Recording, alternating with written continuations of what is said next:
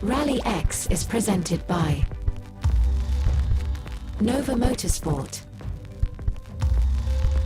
FC2, Car System, ELAS, Hudic, Solentuna Emballage Hantering, Thorens in Kiel, Hallgruppen, and Sortera.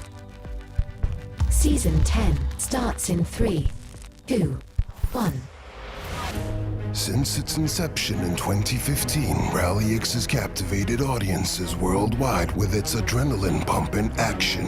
Over the years, it has become the birthplace of numerous stars in the world of rallycross. RallyX has consistently delivered excitement and drama to fans across the globe. Let us extend the legacy of this epic battle for another decade, where heroes will rise, challenges will be met, and the spirit of competition will continue to flourish. Welcome to the 10-year anniversary of RallyX.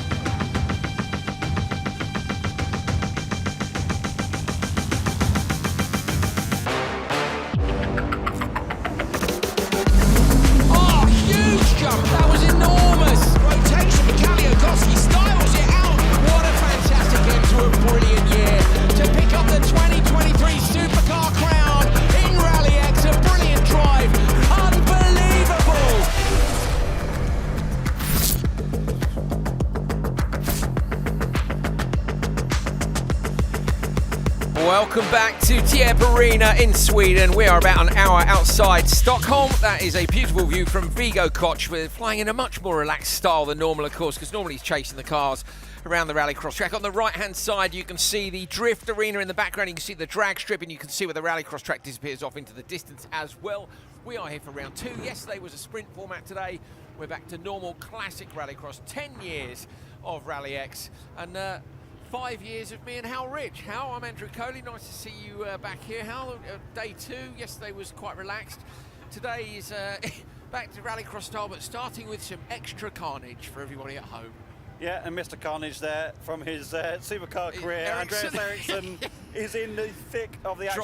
Drive it. Look at the crowd. It is absolutely rammed here in the Rally Extreme weekend at Tierp Arena.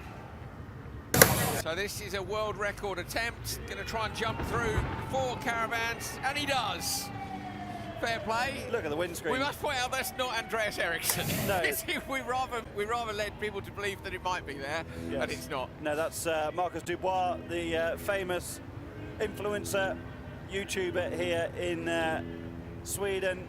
Now, me and Hal saw that car yesterday, didn't we? And we said, why has he got a massive grid welded over the front of it, sort of half a cage in it? It's quite basic other than that, wasn't it? We were like, I don't think it's because it works at the drag strip, he's worried about a wheel coming through or something. We really weren't sure, and now we know it was because he wanted to drive through 4 caravans to break his own world record, Hal. Yeah, and he's done it. Congratulations. I reckon I can do 5. What do you think? I think you don't have the gumption for that, mate. You don't think I'll be up for it? No. I'm just saying the screen. You'd start shaking like an uncontrollable. Yeah. I get nervous enough driving an RX 150, let alone through a load of caravans. I mean, look at the windscreen. That's what I was going to. I'm actually quite surprised how much it's come in. Are you? Yeah, I am. Yeah, but we haven't looked at the structural integrity of the windscreen, have we? So, or the mesh. No, I want an FIA inspection of that roll cage there. Let's see if it's suitable or not. As Hal said, there's about 10,000 people here. And it looks like there's about 10,000 drivers as well. When you look at that, that is the stacked entry list, isn't it? Yeah, with it is. In all of the categories. There's a giant fox bottom left of your screen if you're wondering. We're not sure either, but everything's fine. We got a selfie with it in the commentary box just a few moments ago. I shouted Fox numerous times, and in the end somebody Swedish obviously said to Fox whatever Fox is in Swedish, and he came and willingly had a selfie with us, didn't he? Highlight of my day. He had no idea who you were. But no, absolutely, yeah. That's what I mean. Look the at giant this. Fox, great. Look, isn't it cool? The junior cross car drivers at the front, you can tell that by their height. Yeah, all aged literally between 11 and 16. As Hal said, 10,000 tickets given away, so it's free entry to this event. We went out to, we're going to go and grab a coffee this morning, jumped in the car, went all the way down the driveway, and then realised that the entire highway and the driveway's long. It's a kilometre. At least 2 kilometres, I'd say.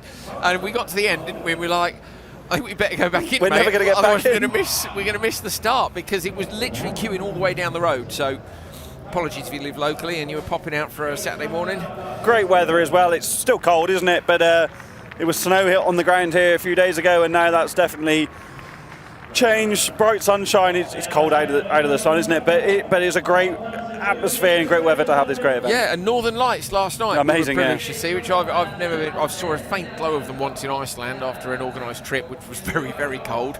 But yeah, it was pretty cool. And I gather a lot of Northern Europe saw that, but a lot further south than you would normally expect. You normally go a long way north, and the solar storm last night, it was spectacular. I believe it's going to be on again tonight, so head out and have a look at that. There are some of our star drivers.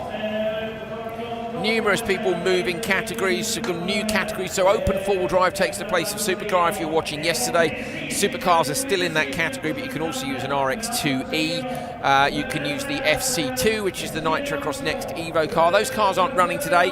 They discovered a tech issue, the same issue with all 5 cars, and how that's part of developing a car, isn't it? You found something wrong. All right, we've got to change it. Absolutely, yeah. They've done minimal testing ahead of this event. All of the teams have bought into this development process. It's absolutely the right way to go and try a new car, isn't it? The racing environment brings up so many different parameters that testing on your own does. So brilliant that they've been here. Yes, they've got a small issue, but they're all invested in solving that, and they'll be back for more, and of course going to America later in the year. Yeah, we're hoping we might see a couple of them in Kuvula if they can get the issue sorted before then. They've only got 2 weeks, of course, before we head to the classic track in Finland. We will then be going up to northern Sweden. What's the name of the track up there? I can't remember. We're flying to Luleå. Elfspin. So it's I've just murdered that, but like I murder Isaac Schickford's name every time I say it, because I'm not Swede. Apologies. Sadly, I would love to be Swedish. Apologies, Scandinavia. But yeah, northern Sweden. We went to northern Finland, didn't we, to Oulu a few years ago? That was a good weekend. It's very similar in terms of height, so we will be getting I don't think, what time of year is it? No, it would be almost midsummer, wouldn't it? Yeah, around that time. So it will literally be light all night, so watch out for late night pizza. Yeah, late night pizza. That's what we had last time, wasn't it? It was, yeah. Obviously, we got up at 4 in the morning to go for some pizza to see how daylight it was at 4 in the morning. We would never. But we didn't stay. It was a night race, wasn't it? So we didn't start till mid-afternoon. Yeah, and the irony was, let's have a night race. Yeah, good idea. Where should we go? Oulu. Oh, hang on a minute. Does it get dark? It never gets dark. So they had this night race, and they thought they'd see flames and glowing brake discs and stuff, and it literally never gets dark. I was a bit, so World RX producer Matt Beale, shout out for Matt Beale, legend, who now produces Extreme E, Formula E and everything else.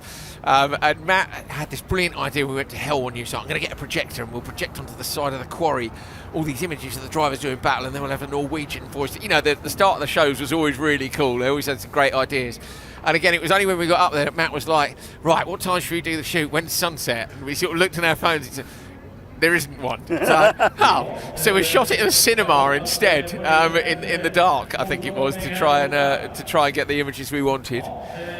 Hilarious. And then the season ends, of course, with back-to-back weekends in Neeson and Estering, two legendary old-school rallycross venues. And literally, they're a 4-hour drive apart. So if ever you fancied a road trip to a couple of rallycross events in your summer holidays, I can highly recommend that. They're both great tracks. I looked it up for Conor Martell's mum, who was looking and going, what event should I come across to? And I said, well, you should come to the doubleheader, really. It's literally a 4-hour drive. So you can fly to Denmark, drive up to Neeson, down to Estering, and go home again. So that would be cool if they do come. I think we're about to the Swedish national anthem. When we do, we will have some quiet for you. What's the Fox doing? Bottom right there. So this singer is from the band Lilla Sister, I'm being told. When's the Eurovision Song Contest? Is that tonight? That's in Sweden. Malmo. Has it happened already? I don't know. No, this shows how much me and Hal enjoy it, doesn't it? Anyway, we are in Sweden. We have a huge crowd, 10,000 people who are on their feet. And here's the national anthem.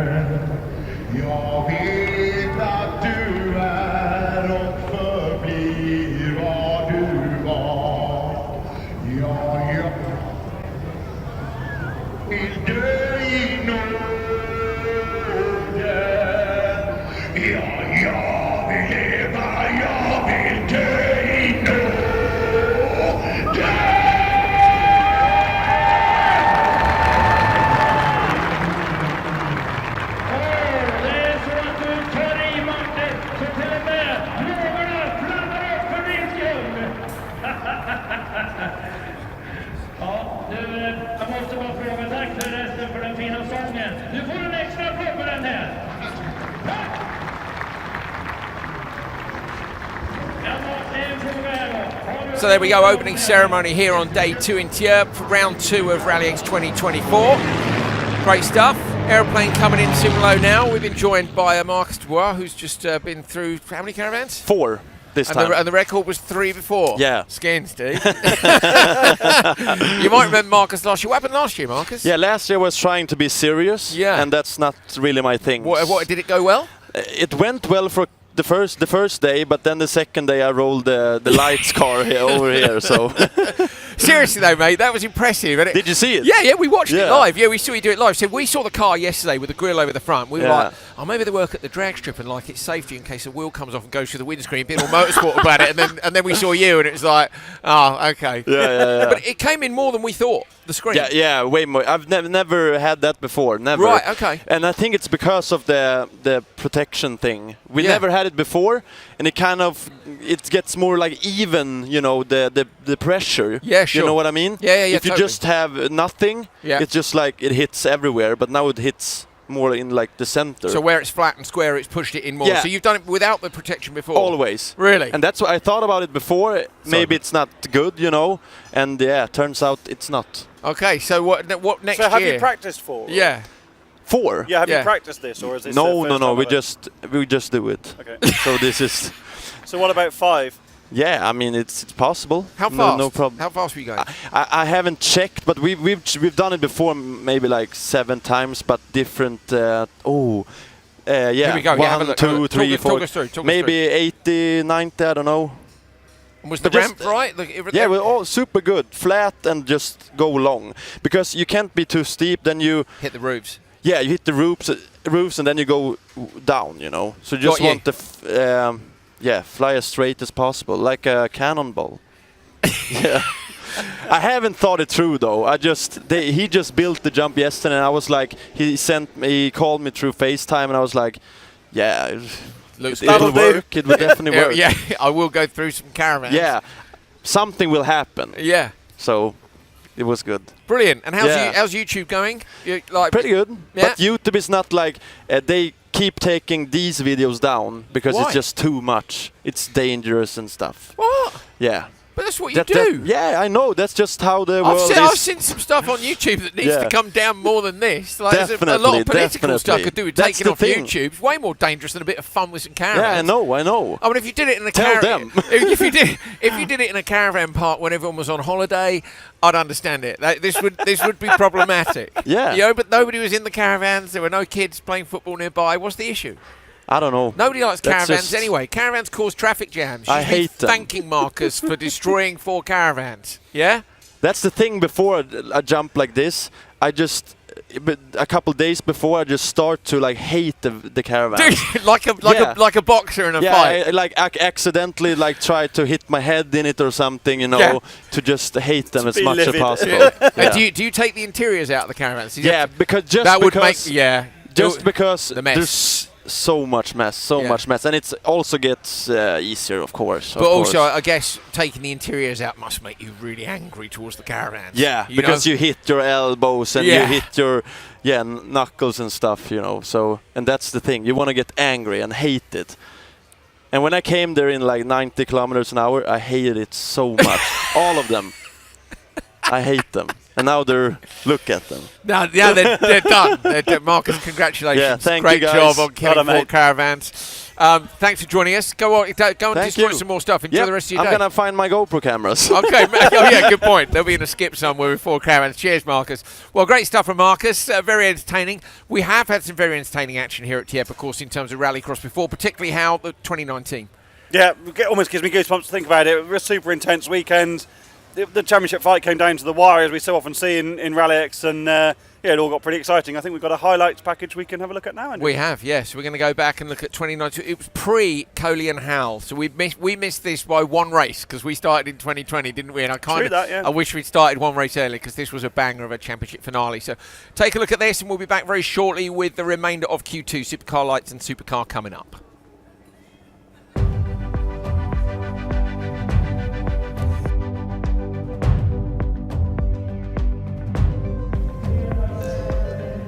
Okay, so the latest info is that Matthias Ekström might be pulling out of this final due to technical problems.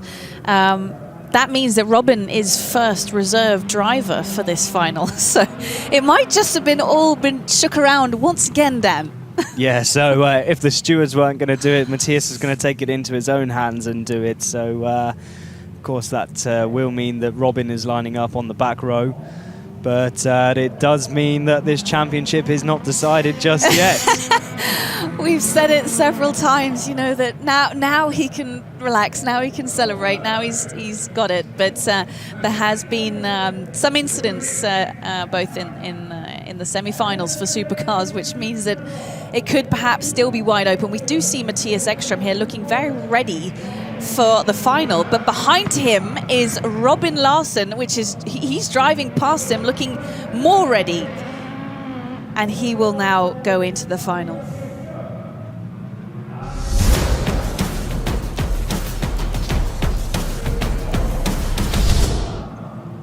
I'm almost at a little bit of loss of words, Dan, because we can now see Robin Larsson warming up tyres in the background here, getting himself into the final. Matthias Ekström out with technical problems, meaning that the first reserve driver, Robin Larsson, gets a spot. Yeah, so, I mean, we've seen this before in Rallycross, so I don't know why we didn't quite see it coming, to be honest, but here we are. Robin Larsson is in the final, and this championship is not decided just yet. It isn't, and the gap between Oliver Eriksson, who is in pole, and between him and Robin Larsson, there are 3 points between them. There's a total of 8 points for the win in the final, and then it goes 8, 5, 4, 3, 2, 1 in points. So Robin Larsson's got to do something magical from the back row. Yeah, I mean, there's so many combinations of which will mean that each driver would win what. I mean, it's probably not worth trying to work it out and list it now. We'll just have to try and do it live as they're going around. But yeah, Robin's got a bit of a fight on his hands, but if they fix that car, then ready to race. Okay. Light is on. It's all blown wide open in this championship. Nothing is secure yet. There's the green light. Oliver Eriksson has a great start. Robin Larsson coming from the back there, already moved up into 4th position. What can he do in 5 laps, Dan? I mean, there's one thing I know for sure is that he is going to fight, but I mean, if it stands at the moment, of course, Oliver is going to take the championship if they hold these positions, but you can guarantee that Robin Larsson is going to be fighting hard for this championship. He's not going to let it go to waste right now, but out in front, Oliver Eriksson, he didn't crack under the pressure of having Robin back in the championship fight, and he managed to nail the start and get away in front.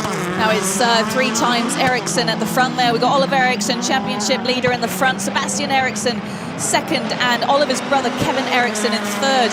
So Robin has his work cut out for him in front here, because these are all guys that either drive for Olsberg MSC or are somehow connected.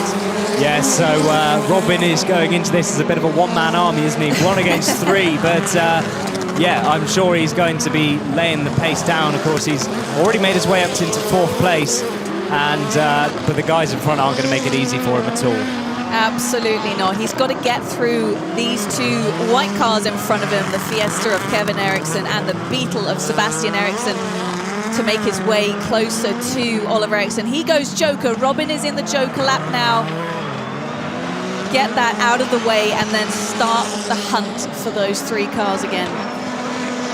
Also, Carlson slots in front of Robin Larsson. Carlson yet to do his Joker lap though, so Robin needs to be careful that he doesn't catch up with Carlson and lose a bit of time.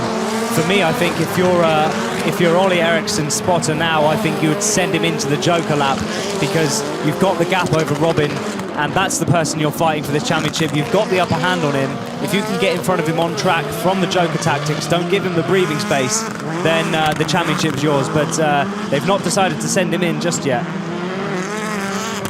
What does this do mentally? I mean, Oliver Ericsson, we've seen him celebrate this title because Robin Larsson, contact there for Sebastian Ericsson with the tyre barriers. We've seen that has caught out drivers earlier on today, but it looks like everything is okay with his car. But yeah, I was going to say, what does it do to you mentally? You just celebrated a title. You think you've got it secured, and then at the last moment, the other contender makes it to the start of the final. I mean, it's not really a situation many of us have been in, is it? I mean, I'm not sure how you would handle it, but you've just got to completely recompose yourself and try and get back in the zone. But yeah, he's definitely doesn't look like it's phased him. You can see Robin Larsson's all over the back of Carlson now. This is going to be costing him time. This is what you said was going to happen. He was going to catch up to Carlson. Carlson was going to slow him down a little bit, as we've got Kevin Ericsson out of the Joker lap merge. Robin Larsson completely sideways there, trying to get past. And had he been past, oh my God, Kevin Ericsson into the tyre barrier at the end of the start straight. Disaster for Oliver Ericsson. He was in the lead of this race. Oh my, I can't believe it. I think maybe he's just dropped on the brakes. I'm looking at the commentary position, and the car is broken on the car. Oliver Ericsson from the lead of the final and into the tyre barrier with broken steering. This is still not over yet though, but it depends what happens to Robin Larsson. It could, if it depends on where he finishes now as to where the championship's going to lay him. Now he's second. So 164 so plus Robin, 5 points, 169. Plus 1.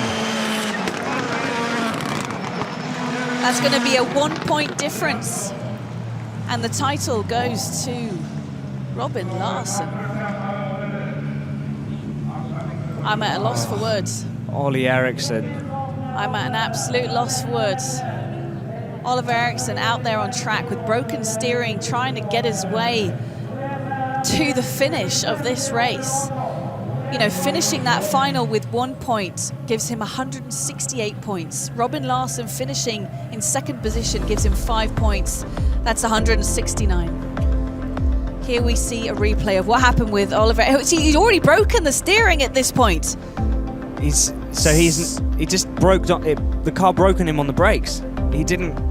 That's nothing to do with himself. He just hit the brake pedal. But could he have had contact with that tyre barrier up at the chicane, potentially? I mean, because that has happened to a couple of drivers already today. Unbelievable what we see unfolding here. Absolutely unbelievable. So that means now, according to our calculations, Robin is the RallyX Nordic Champion 2019, and here we see Oliver laying down on the gravel, cannot believe what has just happened. This is the most incredible turn of events I think I've ever seen, Dan. I don't think I've ever seen anything like this. And I am so gutted for that man right there. He did nothing wrong, and it's just been taken from him after celebrating, thinking he'd won it, and then he's not.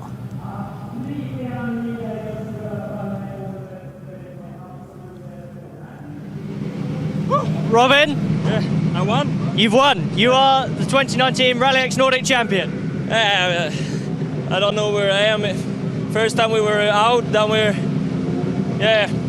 I got caught up by Carlson, and then I saw Oliver out of the race. So I don't know where I am right now. 1 point the difference between you and Oliver. It's been up and down between you all season, and then drama again in this final. I don't know what happened to him, but I'm so glad because we had the speed all week, and then it was taken away from us in the semi-final with some issue, and the start didn't work in the pre-start, the reader, so I just full throttle in the first gear, and it went. I did everything it could with this Audi today. Never gave up. Never. Congratulations. Thanks. I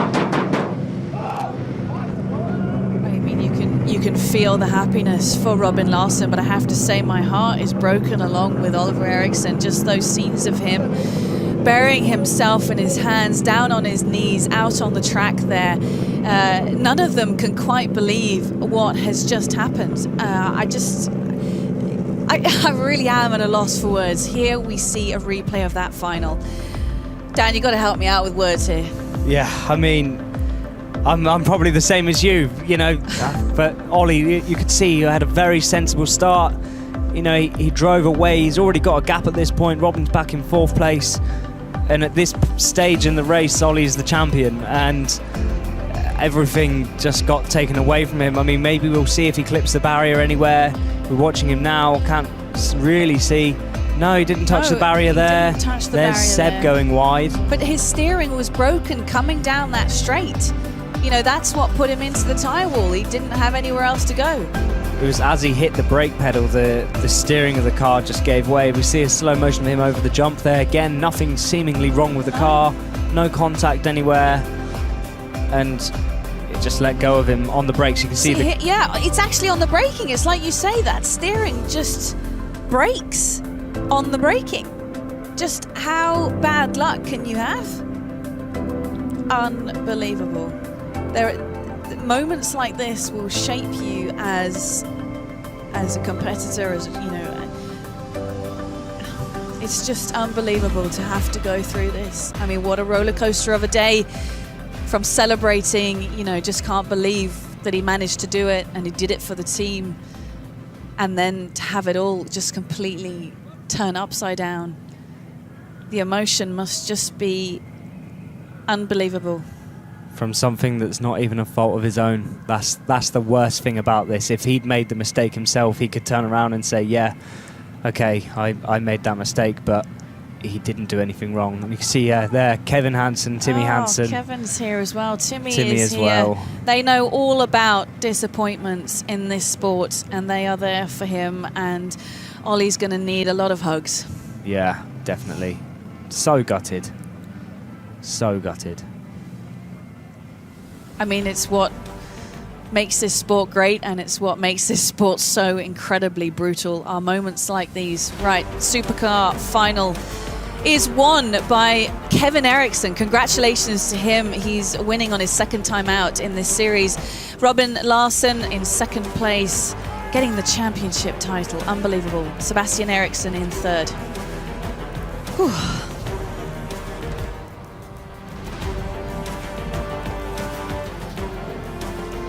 And there is confirmation. 2019. Oh, Molly's still in the background, joining us. We do miss you, Molly. And you, Dan. Molly's in Portugal. How's she here as well? Yeah, WRC.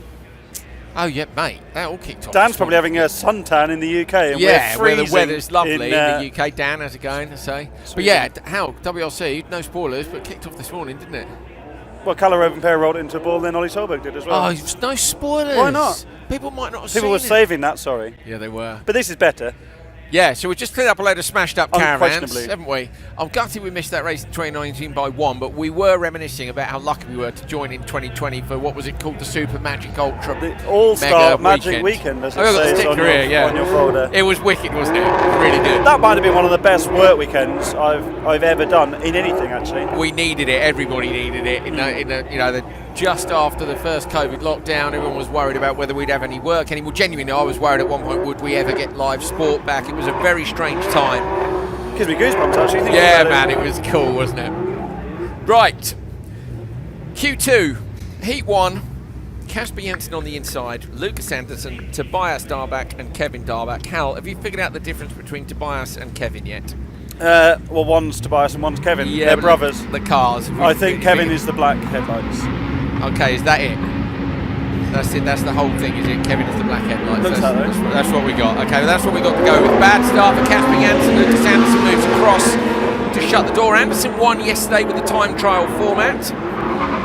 Janssen late on the brakes and just tucks it in front of the Darbacks. They were both absolutely lit as well in Q1. We were watching some of the session from the top of the tower here above where we're commentating from now, and both Anderson and Janssen, who both have a very similar characteristic in their driving style. They can be very clinical, but they're also not afraid of the old send, are they? And in the lights car, that's a really fine balance.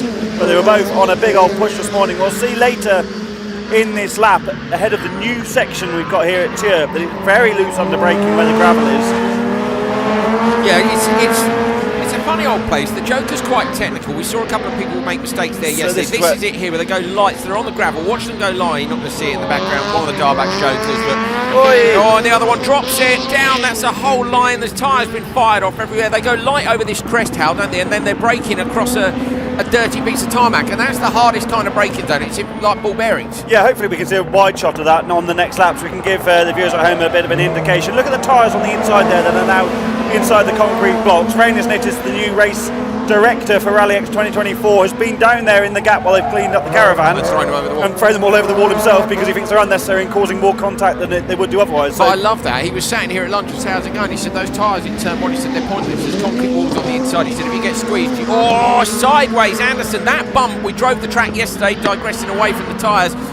It's really bumpy in a couple of places. Yeah, we drove around in the rental car very slowly with the hazard on, of course, but just looking at the ruts. Sorry, I was just wondering which of them would go into the Joker this time around. Looking at the ruts and looking at the bumps and looking at where the camber is on and off is so interesting when you get at ground level. You just can't see it from a camera angle like this. Okay, you see that big bump.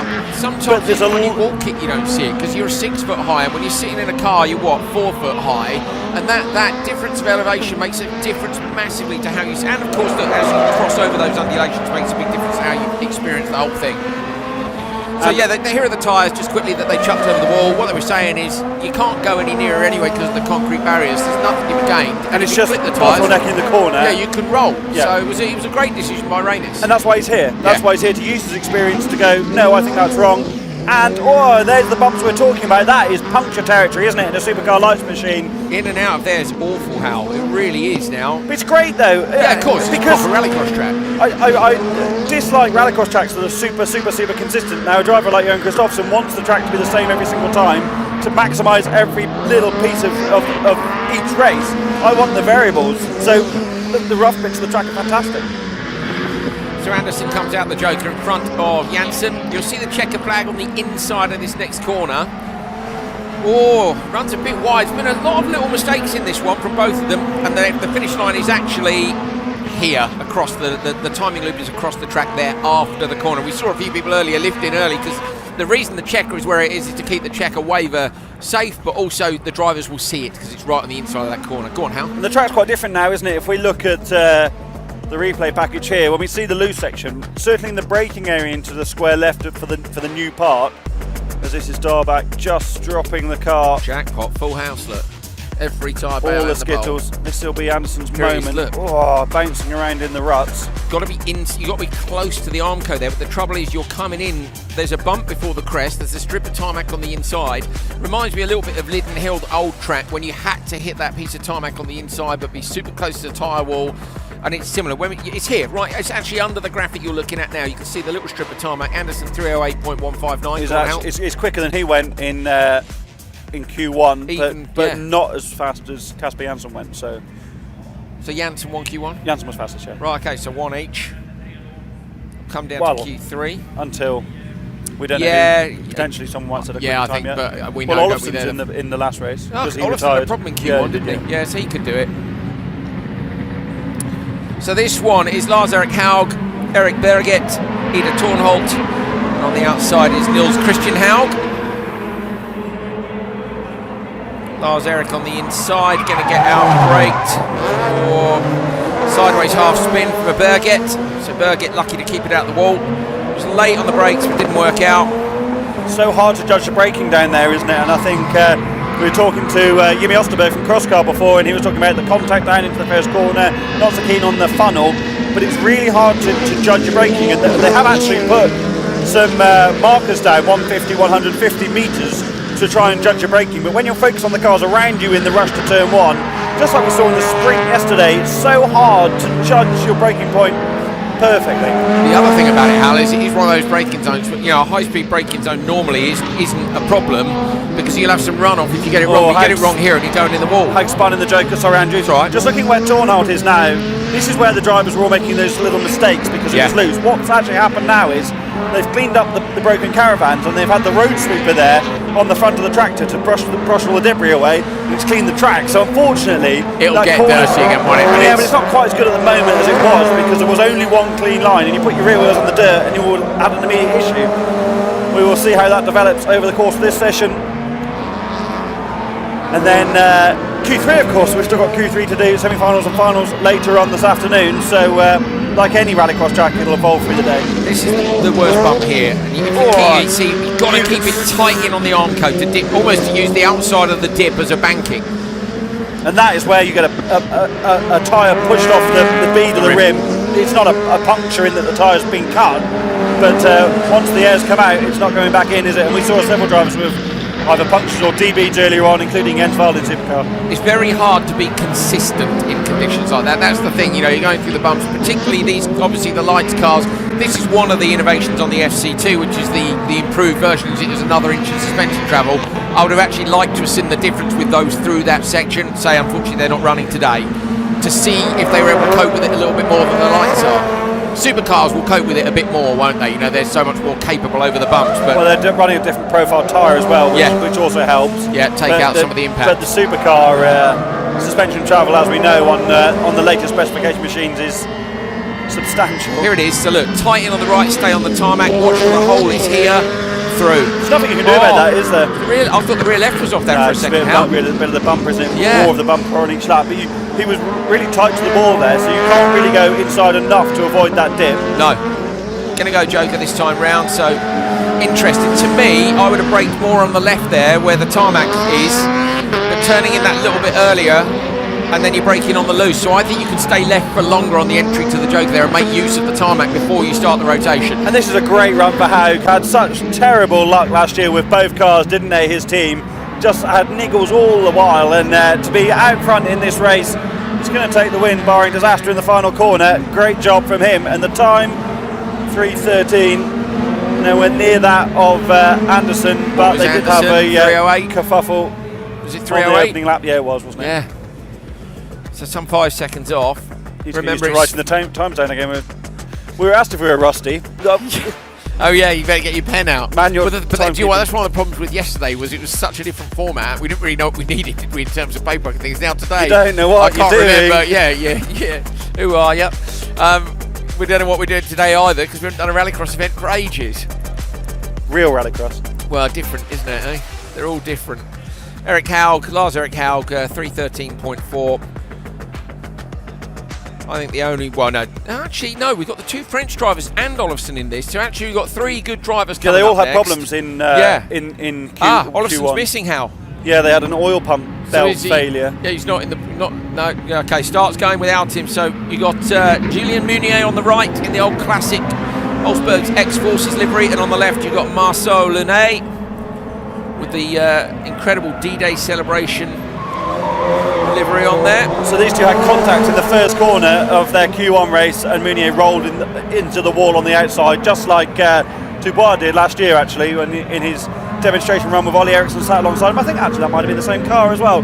But yeah, he was disappointed with that, of course, but they've done a great job to get the car fixed. Very modular supercar lights machines, and stand up well to the old roll, don't they? So yeah, they do. Yeah, just relatively peel it easy off to get back out. Stick something back on. It's that centre cell is the bit that you've got to avoid damaging the most. Although it has been known to change a roll cage mid-event as well, because it's all modular. Yeah, but that is a hell of a job, isn't it? If you have to change the centre safety cell. Yeah, you're not doing that while you're in lunch. You ain't doing it in between qualifying heats. Let's put it that way. So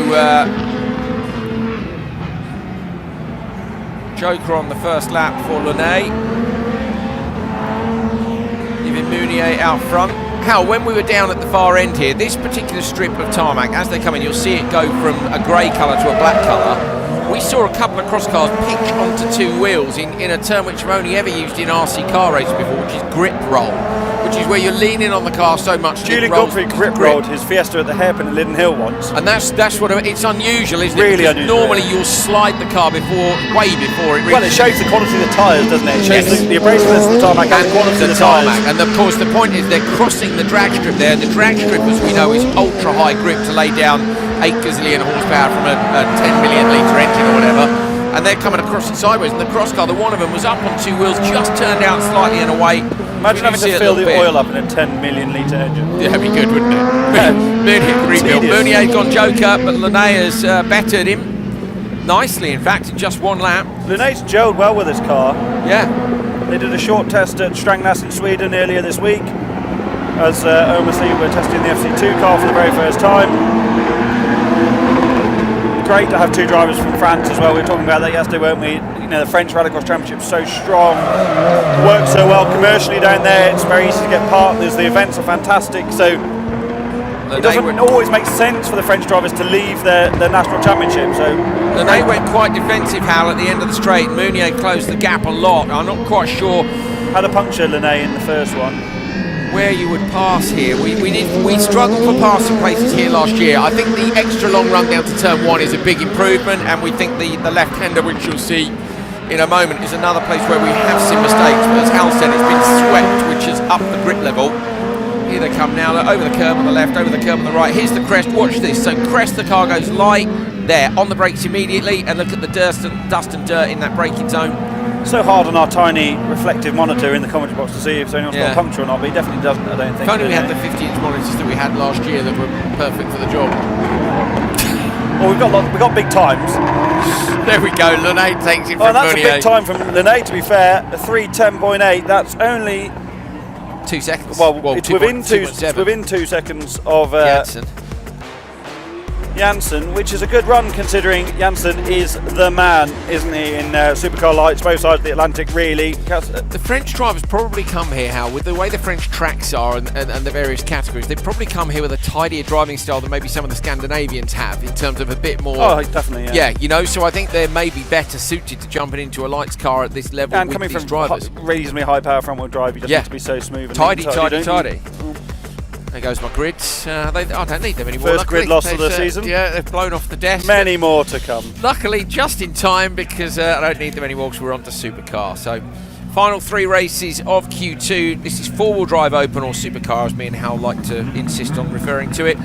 On the inside line, Johan Kristoffersson, then it's Joni Tapine, who was impressive earlier on today. Maiko Tam, Martin Enlund, who's doing a great job in supercar, and he's at Sjöqvist on the outside. Kristoffersson squeeze in the middle of the grid. Enlund going to come out of this P2. Kristoffersson moves across late on the brakes. Enlund going to hold his position. Tam is on the outside there. Kristoffersson sideways. Enlund looks up the inside line, but he can't get there. And if Kristoffersson can hold on to this through the chicane without anyone nailing him, which he will, there's a couple of places, the exit of that chicane, Hal, Johan was clinical, wasn't he, when we were on the roof earlier today, just not going in too deep but being really patient. Yeah, that's what we would expect. Oh, and Enlund gets pitched out of the ruts, wide and so close to that wall, as you were saying. Will Kristoffersson get nailed in the chicane? Enlund is definitely not a nailer, is he? He's a sender, but he's not an aggressive driver like that. We saw that all through his supercar lights. Sometimes you wished he would just be a little bit more aggressive and put himself in those positions. But he's really gelling with a supercar, isn't he, to be fair, Martin Enlund. And Ollie Eriksson was in the studio yesterday saying... Called him a sender. He's a sender, and that doesn't work in lights. It was amazing that he won events because he loves going sideways too much, and in a supercar you can really get away with that a little bit more because you've got all the power and torque to pull you out of it. Okay, it's not ideal, but, you know, no, the car can work with you. I think we were up on the roof there, and I said to Hal, I said, supercar suits Enlund. We just agreed, didn't we, straight away?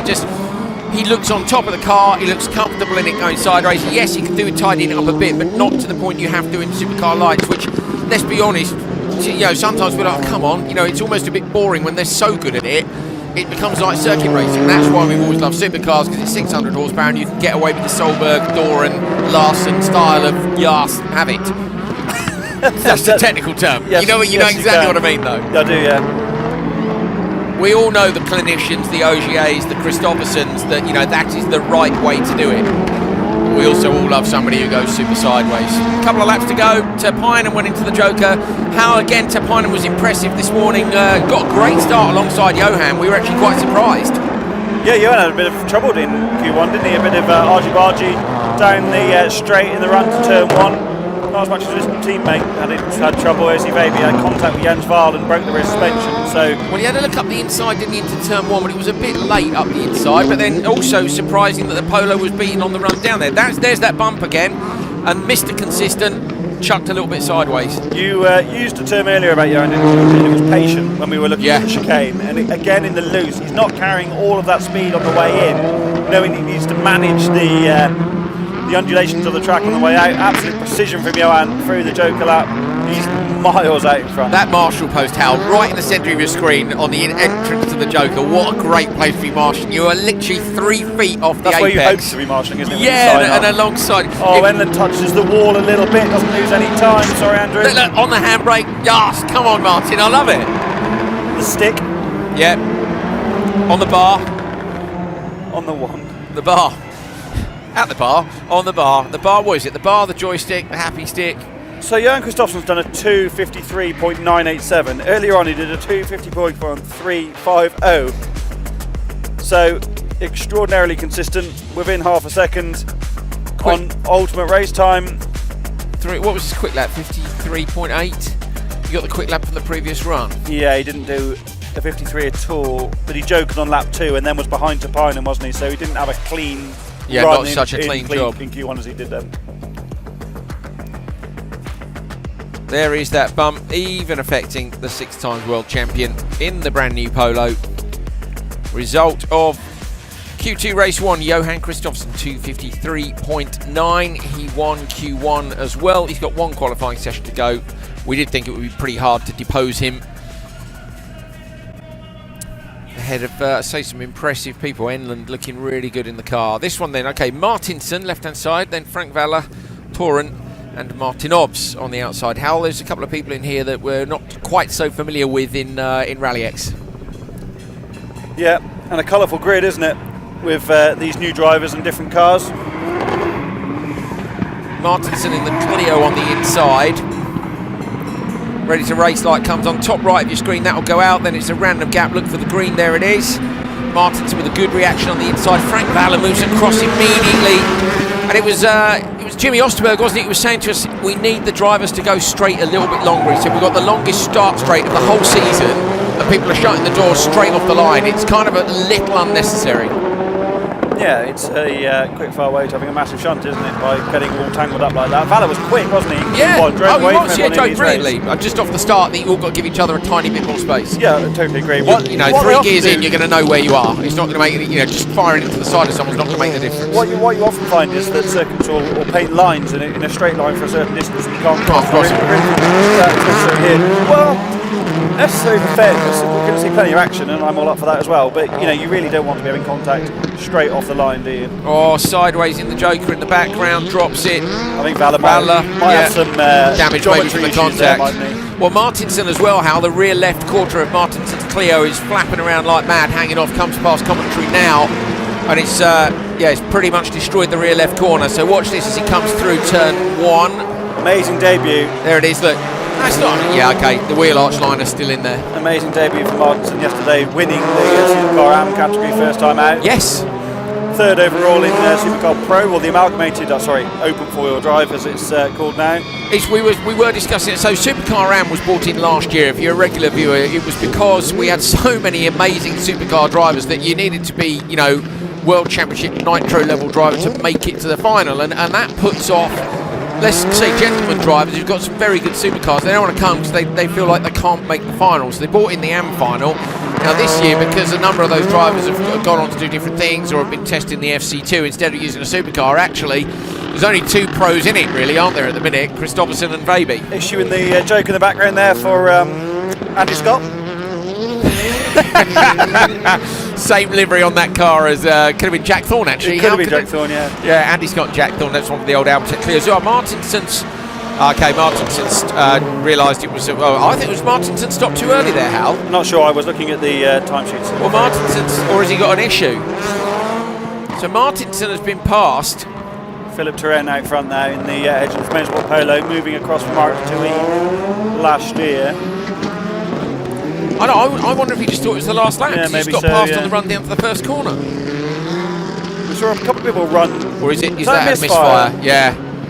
Hal's turning up the sound effects to listen in. Here we go. They can't hear.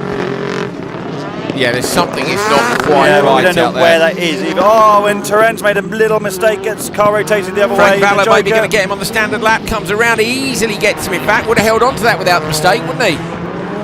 So Valler with a carnage first lap actually comes around to take the win. Definitely though lost what, 2-3 seconds on that first lap, so Valler going to come through the left. And made a mistake in the Joker, so this Yeah. is not the optimal time, is it? 3:07. Oh wow, 3:07.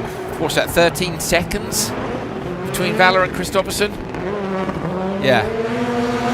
And Martinson does have an issue. Okay, so it wasn't. I think where he lifted on the straight for the first time, I thought he might have thought it was the final lap. Let's have another look. Maybe he did and carried that issue regardless. This is the moment of the start. Valler's just moved across to the left a little bit on Turenne. Oh, look at that bump.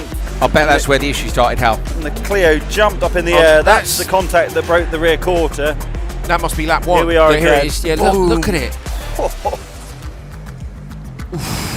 Just need that wall moving a little bit more, but then it opens up the exit too much, I guess. Here's the mistake on the Wonder if inside. it's front steering. Looking in the background, sorry, go have a Martinson there. I just thought the right front wheel looked like it was a bit too open on the angle compared to what it would ideally be. Corner. You can see the Clio in the background, but Those leaves Okay. are making me peckish. We talked all over each other then. Sorry that about doesn't that. matter, mate. That's fine. You fancy a salad? Well, you said me. I don't know if they're edible, Hal. Are you willing to try? The cameraman can tell us where that shot is. Yeah, okay, I'll head out there. It's an interesting choice of lock-off. A weed in some grass in the distance. I like it. Do you? Yeah. Makes me think. There it is. There it is. There it is. Oh, you beauty. Yes. Nailing the focus. Oh, this is on a postcard if you've got any idea what that plant is and if it's edible. Hal is hungry. There's a plate of biscuits. We're in hospitality this year, so our studio's in the corner of VIP hospitality. This weekend. I think. Well, yeah, and yesterday, really. There was a man with a guitar in You it. said singing this earlier. year, not factually correct. We don't know. It might be in here all year. We don't know. How dare you? Actually, we'd never know because we turn up. We're like, "Where's the commentary?" Like, today, you're in a truck in a flooded field. You know, oh wow, thanks, Peter. Like, it's literally, isn't it? It's like a lot. And then we Peter was a bit arrive. annoyed about the amount we praised him yesterday on air. So He didn't like it. No. What? Too much praise? I think we're just talking about him. But if we're not going to praise him on air, we may as well slag him off. Well, we can if you want. Yeah, it's like I say, it's a lottery. Turn up with Peter makes some appalling decisions on where the commentary box is. Where's our makeup artist? Because I desperately need that. Bit, do you? Yeah.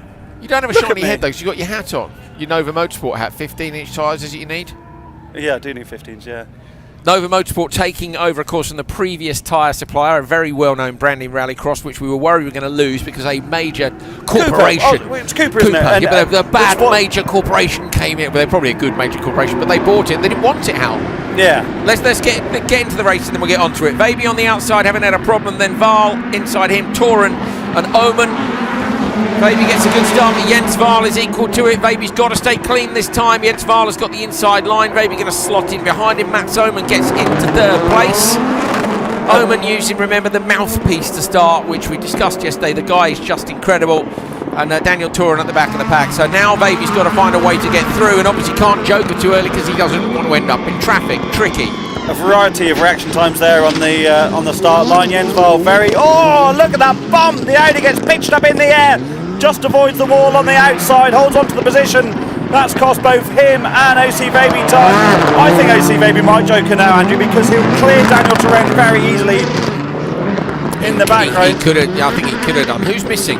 Mats is still going, but he's had a problem. So I think Jens has got that one. Sorry, Jens, it doesn't seem to me to be at full capacity because the new Polo is very, very good, but I don't think it's good enough to be pushing a driver of Jens Val's talent around, although he didn't have... Baby's going to try around the outside up towards turn one, goes late on the brakes, Yeah, and Val gives that up easily, Hal. I would tend to agree with you there. What it is, we can't see. He had a clutch issue this morning in practice. Didn't set a single time in the first practice session. Made a few mistakes yesterday. A few. It's only natural. He's a kid fundamentally, isn't he? That stepped up the supercar last year, doing a brilliant job. Oof, look at that wheel arch line around the Polo. That bump is the worst we've ever seen it, I think, coming through that section. Yeah, I said I liked it. It's getting to the point where they're going to have to do something about that, because it's just going to cause a lot of damage, and we don't want people spending money or damaging cars for no reason. No, I also want to see good racing, and that gets to a point where if the track's getting to the point where it's affecting how hard you can push, it's a bit meh. But I don't know there'll be a lot they can do about that in between sessions, so we may have to live with it. Only got one qualifying session, semis and finals to go with Nordic, RallyX as it's now known. That's about 8 million races, because of course there's 10,000 cars entered this weekend. Junior cross car, you've still got the C and cross car.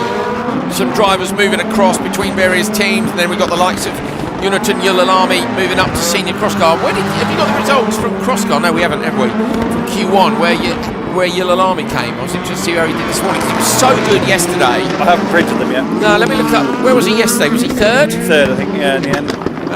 Cross car, he was third, which is outrageous, but yesterday's format was really different and maybe not indicative of what they'll do today. Vaby coming down now, takes the joker, breaks into the right, close on that side, flick it round to the left, on the gas and the Polo will come up and over the crest, and then brake nice and early in the background. You can see Val, Toren and Matt Soman following Vaby now on the drone through the right-hander, a little bit of handbrake to get the rotation on. Over the line, Vaby going to take it, and the time is a 2:59, is it? 2:59.7, so does he go P2? Only just. So he does though. Just ahead of Edmund, 6 seconds off Christopherson, but but obviously he was in traffic. Yeah, I'm actually surprised he's held P2. But that's a sign of the gap, I guess, between the top guys and slightly further down. So, look, this is the bump with Val. Launch. Wow. It's too much. I hope someone's got a picture of that, because that's... he did well to get away with that. Yeah. Martinson didn't in the previous You're a race. total passenger, aren't you? When there's no wheels to touch the ground, there's nothing you can do. Look, oh, no, that's got to go. Look at that. Wheel arch line around. You see that it's just, you're smashing cars to bits with that. They've got a track maintenance break right now, actually, before the next Cross Car Junior session, so I'm sure they'll have a little look at that. So good drive by Vaby. He gets P2 on this one. In the session, P1 here, of course, on that run. Matt Oman finished as well. I don't know where Oman was. He wasn't firing on the timing screen, so Oman is at the back of that pack too. At the minute, it's Christopherson from Vaby. And that was pretty much... I know Vaby, of course, was at the back of the pack last time out. How many cars we got? 13 cars, Hal. So Vaby...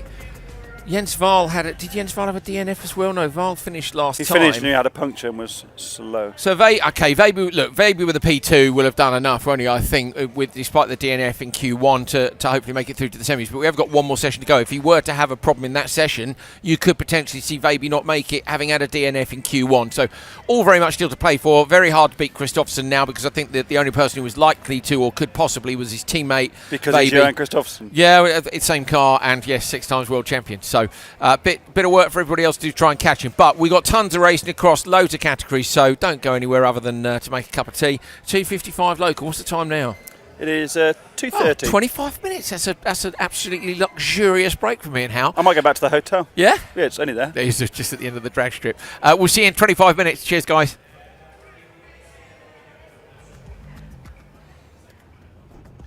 Cheers, guys.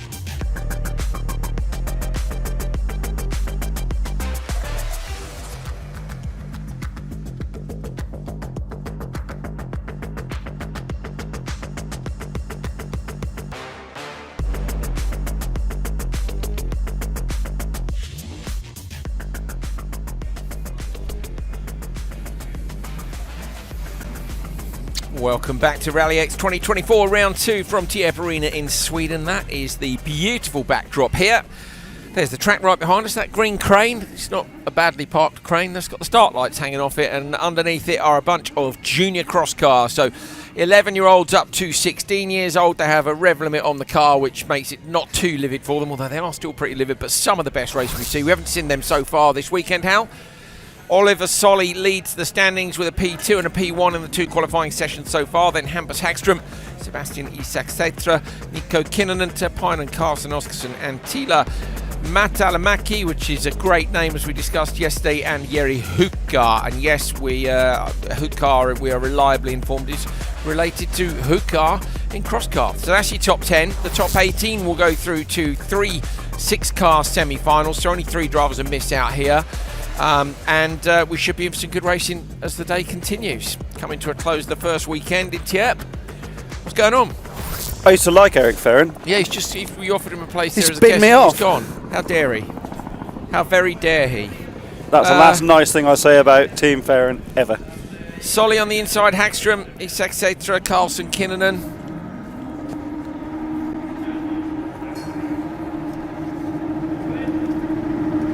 Solly will be keen to get away clean on the inside here. See, loses the start, but they're very sensible on the run to the first corner, which we haven't seen with some of the more elder drivers. Solly late on the brakes, as I say that, almost collects 2 cars in front of him. Hagström was so late on the brakes though in that last phase of the braking into the first corner. Great move from the Swede who claimed his maiden victory yesterday. And as we say, Andrew, always there is so much respect between these young drivers, isn't there?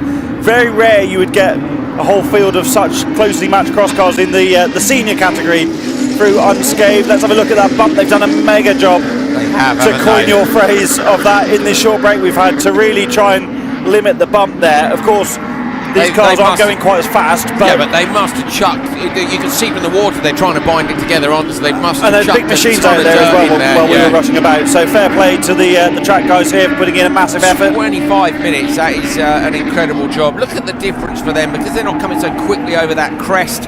It's a little bit easier into the rotate left, but then the rotation they put on the car so early, Hal, as well. All the rotations done with the rear end.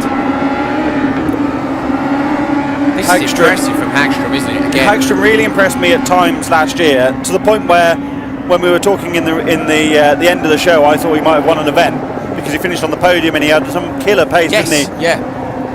Showing it again today, although hadn't been as quick as Oliver Solly in Q2, but went fastest in Q1, and it's that composure in the first corner, isn't it, to get through the melee, keep your head and get out front. And clearly he's got good pace. Well, and this is actually the battle for the TQ. So with a P1 and a P2 each, they're equal on points on 95 each. So although the drivers behind, the nearest one to them is on 79, highly unlikely for anyone else to take it. And there's no comeback because they've got the same. Yeah, so it's winner takes all ostensibly. Exactly. Yeah. So first car over the line between Hagström and Solly here is going to take it. Nobody's joking. The gap between them is some 2 seconds at the minute, so Hagström is trying to check out here. Isak-Sätra struggling a bit with the visibility. Obviously they've put a lot of water down on the circuit, as you said, trying to manage the dust but also trying to bind some of the loose surface together. This is, what would you describe this as, a semi-temporary circuit? It's not a full-time rallycross track. Yeah, it's not a temporary venue as you would get in a city centre, but it's certainly not used as a rallycross track all the time. So they really have to move the loose around in a different kind of way to a Julius or a Strangnas or a venue that's just used for rallycross. We so rarely go, don't we, now to only a rallycross track? Oh, there's a few we go to, aren't there? Yeah, but like even places like Linden Hill, there's track days and things, aren't there? Linden Hill's a circuit track that also has rallycross. But it's the oldest Neeson, Estering, Älvsbyn. Yeah, proper rally and Kovala. So I'm afraid your logic there is totally flawed. Yeah, actually this year. RallyX. RallyX, as you say, I'm just thinking in general. Most venues are multi-use. Well, the bigger the series now is, there's tendency, isn't there? We need to be near city centres, and where's Solly got him with him? Yeah, last lap. We need to be near city centres, and actually that means you often don't use proper rallycross. But venues also need to be commercially viable, and you can't. Sadly, you can't run rallycross every weekend. So you've got to run a load of other stuff as well. You know what I want to do? Run rallycross every weekend. I want to build a proper rallycross track very near a city centre. In a city centre. Brands Hatch would have been a good one. Jonathan Palmer, how dare you? Hagström and Solly over the line. Hagström is going to be your TQ, takes the win in this one, which will give him a 5-point advantage in the qualifying standings over Oliver Solly. Remember, they'll get 16 points for the TQ, 15 for second, 14 for third, and so on down to 16th place. Who will get 1 point, and then he'll get more points in the semi-finals. 6 for a win, 5, 4, 3, 2, 1, and 8, 5, 4, 3, 2, 1 in the final. So championship points up for grabs at the end of qualifying, after each of the semis and after the final two. Hal Ridge is very angry, aren't you, Hal? He's holding about 9 piles of paperwork as he works with the world's slowest printer. Yeah, you send it. I don't know what happens. Do you have to send it a telegram or something, Hal? How does the printer work? Is it a telegram sort of system? Is that what it is? I'm going off there. He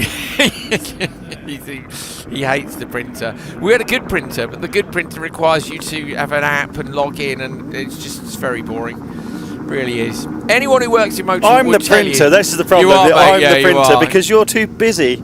Well, I was a little bit busy on the last one. I don't get a tea and some biscuits, but I do appreciate it. Thanks, mate. Pallet Turpine, Matamalamaki, shut it, Svedland and Hukar in this one. Hukar in a very similar livery, if not identical to who we're assuming is dad, aren't we? Brother, I think. Brother, is it? Yeah, I think so, yeah. Okay, cool. So there we go, brothers. Junior Hukar going late on the brakes around the outside. Is it too late? Might get the cut back on the inside, not quite. 3-3-3, that's Carl Smedland, manages to get a pass done though. So many options in the first corner, aren't there? You can either hang wide and then cut back in, you can go deep and try and hope that no one undercuts you. I quite like the hairpin scenario because it's very different to what we normally see. But it's way better than last year too. Last year the hairpin was so close after the start, you hadn't had that drag strip run, and it gives them a little bit more space. This is a great solution, isn't it? Because obviously they couldn't have that drag strip run, and the risk was so high, the high speed to the heavy stop. So yeah, they've contact. Gone round. The Svedland has spun after making up a position in the first corner. Loses one there up in what we've been calling the velodrome section. Not going to Hollius this year, Hal. How do you feel about that? I mean, you'll be going, won't you? But I'm not going to Hollius. I think it might be the first time I'm not going to Hollius in 10 years. 11 years. I was going to say the world doesn't revolve around Hollius. Rallycross world, Hollius is an intrinsic part of Rallycross, and the Magic Weekend is an epic weekend, but there's lots of amazing Rallycross venues, and we're going to different ones this year. Oh yeah, let's mix it up. I really enjoyed the new ones last year. Hukar's spun as well. Denmark last, sorry, not Denmark. I really love anyway, but I loved Norway last year. And we're not, again, we're going to different places. I'm really excited to go back to the S-String. I've been there for a long time. I know you've been back with the World Championship. You missed that Euro only round as well, didn't you? In 19, Martin Havenstead and you there. Yeah, what was that? Two important, probably. What was it, August? Oh, it must have been a Nitro Clash. It would have been 19, yeah, 2019. So that was Salt Lake City when it was Nitro World Games, and it was that amazing standalone event. But Kevin Hansen won. Yeah, and Timmy had won the first one. It was great. It really felt like a Ryder Cup scenario. You know, of the best guys from Europe and the best guys from America. At the time, it was the peak of supercars. And, you have the Polos and the Subarus and the Beetles from America, and the Audis and the Peugeots from Europe. It was great. See, I did miss that one. So 18 would have been the last time you were there. Yeah. So 6 years probably for me. I think the last time Liam did that incredible turn one that I got on camera, and I can't remember what he was in, whether he was in the McGann or what he was in. What year was he in the McGann? That was 18, 18, yeah. yeah. So yeah, and he went in left. I mean, I know lots of people have gone in there backwards. Was it last year? O'Donovan did a good job there, didn't he? Yeah. And of course the famous Kevin Eriksson corner, which is still I've never heard of that. Got to be the most viral rallycross moment, I reckon. It just keeps coming back on social. Apart from my Instagram post. Yeah, that's true. Yeah, that is true. Markland. Cheers, Anton. No, but all joking aside, because we do have a tendency to get a bit silly. Kevin Eriksson's move at Estering. I see it all the time. It just pops up, doesn't it? It'll come up on some random account recommended for you. It's like, seen it, I like it, and it will have 50,000 likes, and all the comments going, "Oh, this is insane!" And it's like, how have you not seen this before? Like, it was a genius move. Was it his only win in the world? Yeah. Brilliant. Such a good story, isn't it? So yeah, we're going. You can read all about it in the book called OMSE Engineering to Win. Actually, you can. Who wrote that, Hal? Some muppet.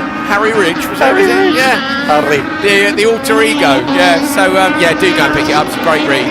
It's a great read. Eriksson with the win. Brilliant. It was just an amazing event. So Piner takes this from how are we saying this? Matalamaki, do you reckon? Matalamaki. P2 Matalamaki. That is a great surname, isn't it? It is the Rallycross. Like that. Yeah, that's what I mean. That's like being called Marius Solberg Hansen, isn't it? Yeah. Yeah, true. That is a great name, Matalamaki. P2 Matalamaki. Imagine going into an interview. Matalamaki. There we go. We got a Finnish director. Say it again, Henka. Matalamaki. Matalamaki. Is that better? I know you can't hear the director at home. The director's laughing at me. How dare you? He's literally... Matalamaki's what he's getting. Yeah, but what a great name. Anyway, Eagle second. Somebody else won. Tierp Arena another Finn, yeah. and Hukar third. There it is. Poor Henke, he must switch off half the time in the truck because we talk such nonsense. I know. Yeah. There he is. There's his salad again, Hal. The graphic shot. Okay, so Theo Johansson, Pontus Oskarsson, Jonas Hegeland Nielsen, and Alex Antila.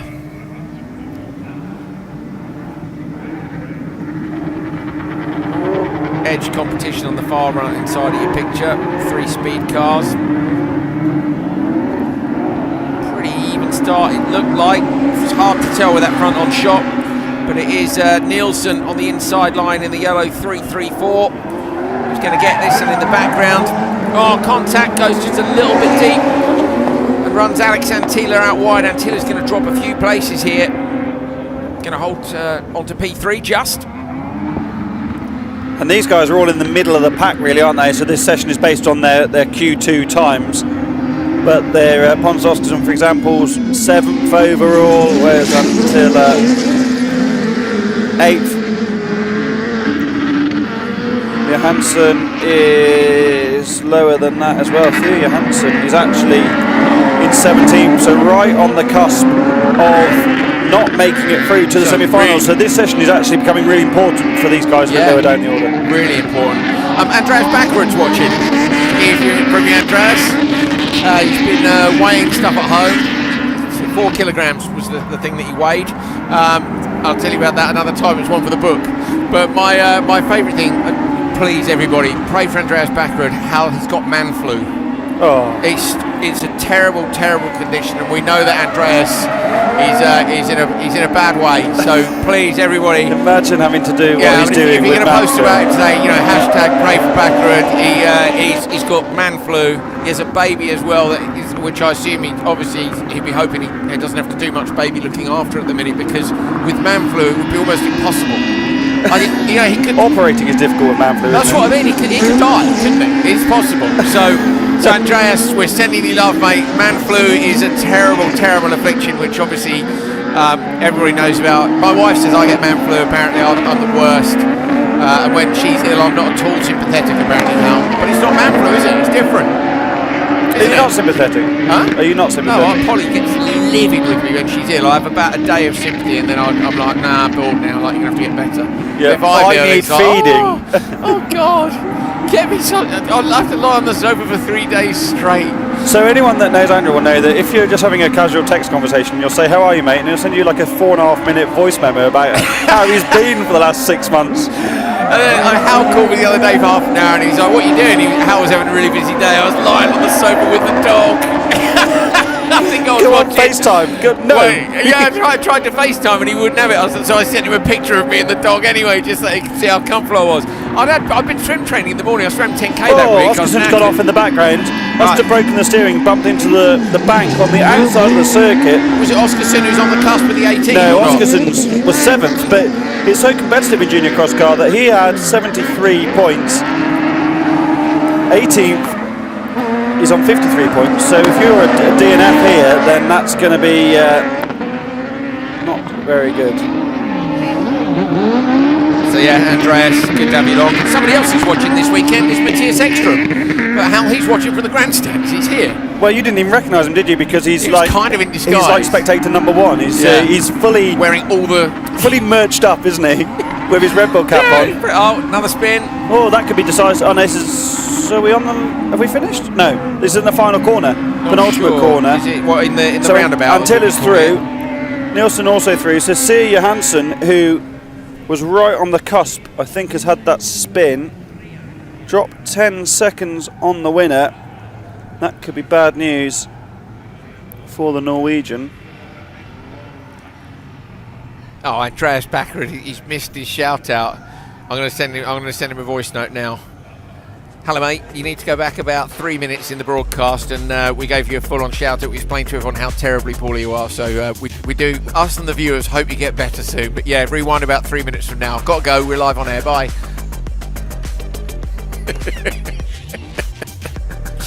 This is Oscarson. Oh, the steering's already broken, so he's clipped the wall probably in the chicane, and then bunk into the wall on the outside.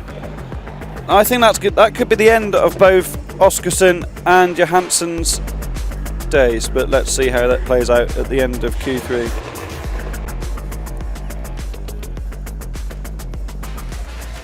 I've picked up some good stickers this weekend, Hal. Andreas Backer is so committed, isn't he, to watching young talent in RallyX? Yeah, It's a real, it's a real inspiration. Long, every minute. Every minute.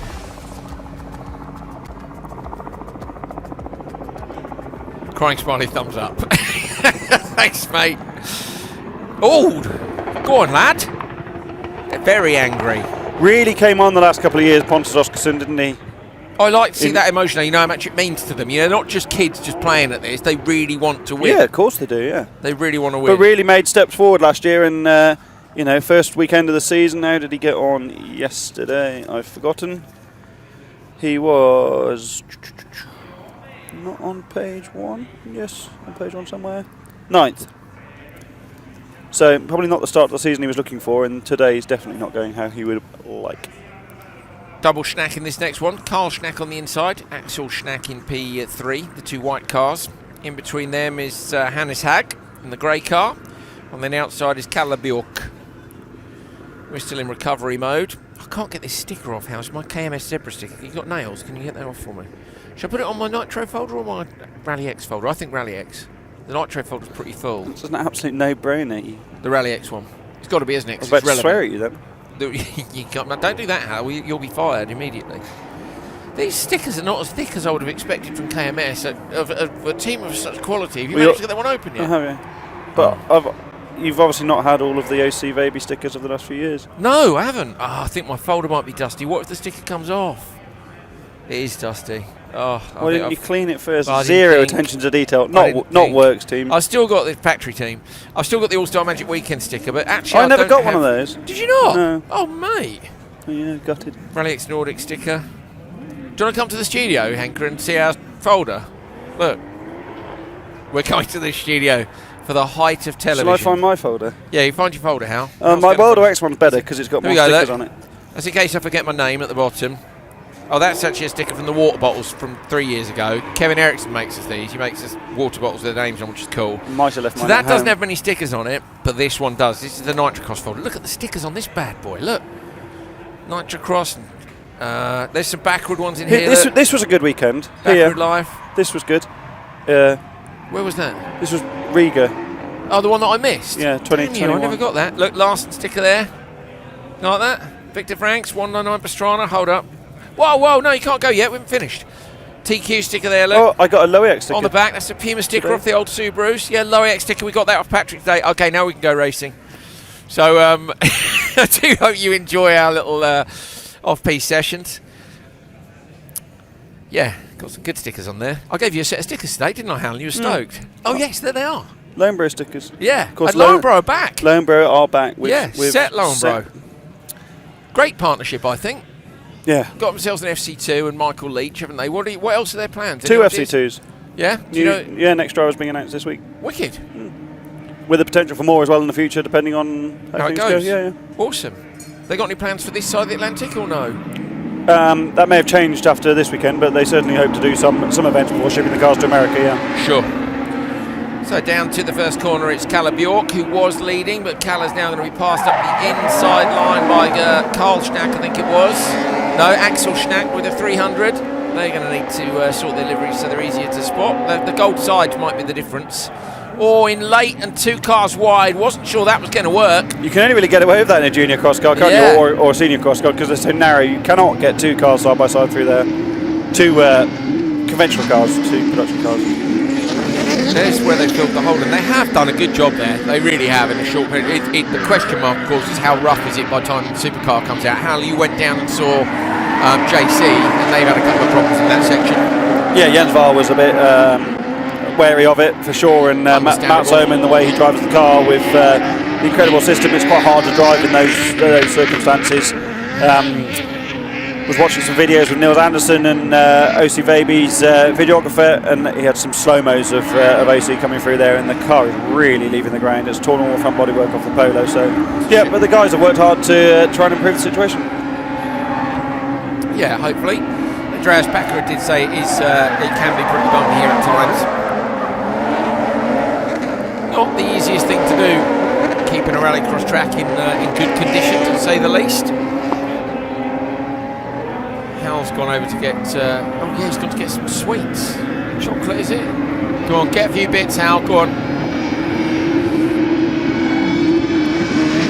So Bjork out front, Gala Bjork still going almost around the outside of that hole there. What you got, mate? Oh yes, he's got some cake, risol. Nice one. Do you want to eat a bit first and I'll stay on air, or do you want me to talk a bit while I eat a bit? I don't eat cake. You don't eat cake? No. Look at me. You are, yeah. I am what, Andrew? He's a very sexy man, Hal Ridges. Hey, aren't you? He doesn't eat cake, seriously, do you? You won't have a beer. It's all about the calorie counting. Yes. Our producer just said don't count. We prefer schnacks. Schnacks. Oh, is that what he said? Very very quick. Good. Callum's on fire today. He is. Well, not literally, I hope, but he seems to have been doing a very good job. We wouldn't know, he's hundreds of kilometres away. Yeah, this is the thing. You see some of our TV crew now are in Stockholm, which is the way that a lot of sport production is going remote. It's actually an amazing job. We talk about how small the TV crew is on this series. The fact that did we count the 7 of us here or something? Including cameramen? There's a couple of drones, 5 camera people, 2 techs. That's 9, wasn't it? Yeah. Yeah, you and me is 11, and Peter. Peter's kind of, does he count on TV? Not really, does he? And then I think there's 7 in Stockholm, is it? Yeah, so 18 total, and that's a very small TV team, I promise you. But you know what? It's more about the overall team running the entire event, which is what's so tiny. Bjork goes Joker, Hag goes in as well. Schnack coming down the outside. Bjork want to shut the door, but Schnack's got loads of extra speed. Comes up the inside line. They are side by side. Bjork goes late on the break, will be on the inside line as they go into the right-hander.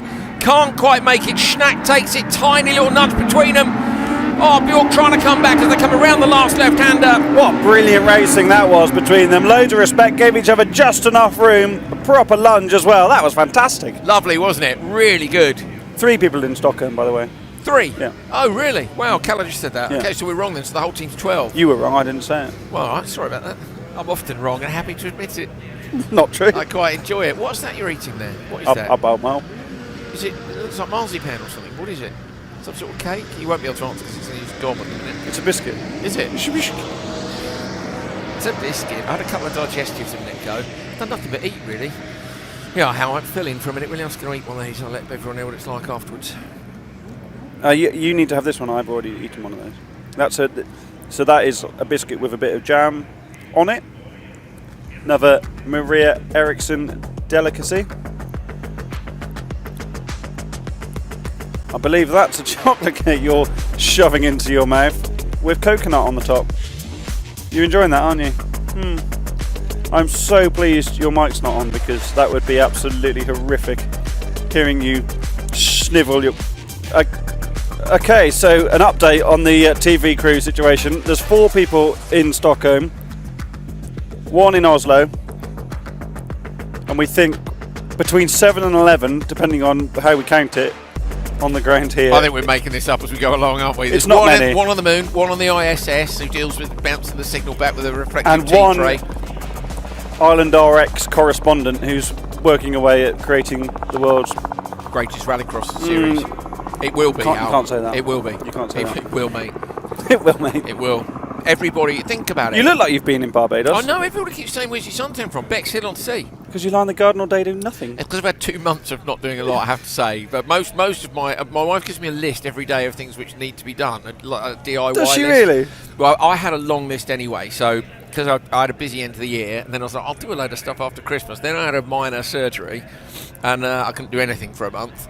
And the list was long, and then I suddenly got right into doing stuff, like get up and do it. If you get a load of stuff done in a day, doesn't it feel great?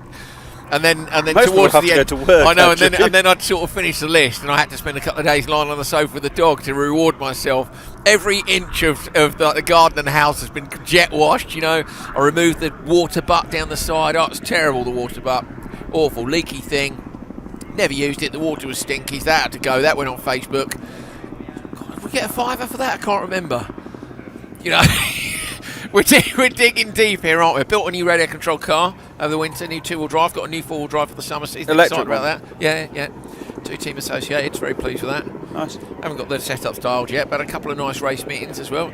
Genuinely, it's been lovely. I've had a couple of months where I haven't travelled, and being at home with my other half, the family and the dog and stuff, it's just been cool to catch up with everybody. You know what it's like, you travel a lot, and actually this weekend when I went back to the airport, I was like, I'm not sure about this. Is it all a bit much? I don't want to see people. Yeah, but it's not just people, is it? It's muggles at the airport, inefficient people who don't use the airport enough. And I know I'm probably insulting 3/4 of the audience, but when you go to the airport, get your game together. Otherwise, you're going to see me glaring at you as you pull that bottle of water out of your bag that hasn't been allowed for 23 years. It is allowed now, though, in some airports. Yeah, with the it? good scanners, but there are very few of the good scanners in the UK. Shall I get the YouTube comments up? Yeah, okay. Why do you think we might have been fired by now? So the airport, we are at Hull. Unfortunately, the worst thing about RallyX is the fact that several events are in the summer holidays, aren't there? And that is the worst time to go to the airport, isn't it? It is the worst time. It is, isn't it? It makes you just want to... It's no way to sugarcoat going to an airport in the summer holidays in the UK. It is misery. It's British people, really, isn't it? Yes. Gatwick Airport. Yeah, and then unfortunately it's borders as well. Crossing borders is slow these days, which is also a shame. So yeah, it's the travel side of things is a real privilege, and it can be a real bummer at times as well. But we are very pleased to be back. I hope you guys are enjoying the ridiculous banter. I know we go off piste, but I hope you guys get it. It's all with tongue in cheek. Look at that guy. Look at that. Look how chilled out he is. Look at this geezer. Yeah, look. I'm looking. Yeah. You know what? You look at your timing. No, you missed it. No, I was watching on YouTube. You're about 8 seconds behind on YouTube. Did you see him? Yeah, did you? Let me see. There he is. I don't think it is him. No, there was a guy lying in the grass on his own. All right, the guy I'm looking at is pretty chilled as well. There's a grandstand. Give me a break. Wait for the grass shot to come through. YouTube is a few seconds behind, isn't it? Do you think we could disconnect the feed if we said something we shouldn't say? No. No, neither do I. Last race for Crossguard Junior, Lawrence Hume, Geir Genor Mutik, then Hugo Lundgren Jr. and Liam Hag. It's Liam Hag in the 43, Ken Block's famous number, of course. So Pontus Oscarsson, I think, is going to be out of this. If all these drivers stay out of trouble in the first corner, there's a real chance of some of these making it through to the semis. So Liam Hag was just outside the semi-final qualifying positions ahead of this final session. Mutik there, Hal, could not have been any closer, literally any closer to Lawrence Hume in front. So Mutik is running Pace Motorsport in the bright yellow TN11, and he was nailed onto the back bumper as they went up to that bumpy section. They're so good. And then this is the lowest heat, if you like, of junior cross-car drivers, but it's such a great way to learn your trade. So apart from Hannes Hag, all of these drivers in this race have had a DNF, I think. So they could well be in the mix then, or will you need, with the size of the entry, you're going to need 3 finishes to make it? No, you're not, because other drivers have also DNF'd in this one. So yeah, I think 2 good finishes will get you through. So who of these drivers has had good? Can we tell? I know there's a lot of entries to look through. We've got Lawrence Hume, Mutik is 181. Hume was Lawrence is P20, Mutik is P21. So where were they? 18th. Yeah, but they're going to move up, aren't they? Yeah, but what was their best result when they finished? Yeah, of course. Yeah, I appreciate that. Excuse me. Who else? We got Liam Hag was 17th in the first session, so that could be enough with another solid time here to find a way through. Who else? And we've got Hannah. Our graphics are showing 2 Hags, and we don't have 2 Hags in this. We have a Hume and a Hag. So no, we do have 2 Hags. Hannah's Hag and okay, Liam so Hag. the grid listing's wrong then. So yeah, paper grids are wrong. 64 Hag, the other Hag's in 99. Look, Hugo Lundgren Jr. in 64. I think the graphics wrong. Okay. I'm not sure. Because Hannes Hag was in the previous race. This is 99. absolute first round of a championship issues. By the time we get to the end, we'll be much more familiar with the cars. Or even the next time in Kovala. Liam Hag leads, is what we're told, in the 43. we were looking, say the graphic shows there's a hag at the back as well. I like his livery, the blue and white, looks very cool. There are some good liveries across the board, aren't there? Oh, absolutely. Where are we going next, Hal? What, we got open two-wheel drive next? Cross car. Oh, of course. Silly me. I forgot we had 8,000 cross-car races. I really have forgotten how RallyX Nordic works. RallyX these days, of course. We are heading out. Oh, is Germany the Nordic region? It's not really, is it? Final round. Oh, is that the furthest south the series has ever been? We're in Denmark pretty regularly. Yeah, but is Riga more south than, than Hamburg? I don't think so. I said so. Oh, side by side over the jump. Lots of respect here to get stopped early from Hume and not cause any issues. George McGuinness has messaged and said, can we send food pictures? He's into his baking now, isn't he? We want him to come back and race, but he loves his baking. Fair play. There we go.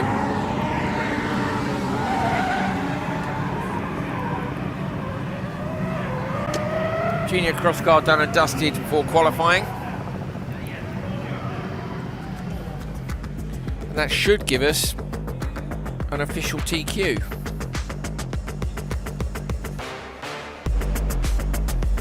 And then we're going fastest first into cross car.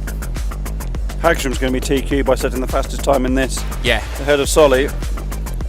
I guess it's mostly about who makes the cut. And will we have 4 points from the victory yesterday? Yeah. I'm going to finish my cake, Hal. This is the start of a solid championship effort, isn't it, for Hagstrom? Turpainen also well through, having been 5th overall. This is the result from the final race.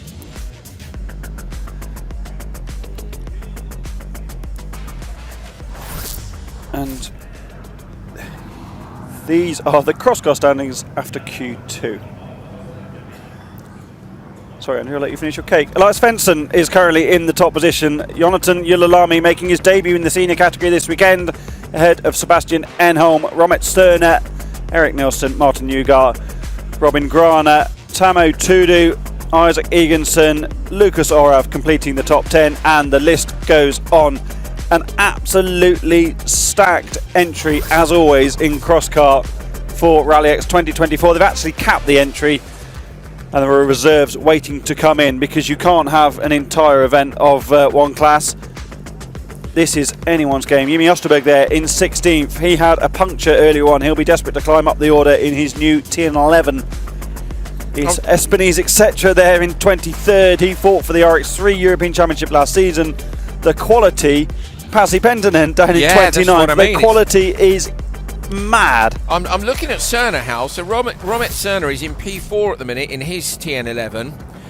And last year, his best qualifying position was Q11 at the end of the year. Prior to that, he was Q8, sorry, once in Tierp, and then Q11 Hollier. So he does like this place according to his results last year. But to be P4 is significantly ahead of where he's been previously. P6 in both the sessions. Enholm and Svensson we know would be up there. Nilsson, Ugar of course has swapped teams and gone to Pace Motorsport, so he's in the TN11 as well. Speed Car Wanda P3, Speed Car Extreme for Yulalami P2. It's a Kazmat at the minute with Svensson, who's second on this grid. I love watching these guys. This is the first time you guys are getting to see the proper senders. And yeah, I'm hoping for some bangers again this year. Eek Merstad on the left-hand side in the red and blue. Elias Svensson in the white. In the middle of your grid is Eric Nilsson. Martin Ugar, as we just said, has moved across to Pace Motorsport. The yellow buggy with, I think it's the green roof vent. And 21 Rasmus Persson on the outside line. Revs come up very high. Green light on. Noses come up immediately. Nilsson moved across. There was a little bit of contact between Nilsson and Ugar. Late on the brakes for Svensson. Down into turn 1. Eek Merstad slots in behind. Persson goes up the inside into P3. And and that dumps Eric Nielsen down to P4. Nielsen side by side there, and I think Ugar has just backed out and dropped into 5th place. Remember, it's fastest first, so you're going to see 3 very, very quick heats of cross car coming up in these first 3 races. And how those bumps there, they look fairly tricky through there at that speed. They do, and a brilliant decision from race director Ray Nisnet is to move those tyres on the inside of the first corner. Lots of room for these cross cars to get through cleanly. Great job by all of them. Svensson was just so committed there on the brakes, wasn't he, down into the first corner. In the background is that Merstad's running second, so I think it might be Persson that Joker on that Joker, yeah, in the 21 red coloured car. He went off in the background.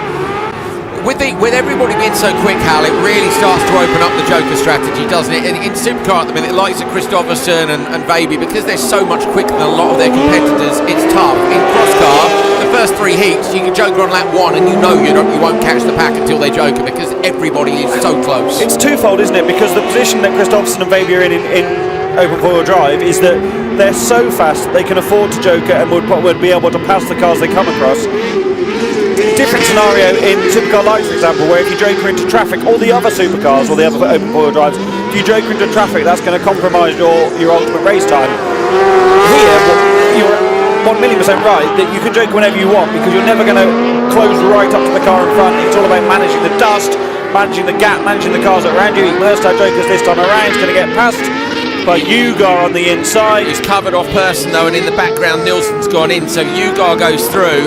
He's got a little bit more space in front, hasn't he? And that's what you're saying. Before he was in the gravel rash of Svensson, now he's got some time, but you've got to nail this lap on now in the hopes that when Svensson goes, you get him back. And Merstad windscreen, if we just hold on and look at the red car in the background from this camera shot. Thank you very much, Henke, the director. We are looking at it. Look how dirty his windscreen is. Yeah. But you're in that window where you don't want to start using the wiper, because the moment you start using the wiper, it starts to smear.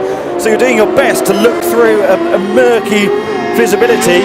No such problems for Svensson. They're absolutely pristine visibility up front. And we've spoken about this before as well. Svensson, I think he's one of the drivers. Yes, he is. So the bottom of his screen is the plastic and the top of it is just a grille, and that means you get filthy, but it also means you can always see. Yeah, there's no danger of the wiper failing or the windscreen scratching or any of those issues. Svensson goes in. Ugar will go with him from P2 in the luminous yellow coloured buggy, but Svensson is a long way in front of Eek Merstad. So Eek Merstad went early, but wasn't able to capitalise on it. He'll close down a bit on the brakes. It's not going to be enough. So Svensson is going to come round here. He's currently sitting in the TQ spot with a P4 and a P2. This is going to be a win, but of course there are plenty more quick drivers to come, so we can't tell where he's going to finish the session just yet. And Yunatan Yulalami with a P2 and a P9 is only 5 points behind him. Fastest time of the day as well for Svensson on a 3:04.358. You'd like to think then that might help secure the TQ, but Merstad had done a 3:05.5 in Q2 but DNF'd in Q1. Ronald Bowdens had done a 3:05.9 in Q1 but then DNF'd in Q2. So that consistency is so important, isn't it? One bad result. Look at the 2 people that set fastest times are out of the top 10 in the previous sessions, whereas Svensson's just been there or thereabouts and has done a great job to set the fastest time there. And like you say, that could well put him at the top of the order. Look at this. I just love how you can see how hard a cross car is trying, just from the attitude of the suspension. Axel Schnack's car has just come behind us. Look at that, just going up and down on the dampers. That's great. He's coming on the scoop. So they scoop it up and bring it back to the paddock, ready to go. Left-hand side of your screen, Romet Cerna. Then you've got Sebastian Enholm, Jimmy Osterberg, Yunatan Yulalami, and Isaac Eganson. So the P1 and P3 cars both running out with Pace Motorsport. Doesn't mean they'll cooperate on the run to the first corner. Cerna in that great qualifying position so far, but in between Enholm gets a way better start. Cerna drops down to P5. Yulalami with the purple and black goes late on the brakes, and Yunatan Yulalami, who stepped up from junior cross car, going to be side by side with Enholm, who was last year's champion. Enholm on the inside, and Yulalami goes late and outbrakes the champion into the chicane, and that, Hal, is why we're so excited to see Yulalami step up to the top category. Yeah, that composure, absolutely fantastic. We've seen a few juniors step up and be quick. What we haven't really seen for a while is one of the champions step up and be immediately rapid. We've seen Alex Gustafsson do it. We've seen Isaac Grierson do it. Yes. Remember, they make those transitions, and you would expect someone that's fought for the championship in junior to immediately be quick in senior. But realising that in such a competitive field is so difficult. Yeah, it's a deep, deep field of talent, and he is at the sharp end. So, can Yulalami beat the time of our previous race winner, Elias Svensson? Svensson at the minute in the TQ spot, and Yulalami is in second, so he has to beat that time, doesn't he, of Svensson to stand a chance of taking it away, and then he needs another car in between them, does he? No, because... Yeah, he does, because there's a 5-point gap.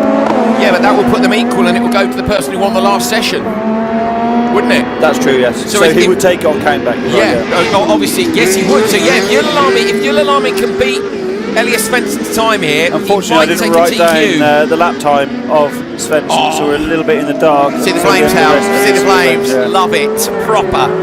That's me and you all over, isn't it? I'm worried about lap times and you're looking at like the Arsenal flames. Carnage. Just loving it. Absolutely so good to be back. It really is. Osterberger's gone Joker on lap 1. Cerner's gone in this time. Enholm as well. Where's Osterberg? Did Osterberg come past? I didn't see, I have to say. I was looking in the background of the Joker. Osterberg's in the mix, yeah, in the middle of the pack. Just looking out the commentary box window. So Yulalami, this has got to be perfect. 57.1 was his best lap, which was the last one. No, 57.3 was the last one. But it is all about that time, which unfortunately, bottom left of your screen, of course, is time to beat 3:04.3. So he's going to go Joker on this last lap. Watch Yulalami now. Look at that. On the brake once. Put the nose in. His commitment on the exit of this corner has been outrageously good. Is that a bit of smoke or just dust? Just dust, now, I think. Brake across that gravelly braking zone. Get to the apex on the right. He's patient. Got to keep it tidy through here. Now pin it. Get it absolutely nailed on down. 3:04.3. Got to do the crash braking zone. In the background there, going sideways, we want to see Yulalami. He's in the purple and black, coming out of the roundabout now. There he is, going to come down. Can he stop the clock ahead? 3:04.3 is the time. He's done it. Yes. 3:03.967. So Yulalami steals the TQ. With that run, he will equal on points to Svensson. I don't think anyone else is near enough to deny them. They're not, are they? No, everybody else is more than... Yeah, he'd have to be beaten by more than one person. Who's been out? No, Enholm's been out and he's beaten them. Cerner's been out. It's done. That is brilliant. Yulalami takes the TQ in senior cross car. The only reason he could he lose it? No, I don't think he can. No, he can't. Yeah, they could both stumble down the order. Yeah. But he. No, but nobody that's within shouting distance hasn't run already, and they've beaten them. They were in the same races roughly. Cerner, Enholm, etc. They've been beaten. Look at that. Look at that. He can be beaten, Andrew. Because if any of these drivers down the order go quicker, Bowdens, for example. How far back is Bowdens in the points, though? But it doesn't matter. The point is about the points is if 5 of them go quicker, the difference in the positions becomes less. Only one's got to go quicker as well, because then it won't go on count back, because they're equal on points at the minute, and he's getting it on count back on equal. So if somebody beats him, damn it! I really want him to hold on to it now, mind you. You said Svensson had done the fastest time of the day, hadn't he, at all, outright. Now Yulalami's done it. The track's getting quicker. Yeah, but he's put himself in the best possible position, he has, hasn't he? No, I'm not saying he hasn't. It's good. But it's not over because this field is so strong. I hate fastest first. But yeah, you're right. Where is Bowdens? He'd be in the last race because he DNF'd in the last one. Could get fast. But okay, so Penttinen could go quick. Alexander Humes in the last race. Riku Hukar. Like if they all have a stormer. That's crazy. So we got 4 right. Okay, we got 4 amazing drivers. Still fastest last, but just the opposite way around. Yeah. Wow. Basically, the point of this actually is that there are so many good drivers in cross car. It's fastest all the way through. It's not even really first or last, is it? Robin Grana, Kalle Gotherson, Tamo Tudo, Noah Jorgensen, Eric Steintolt. Grana, if you remember, has the kind of orange livery. Oh, he's late. He's on the inside. Can't get there. As the door shut in his face. That is in front of him. 231 Tamo Tudo. No. Gotherson ran wide there in the yellow machine. Now hooked together with Kalle Gotherson. It's a disaster. What a shame. That's a shocker, isn't it? So, Hal, let's look at track conditions then on the basis of our theory that Yulalami might get the TQ on his debut here. We can't count yesterday because it wasn't the same qualifying style. So, is the track, and what bits of the track do we think are quicker, and how does that bump look? Because that's definitely going to affect lap time. The bump's definitely evolved since the start of the junior cross car session, hasn't it? It's got a bit worse, I would say. Not getting bad enough race by race, but it's certainly evolving. Down here, where Grana is at the moment, you can see the clean line on the inside, the dust pushing out more to the outside, as we saw in the earlier races. So that's really going to have an effect if you don't absolutely nail your braking point and line into that corner. Down here on the tarmac, it's much of a muchness as it has been all day. What do you think of Yunalami's Joker? It almost looks painfully slow when they get it so right. It always nudges the tyres on the inside, yeah. Actually, that's not a penalty, is it? No, I think you can nudge. Right. Not assault. I wonder what Rainis thinks. I guess it depends how much. What's a brown paper bag added in? What up to the Rainis? You'll have to watch yesterday's show with the interview of Rainis just to find out about that. Well, we're giving Rainis the lift to the airport tonight. My €50 bet with him that his career wasn't over. Wasn't enough money, let's say, to appease him. Yeah, it wasn't. Yeah, looking forward to an hour with Rainis tonight. We're going to take him to dinner somewhere. Expect if he gives us an easy time today or not, I might just leave him on the side of the road somewhere. Yeah. See you, Rainis. I wonder if he can hear us. Yes, a very good point. Rainis, if you can hear us in race control, let us know. I don't think he can. Actually, to be fair to the bloke as well, he's taking the role really seriously. Really, really serious. He's a serious guy, and he's so experienced. He's absolutely perfect for this role in RallyX 2024. Well, he was saying as well, which was something I hadn't really thought of, was that he's been in all the categories. Which makes a difference. Bit of an exaggeration because he hasn't been in open two-wheel drive or junior cross car. But cross car, he's absolutely enough for cross car. Obviously done supercar, done lights. So yeah, I'm joking. He's super experienced. Yeah. So you know, it's not a case of the bloke hasn't driven a cross car. He doesn't. Oh, big blow up. Surely. Oh, flames out the back. So that is on fire and needs stopping by a marshal post. Driver behind stuck as well. Never going to try and finish like that. This is crazy.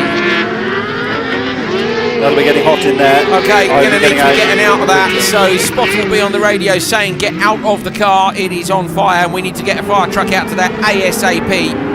Everybody joking. We're on that final lap now. Grana, who lost out with the contact on that first lap. Yes, come on. Sideways over the line. Eric Steinsholt takes it. 3:11 though is a sign of how much quicker they have gone. Okay, good stuff. The fire's out on that already, so I don't know if he pulled his own extinguishers. They're chucking the bottles over the fence now.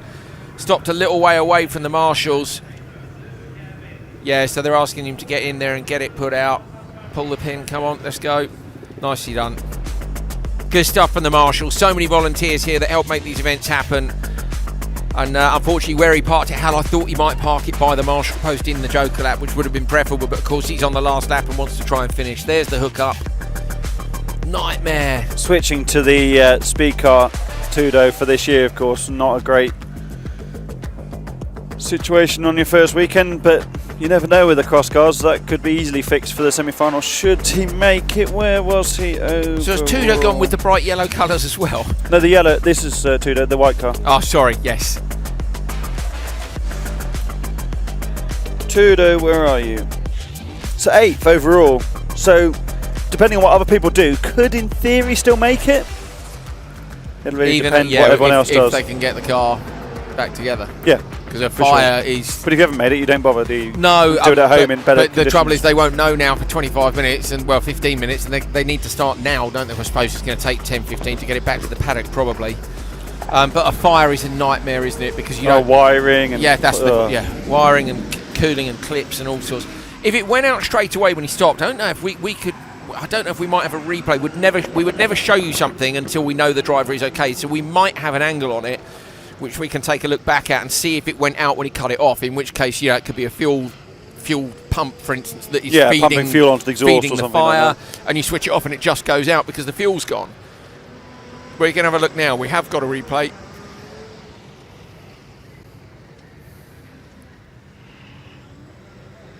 Little bit of a discussion going on. Let's take a look. So, is this where it initially lets go? Yeah, this is coming into the velodrome section. So at first it's a lot of smoke, which that suggests could be, oil, doesn't it? Or cooling system blowing up. What's your thoughts? Rod out the block type smoke, that, isn't it? That's yeah, but you'd think it would stop, wouldn't you, at that point? Because he's still got power. If it had thrown, does he?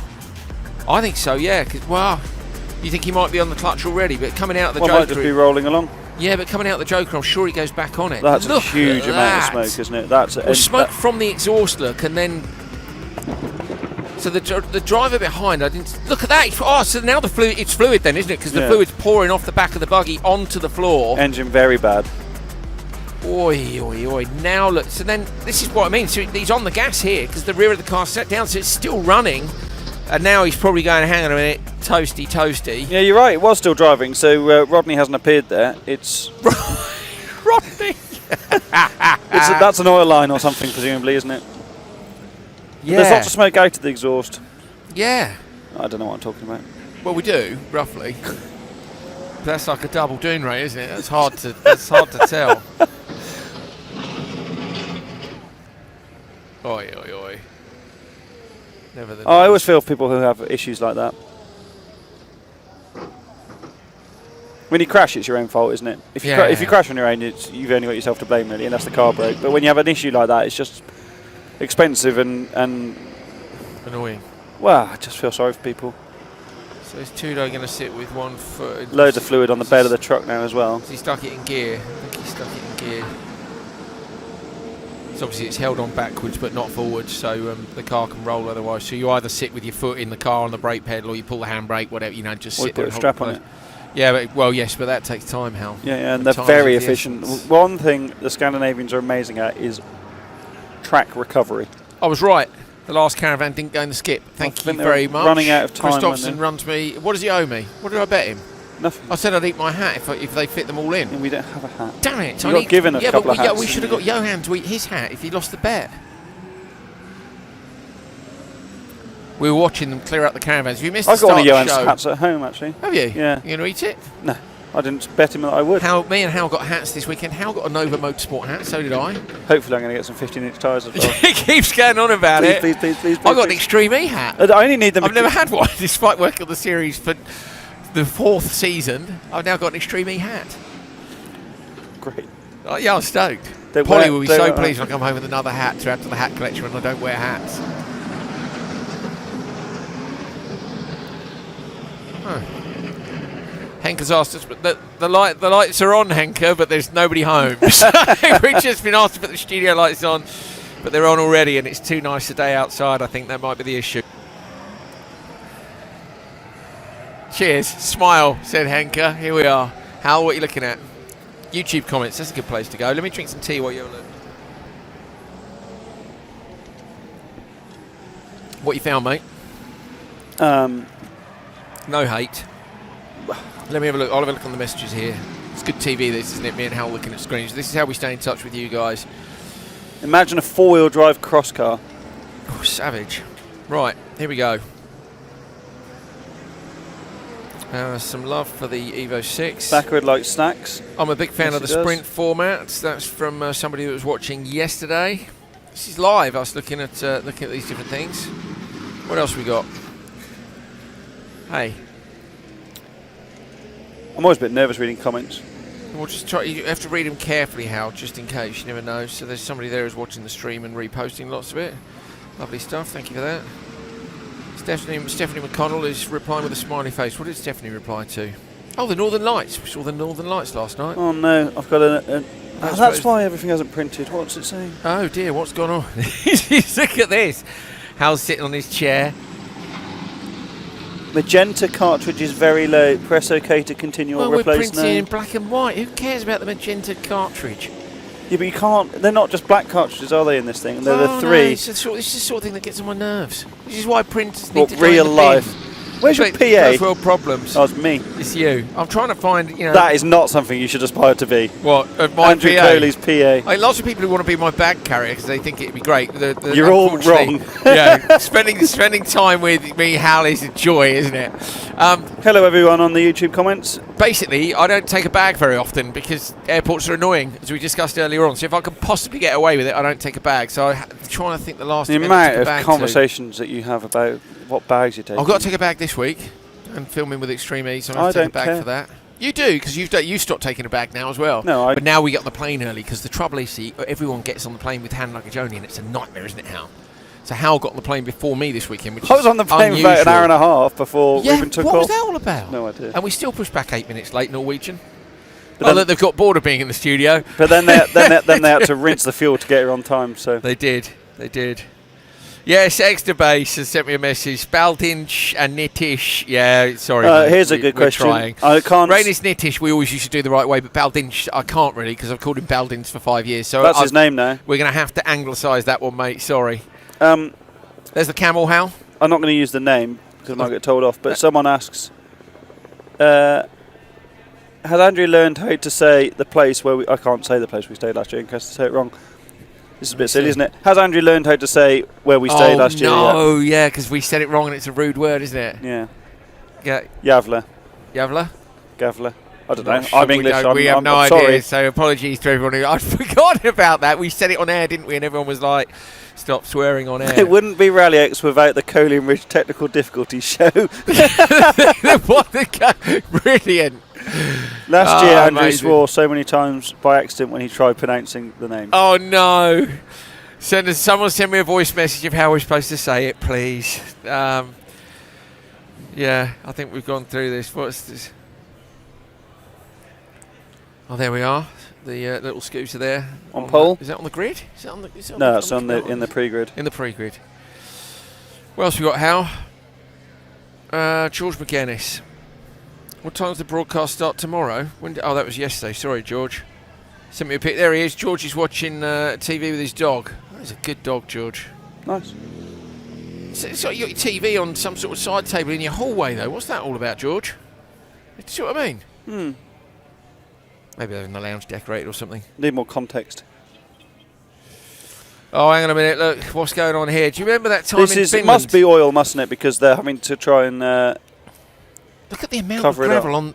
Is that for the oil, or is that a gravel that's been pulled out of the inside line? This is twofold, isn't it? This is to cover up the oil and create more loose. Now he's scooping it up. Perfect. Look at that, you see. Johan Kristofferson's bought a digger. Yeah, he has, He showed us a video of him dropping, this is very Johan, isn't it? Dropping pebbles into a bucket. A tiny child's bucket. Colin holding a bucket. And about 3 feet away. dropping pebbles into it. Okay. Well, hang on a minute. What's this? Hello, Andrew. What time does the live start? That was Philip Limousine. Philip, I'm very, very sorry that I didn't reply to you. It started 2.5 hours ago. Hopefully you're watching. Quick, my French champion Julian for a first. P4. Yeah. Oh, apparently I said the name right. Yavla. Must be Yavla. And you always say, what do you say? With a G. I'm not saying it because it's obviously rude. But anyone who watches Gavin, any Brits on there about Gavin and Stacey, and then they have someone called Gavin. So there's a character in there. Is Gavilar. Gavin and Stacey's back at Christmas. It is, yeah. If you know what's Gavin and Stacey. So British. But actually, something else that's really British and that you mustn't watch if you're too young is The In-Betweeners, which I've been watching again. And I've introduced a few American friends to that, and the ones who've watched it, like, it's fire. And it is good, isn't it? Yeah, please don't watch it unless you're over 16. I think it was 20. Was it 20 years old this really week? Was it? The first episode went Do you out. ever watch what's his name? The guy. Oh, how do I describe it on air? Not Will. The other one. The liar. Yeah. His Instagram. Yeah. Yeah, all the while. He goes, the one who went on a bus once. No, he didn't actually. He shouted at some people on a bus. If you know what he said, send me a DM. Okay, finally we got the track cleared up. Be interesting to see how much of a mess it is. In the green, number 70 up on 2 wheels is Lucas Orav. Gets away with it just about. And that is Vettel 3. Maximum attack through that chicane, seeing these cars pitch about. There'll be some quick drivers in these next two, Hal, but I'm particularly excited about the final race of this session. Yeah, that bump's getting worse again. I'm loving Lucas Orav's new livery, though, in the green. Very different from what we've seen before. What have you spotted? Some new snacks have appeared on the table. Go and have a look. I will in a minute. I like the green. Yes, more alternate colours. We always say this, don't we? I love a different colour. I do like the bright colours, the luminous colours. Look like bottom right of your corner there, rolling up to the grid. They make a big difference to identifying different machines. Niemi running second. Niemi actually is going to be racing a supercar this year in the Finnish Championship. Really? So the Peak Motorsport team are running 3 supercars in Finland, and Meiju Niemi, who was competing in juniors with us here just a couple of years ago, is going to be racing an OMSE Fiesta supercar in Finland. So that is quite a step up from a junior. So what about next week, 2 weeks' time in Kugler? Not a finish round, so I guess it should be in the cross. I'd like to have seen her do both. That would have been awesome. Yeah. How old is she? Get it done. Well, she was in juniors a couple of years ago, so she must only be 16, 17, something like that. That's early, isn't it, for a I mean, I know the likes of Oliver Solberg have done it, but that's really cool.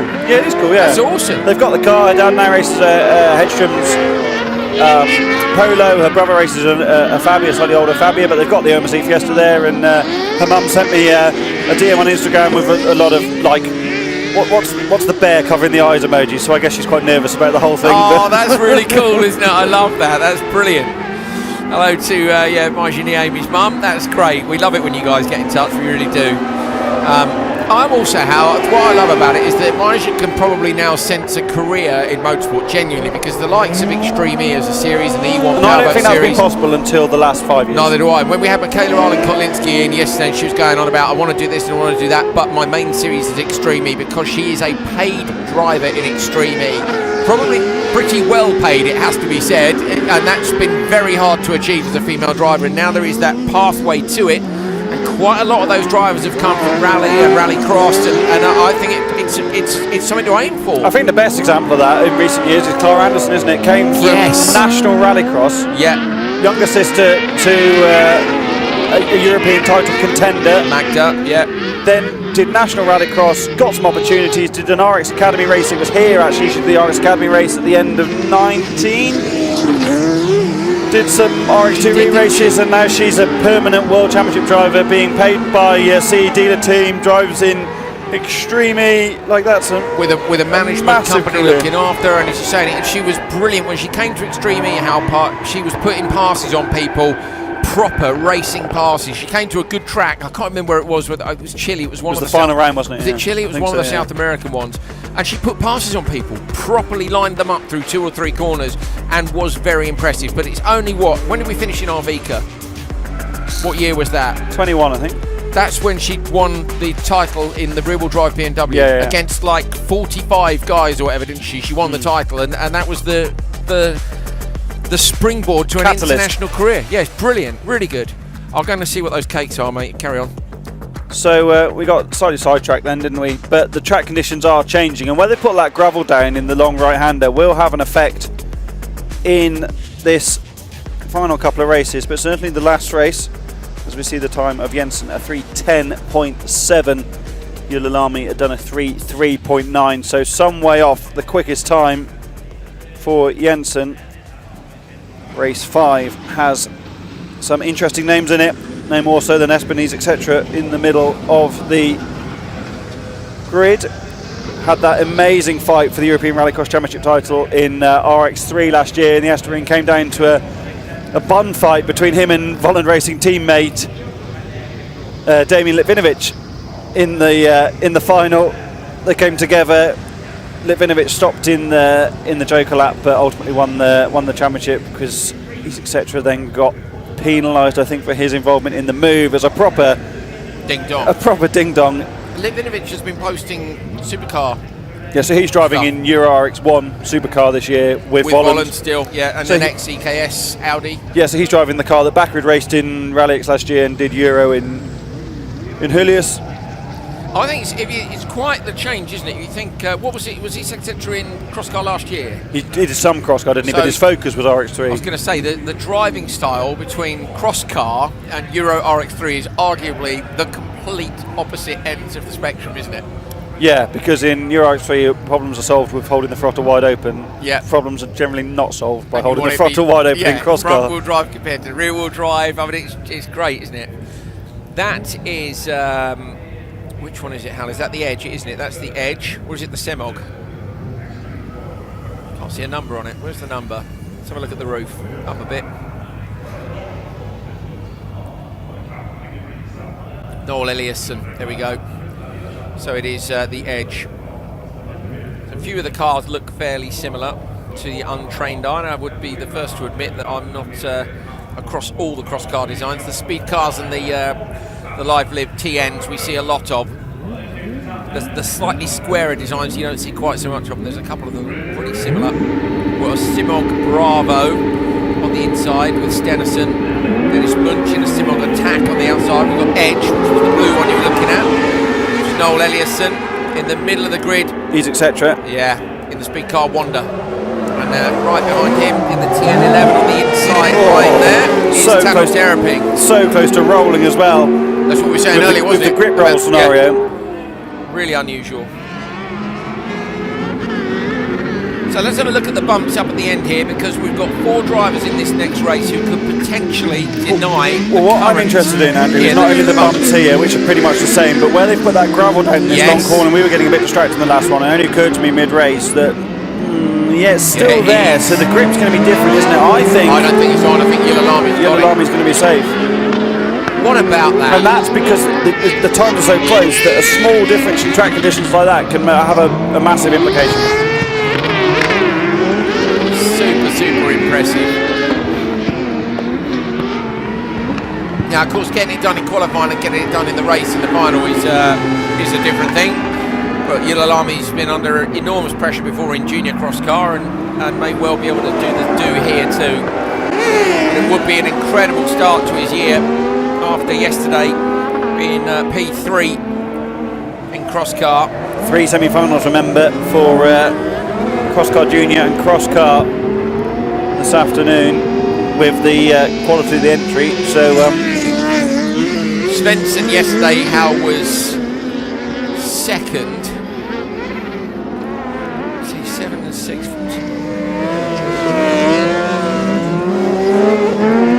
Very hard to compare anything yesterday apart from the points, in my opinion. I'm lost here on the points. What's this all about? So these are the championship points, Andrew, on the end. Yeah, no, this is the final points. In final order. So this is semi-final points, and this is intermediate points. Yeah, no, but that's what I'm saying. So Yillalami is actually P2 in the standings. Yes, correct. P3 yesterday because he got more points in qualifying, a lot more than Svensson. Sorry. Yeah, so these are the. I wasn't being derogatory. These are the event points. I was really confused by it. So we have in front of us a sheet which shows all their results from one day, which is all the qualifying positions, then the semis, then the final. But the way they grid, no, it's not right. The way they print the top 6 is based on the top 6 in the final. Of course, as it should be, but you score points during the event. Points during the day, and my tiny brain got very confused by it. So we're used to this, but this is causing uproar on the WRC that they've split the event into this sort of concept. But this is how RallyX has operated for a long time, for quite some time. So, Hal, what I was getting to is Yillalami was 5 points behind Baldin. So Baldinch for extra base. Where is Baldinch in qualifying? He's etc. running to the line. P13.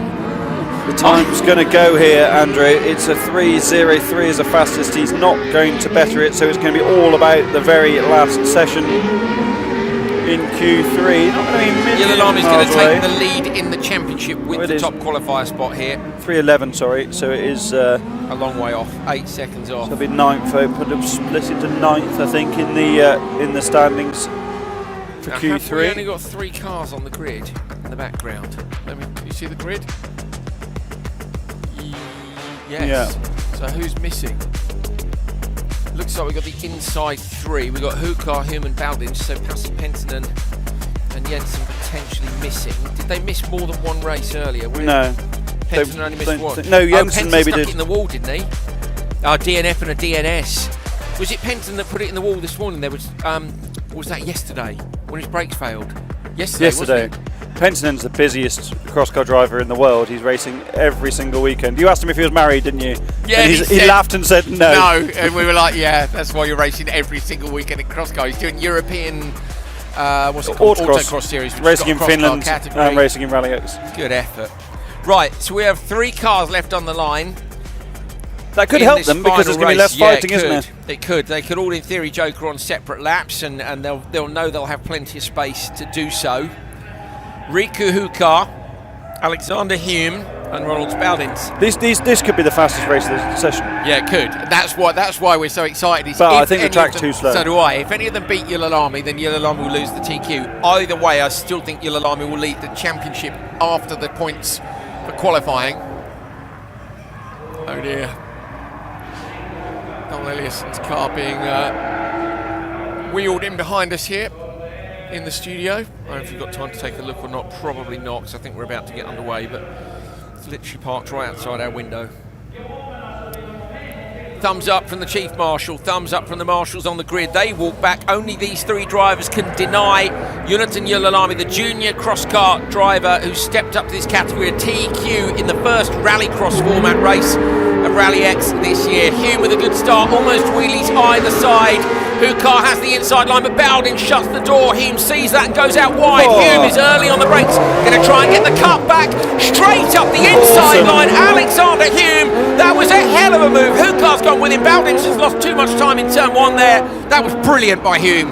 Three different approaches, three different results. What a brilliant first corner that was. Ricky the Kid got the wheelie that we're so accustomed to him having out of the first corner. Oh! Boom sends it sideways, hangs on to the cross car through that bump. Fantastic Brilliant. save. What a bit of car control that was. Fully lit, absolutely lit through the bumps there. I have no idea what the lap times were like earlier on. I can't remember Yulilami going in, writing down, so it's going to be tough for us to see, but I would suggest, I don't think Bowden has lost too much time at the start to deny Yulilami, because Yulilami's run was perfect at the start. So it's probably only going to be Hume, I think, now that will be able to deny him. And he is a proper sender, isn't he, Hume? He loves the old yaw angle being optimised. Look at that, just pitching it in, and it's all about single inputs, isn't it? Not hesitating with the steering angle, with the throttle, setting the car up, hitting the lock stops, burying the throttle and going exactly where you need to go. These three are three of the best in this category, and it's such fine margins. For Riku Hukar, we've got younger brother Hukar taking part as well now. It's hard to gauge how much that's evolved, isn't it, when the pace improves with the different categories. Oh, look at the ditch! pitch it in. Get every bit of that track. And it's a big ditch there, isn't it? It must be a foot, 30 centimetres down off the road compared to... Big in a cross car, isn't it? Well, it's twice the size in a cross car, it really is. He's properly chucking it through a Kilda-style ditch in that cross car. Northern England rally reference? Yeah, everybody, well, surely Google it. We said that a lot this week, didn't we? In close to the concrete wall, look at those decisive inputs on the wheel. Got the luminous gloves on that allows you guys just to see bang, bang, down a couple of cogs. On the gas again all the way through. Bowden's has gone with him. Hukar hasn't lost too much time. Still in touch considering he's been in the Joker lap. 3:03.967 is the time that he is chasing. And of course the overall race time will be quicker than it was earlier on because there's no tyres on the inside, so the track's a little bit shorter as well. So comparing the race times isn't that fair. Hume is on a massive charge here though. There's the target time, 3:03.967. Tyres were gone for Yulilami's run as well, weren't they? But yeah, comparing sessions is hard. Yes. This has got to be perfect because Yulilami's Joker was perfect. In, clicks it the other way, doesn't click the tyres. Listen to that. You hear the revs come up high. We've got the drone following Hume now as he comes down. He comes out in front of Hukar into the left-hand side. Oh, he's got 6 seconds to get. He's not going to get there. It's not going to be enough. I'm calling it now. It's 3.9. It might be. Comes past the competition. Absolutely lit. And he misses it. Does he? By some way. 3:06.5. Jonathan Yulilami takes the TQ here at round 2, the first rallycross round of the year. The junior cross car driver has moved up to the top category of cross car, and that is very impressive indeed. Great way to finish the session though. Yeah, great first corner as well, wasn't it? There's Hukar having a little bit of a wheelie on the inside. Bowden's got the best of the runs down into turn 1, started to move across. He lost out badly in the first corner earlier on, and then Hukar just sent it up the inside. Bowden's lost out on the outside. Hume though just found the gap and slotted right through it. Mud flap touched the front This is wheel. the moment, Andrew. Yeah. Gets pitched up. So the dampers on the front axle have crashed out. The front's bumped up, then the rear's dived up as well as it's hit the bump and got kicked. That is instinct. He did the brilliantly to hold on to that. The rears were in the air and he's steering it just on the front. He's basically, what is he doing on a bike? An endo. An endo. He's done an endo through the chicane. What, 70, 80 clicks probably? and just chucked it. And your brain's going, no. That's what is one of the best things about driving on the limit, even if it's only your personal limit, is you have no time to think of anything other than what you're doing. It's wonderful. It's like a wonderful freedom from your general worries or thoughts. I'm doing an endo in my cross car in this chicane and I must hang on to it. It's brilliant, isn't it? Yeah, it's for context, Esme and my partner and I were talking about this the other day because she loves being in the gym and doing exercise because it's where she's not thinking about anything else. And she said, I can imagine it's for you like when you're driving because you're so focused on what you're doing and it consumes so much of your energy. Yeah. Not necessarily physical energy, but your emotions, your mental capacity, and the physical side. You go home exhausted, don't you, after a day driving a car flat out? Exhausted. And a cross car is very physical. I suspect the only people who've got a bit of headspace to think about stuff outside it, Kristofferson, Ekstrom, Hansen. You know, you can imagine them going around thinking, I wonder what I'll have for tea tonight, just while I set this TQ time. I mean, we know they don't really, but... Well... I don't know. Yeah, we'll ask Johan at some point. Well, he hasn't been in yet. Do you think he's waiting until he wins? Yeah, I think that's an inevitability, isn't it? But oh, is that a jump start, Hal? It was a jump start, yeah. Oh dear. Shocking. You got a grid for this? I do, yeah. Would you like one? Yeah, please, thanks, mate. There you go. Do you want a biscuit? I've topped up the plate. Full of biscuits. They're very sugary, aren't they? They're very sugary. No, I'm not going to have any time to do any swimming this week either now. Quite short to make for that. To go for a run instead, won't I?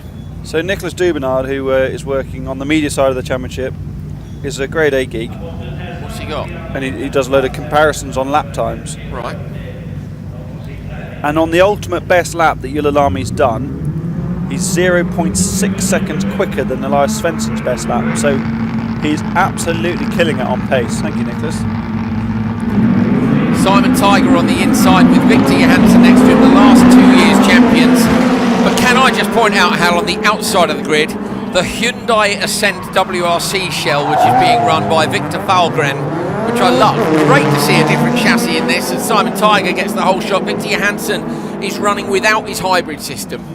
Yeah, changed from a chain drive to a belt drive for this year, and basically he's used up all the belts. They keep coming off. They, what did he say? They detonated. Yeah, so what happened, he goes, it detonated. So I guess there was... So the chain, it was really interesting what he said. He came to see us, didn't he, on his bike lesson, tell us all about it. And the reason he changed the chain was the tracks with the long straights. It was overheating. Yeah. So it was extraordinary, yeah. Overheat, and then so the chain, okay, for context again, the chain drive was to drive the electric hybrid system that he's taken off a BMW Mini to put in this Mercedes and give him an extra, what was it, 130 horsepower, I think, and some extra driving. In fact, last year he finished one of the races in Finland on just the hybrid system. A couple of times he's done that, hasn't he? Yeah. Super clever. He's gone from chain drive to belt drive, and it needs a bit more development work. Yeah, but he's constantly evolving the car. He's not using the right engine this weekend because he can't get pistons for his Mercedes engine at the moment. They're in America. He's hoping they come for Kovala because he's so involved in running the event in Älvsbyn in northern Sweden later in the summer that he'll be too busy with that to build his own engine. They've also simplified the car. Like they've taken he had active anti-roll bars effectively, or the way they were controlling the roll of the car they were doing actively. Now they've changed that because you can make it too complicated, and the standard anti-roll bar system does work very well. So constant evolution in this open two-wheel drive category, and I very much hope we get more entries through the course of the season. We certainly will in Finland. Lost out a bit this weekend because it's a Norwegian Championship Open up in Hell. Yeah. You've seen the Tiger on some of the Tiger roof. Was that there last year? Yeah, I think it has had some Tiger I stuff. personally would have liked to have seen the Tiger off the Frosties on the roof. Tony the Tiger. What does he say, Hal? I can't remember actually. That's right. Or They're great. Just me. The big grinning Tiger with a bowl of Frosties on the roof would have been great. I'm not even endorsing. Actually, I had a box of Frosties recently. They were very tasty. You watch a lot of television, don't you? Not really. Mostly on the so I don't really see adverts anymore. Right. It gets on my nerves. Adverts really get on my nerves, but I won't pay a YouTube subscription. I just ignore the adverts for 5 seconds. What about you? Peter was horrified last night that I didn't have a YouTube subscription. I'm not 5. I don't watch it enough. I'm not 5. I've become quite a YouTube fan of late. No, it's great. It's great. I consume lots of radio-controlled car content on YouTube, and most of that's got adverts on it now. So I do find it. I ignore the adverts on principle. So if you watch on demand for one of the channels in the UK that has commercials, I ignore the adverts on purpose. They won't let you fast forward to them. That really annoys me. Then I think, fine, I'll record it off Sky, then I can fast forward it. Anyway, Tiger leads this from Johansson. Oh, that's quite a run as well, isn't it? From Carlson, I think. Carlson down the inside. What do you think of Valgren's car, the Hyundai? Sick, yeah. Thomas Ratchton raced a supercar along with other people in back in the day with the Accent WRC shape. Arguably one of the best WRC shapes of the year. I did like it. It was great. No Octavia, mind. Cordoba. The Cordoba was sick, wasn't it? Very nice looking. Not as nice as the SX4 though, was it? Oh no! Good God, Al! I was horrified. I was just seeing your reaction. Yeah, I was just a little bit worried about your taste in WRC cars. Going back to another conversation from yesterday. 97 Subaru. Is that the number one? I think it is, personally. The Cordoba's right up there, though. Would you have a 206? Because I think I would. But I think I love the 206 because I had a I'd like the 206 that's in Marcus's shed. That's quite cool. Oh, is that what is it? Some special one, or is it yeah, just WRC? Yeah, it's out of context. WRC cars are quite cool, aren't they? But I did like the Seat, I must say. Simon Tiger confirms his TQ with 3 wins in 3 sessions. Victor Johansson's pleased to be as close to Simon as he is, given the issues he's got. So that's encouraging for the rest of the year, isn't it? But it was Tiger, he was 0.4 off in Q1, but he's been 4 seconds off him in the other ones. To be fair, he was caught up in a battle there. I wouldn't say it was over until we see the final race. And the other thing is, the open two-wheel drives fragile's not the right word, but I think they're quite inventive, aren't they, in terms of the technology on the cars. So stuff breaks. And a lot of it's homemade. It's a different type of thing, isn't it? Supercar lights, for example, all the parts are produced by a single supplier. Big lock up into the first corner. Räikkönen super late on the brakes with now a square front right tyre. In the 329 is Kenneth Kong, the orange BMW, and in the other car is John Nee, or it's NY, switch name. Nee or Nye, what do you reckon? Johnny. Okay, I'll take that. Extra space, this message again. What we've done wrong now. Johansson, Mercedes forever, and lots of grinning smileys. Extra base, thanks mate. And we do appreciate the heads up on pronunciations, people. I say we will unfortunately anglicize some stuff in just the same way a Scandinavian commentator will. Unfortunately, Scandinavian British name, that's the way it goes. So yeah, but we do hope you enjoy it, and genuinely we do. When you guys get in touch and let us know that we're swearing because we've said the name of a town wrong, yeah, we'd rather you did that, to be honest. So let's have a look and see if any of these guys have threatened the top times. Räikkönen's quick at times, isn't he? Yeah, it's been a P5 and 6 here. Who else is in this one? So this is all about making the final, isn't it? There'll be no semi-final. Kenneth Kong's in 8th. Two-wheel drive. And there's had an 8th and an 8th, so certainly not short on power. John Nee is in 7th, so I suppose Nee and Kong, and actually Räikkönen's in 6th, yeah. So 6th, 7th, 8th, and at the minute Räikkönen's the one who's going to make the cut. Yeah, and it's 77, 75, 72, so Kong's really out of it, I'd say. Yeah. Nee needs a great run here. Well, and Nee's got Kong in between, I believe.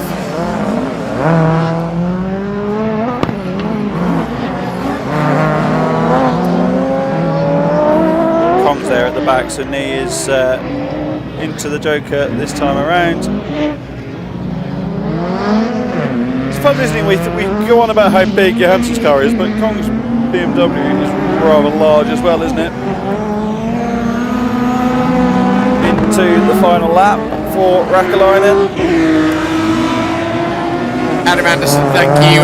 You're the winner of the scene from the In-Betweeners. Yeah, great, mate. Thanks for the message.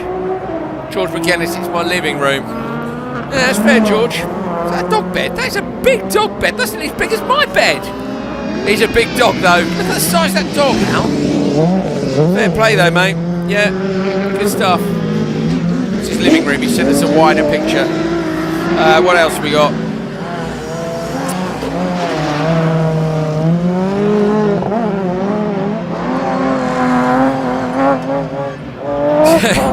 Great reporting today. This is from Andrew Bronze.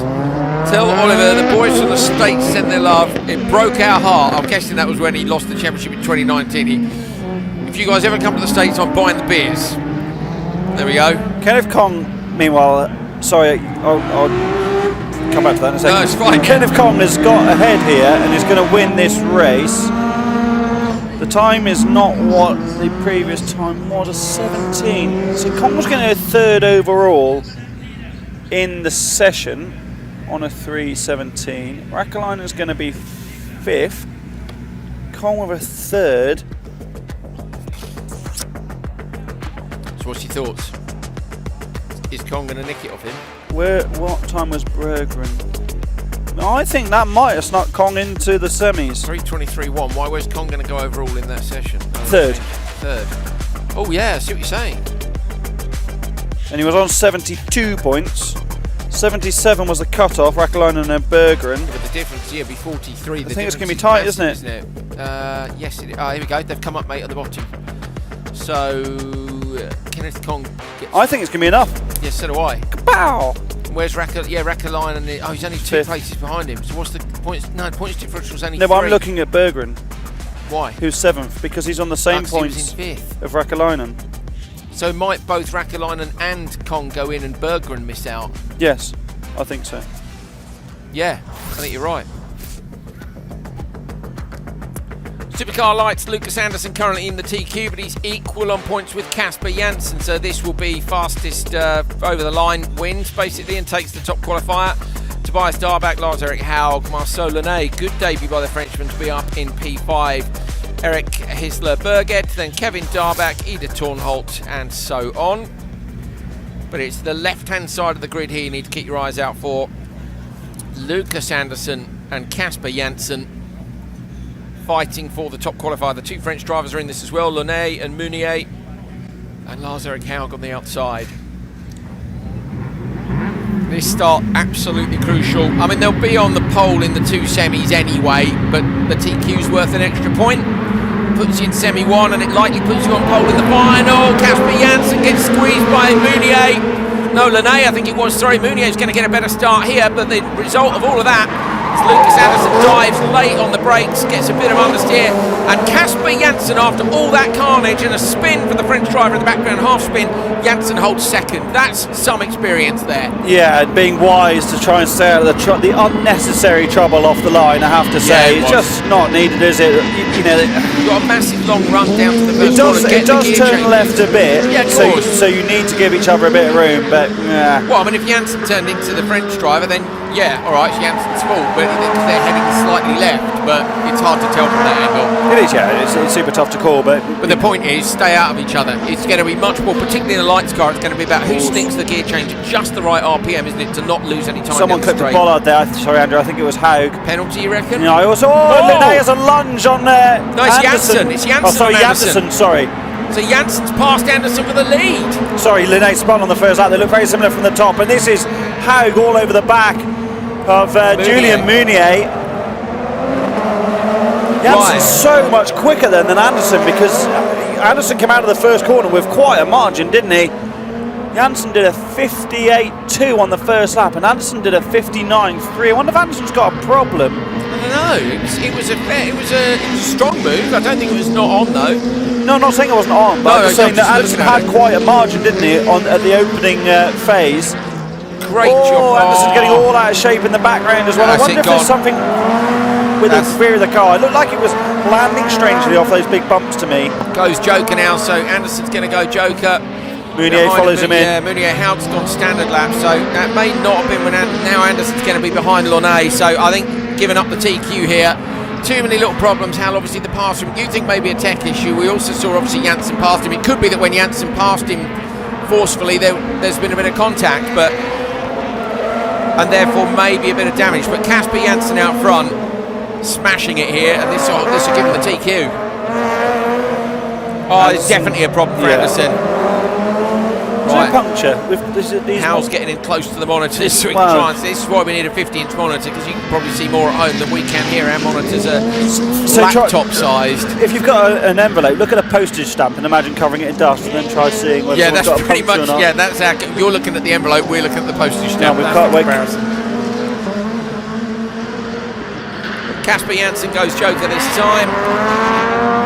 Nice and tidy. There is Anderson still hanging on to the wild ride. He's going to get second. Going to have He's no still trouble. going to get second, Hal, despite having the problem down at the end of the straight a moment ago. Unless that was Anderson trying, was it to pass Lenné? It might have been. And we just came to it late. But Casper Janssen takes it. The checker flag's out. He crosses the timing line now to stop the clocks. And that will give him the top qualifier spot. Lucas Anderson comes across in P2. Even if Olofsson makes it out, which... No, Olofsson's out. You've been a sin. Okay, what happened? Just the drive belt on the oil pumps. The engine is gone. Right, so it's not happening. Okay, fair enough. So let's have a look here. I think, does Mounier move across? I'm not convinced. So Janssen's moving left, Mounier's moving right. It's just a sandwich, isn't it? Yeah, I think he's been a bit unlucky there, Mounier. And then look here, avoids his compatriot. So Linnaeus spun, unfortunately, in the background. Let's look at Anderson. So the car hops there, but they're all hopping, aren't they, on the landing?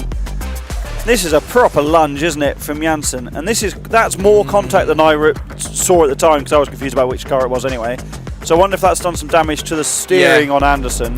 This is Janssen's joke. You know, we discussed yesterday, didn't we, that you just need to hit a wheel in the wrong place and move it by a few millimetres, and the geometry of the car is changed massively. Completely out. And in a single spec series like this, as we see the results, Casper Janssen at the top of the order, in a single spec series, having your geometry out, game over, is like having a different car, isn't it? Yeah, totally.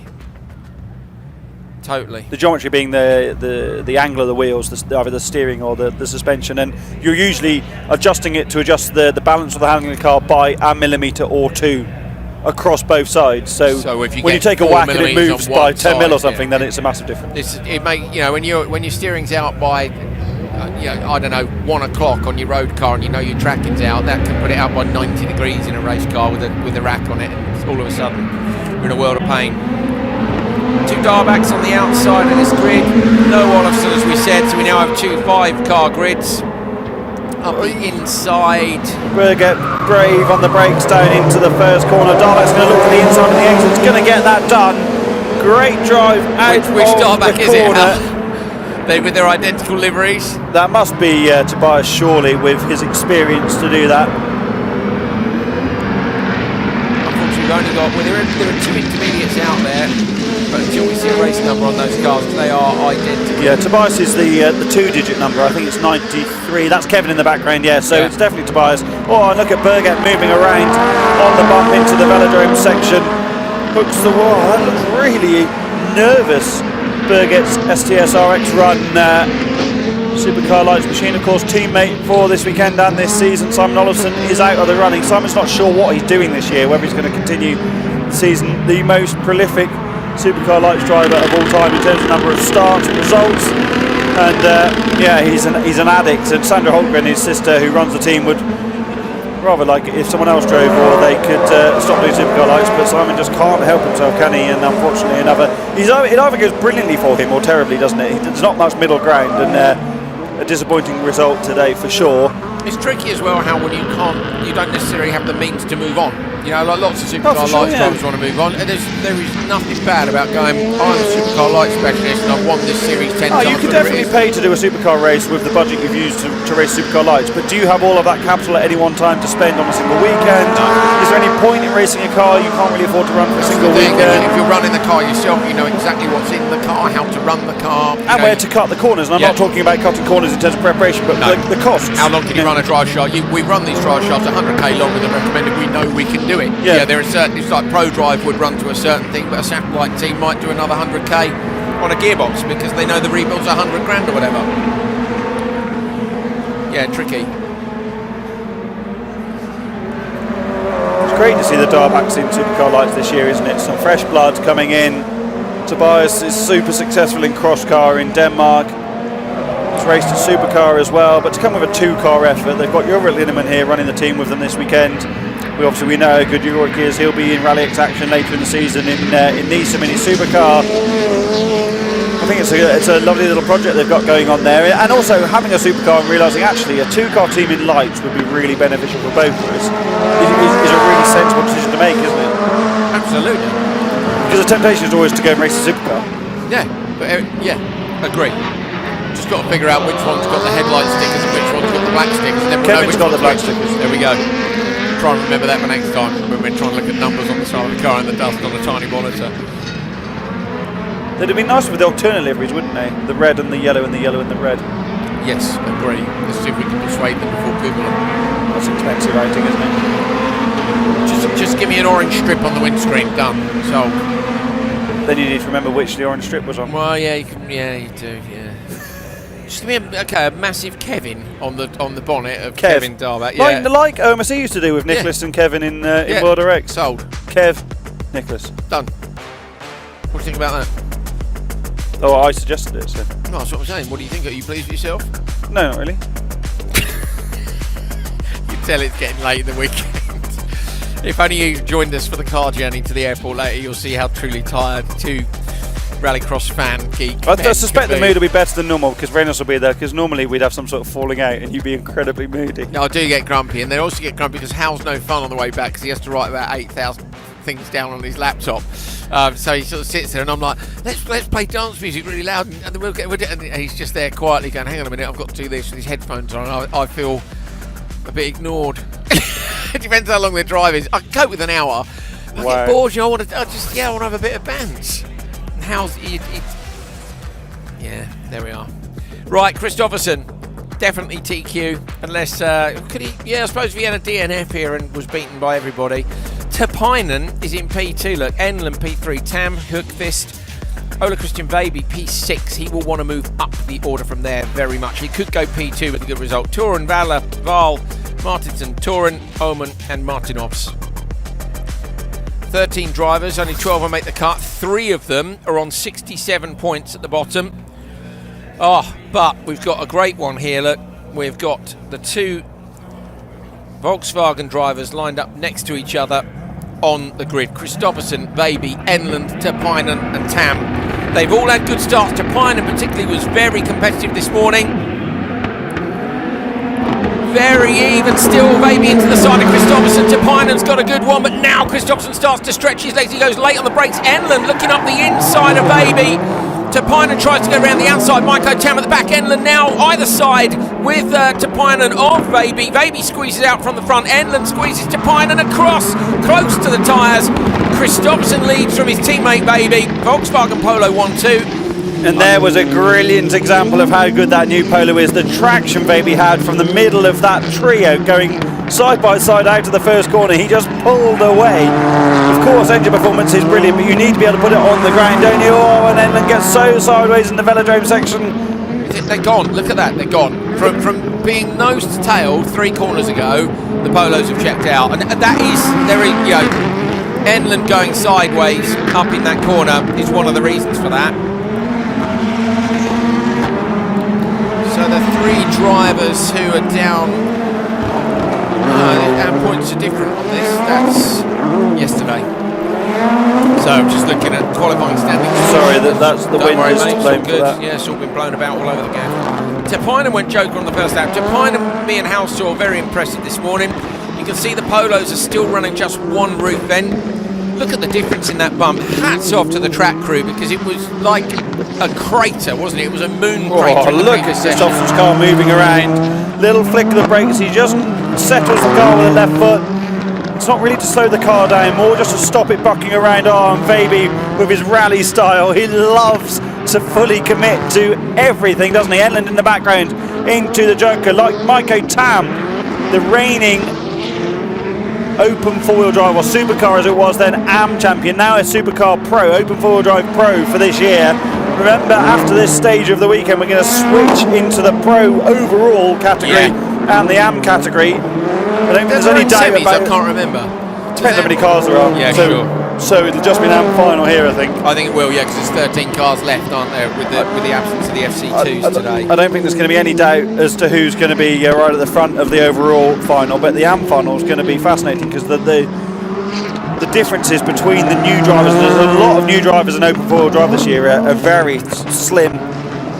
Watch Kristoffersson's Joker, so in tight on the right-hand side, now tight on the left, on the gas and away. Super smooth, Baby in behind him. Kristoffersson's gap after the last lap was 4.7 seconds over his own teammate. In the background, Maiko Tam goes Joker, meaning Tapinen will get P3 in this. that Topinen was right up there in the standings. Kristoffersson takes it. The time is a 2:50.6, Hal. Fastest time of the weekend. He'd done a 2:53.3 and a 2:53.9. Sorry, so he's gone 4 seconds faster. 3.5 seconds faster. 2:50.6. The track's quicker, isn't it, without that big bump, but still staggering it. Wow. And they're learning this car, aren't they? Debut weekend for this new concept. He did say, didn't he, yesterday? He said, look, we've been testing, but in all honesty, all we were doing at the test was ironing out the little problems that you get after a new build. And the testing was done with the car Vaby's driving as well, so Kristoffersson's car was finished on the eve of this event. It had a shakedown and came here, so they are super new, these cars. And just dialing it in, they were making calls between the engineers, weren't they, on Thursday night before we got started.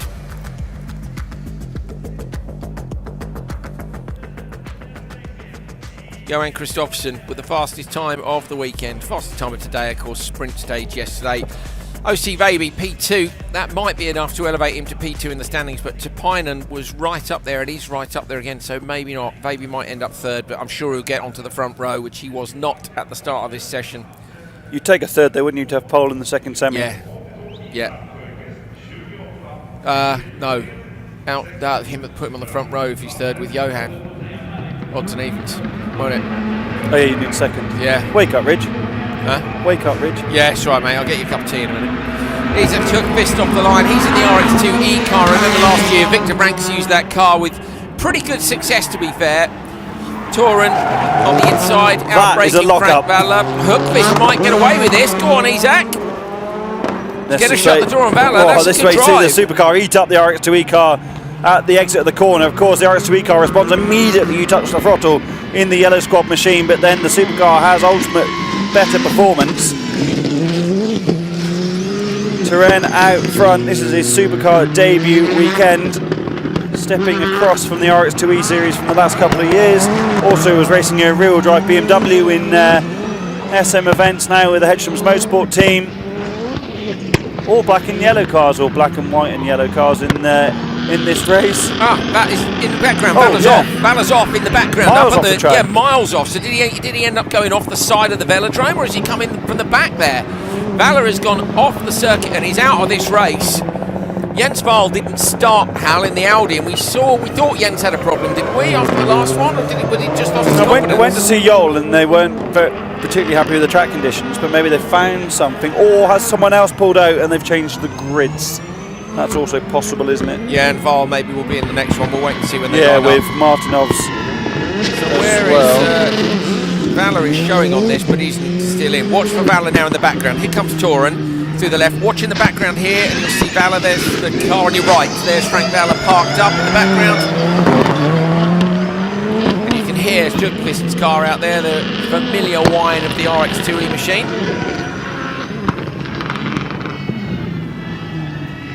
Victor Branks, of course, was here last year saying that RX2E car, and has made the step up to Nitrocross now. This track will be, this new layout will be hurting the RX2E car a bit more with the long straights compared to last year. Victor had the Nadri track on the more Nadri layout, and that was certainly helping him.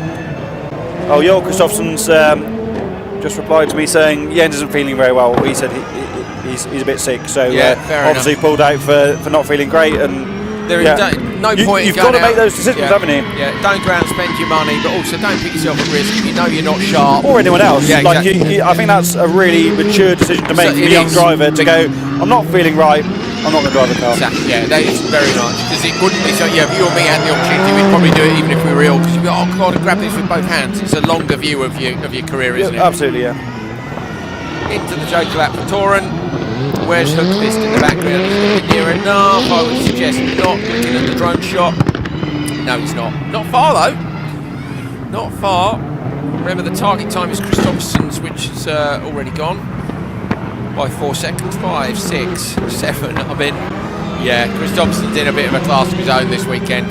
He's a 6-time world champion. Yeah, exactly. Double extreme. He's in a class of his own most places he goes, isn't he? I'd love to know what he could have done if you'd stuck him in some of the other very famous categories. Well, here's the best example. Timmy Hansen did Formula BMW, did all of those things, and he was racing with drivers that are now winning Formula 1 races, and he was beating them.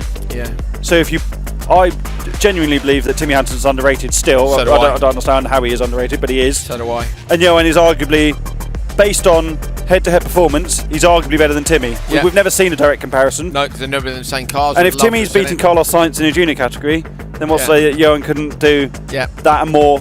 They're the only metrics we have. Yeah. And unfortunately, I genuinely think that Johan's one of the greatest drivers on the planet. So do I. But I'm also a bit biased. Agree. No, we are a bit biased, but hey, I think we've seen him enough in enough categories. But he's way too gangly to fit in a Formula 1 car anyway, so game over. He barely fitted in the DTM car, didn't he, when he did the test for that? So yeah, I think he's a very, very talented guy.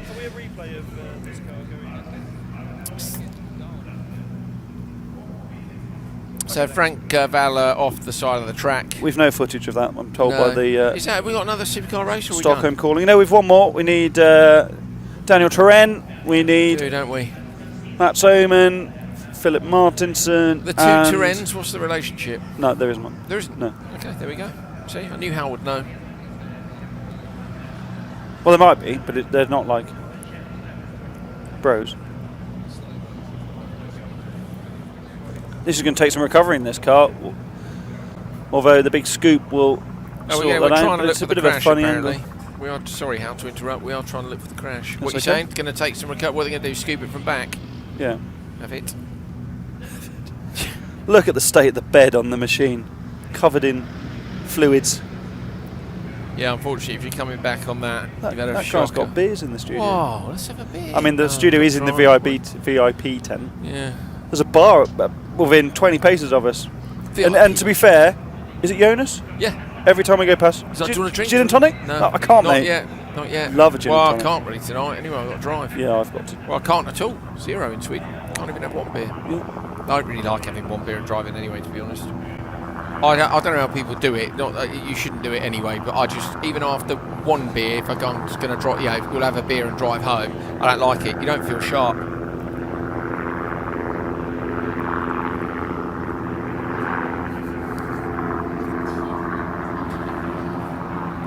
So I'm going to stick a rope on that, drag it off backwards.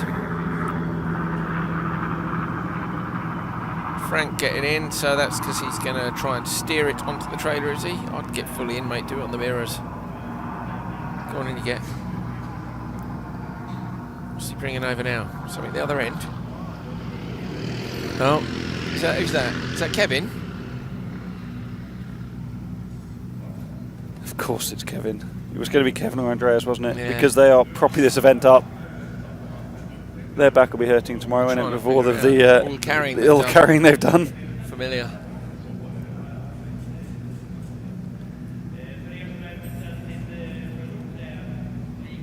Try a cup of tea, mate. Should we just let everybody watch this? Bit of a committee meeting going on here, isn't there? Yeah.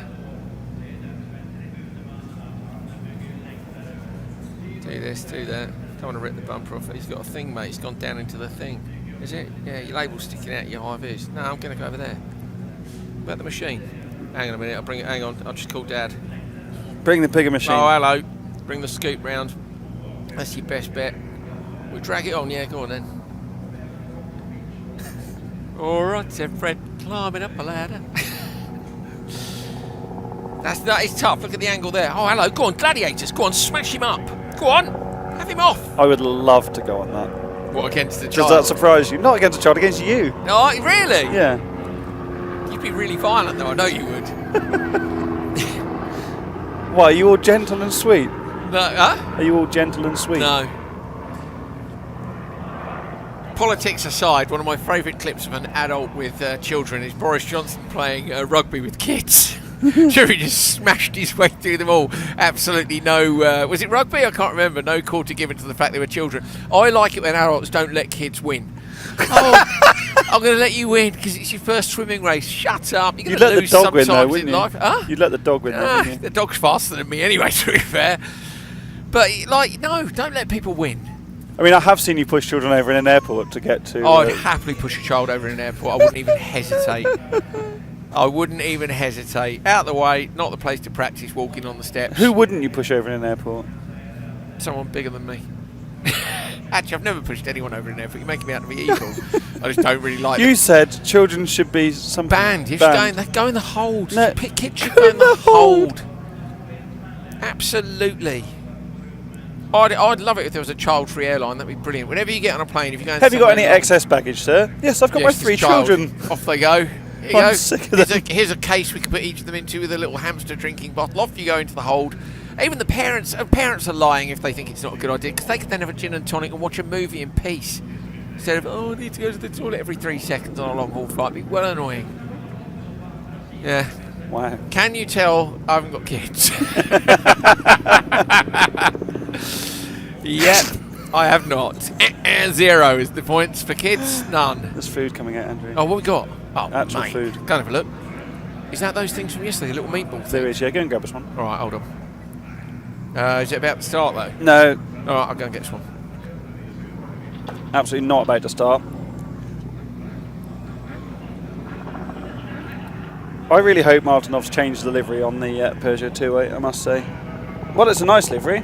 Andy Scott should be commended on how nice it is. It's a bit overused now. And I like a new look, I have to say. You can't really see it on the shot there, but... Right, I'm about to leave RallyX forever because in the truck in Stockholm they're playing a chewing noise in my ears and I don't wish to hear that ever again.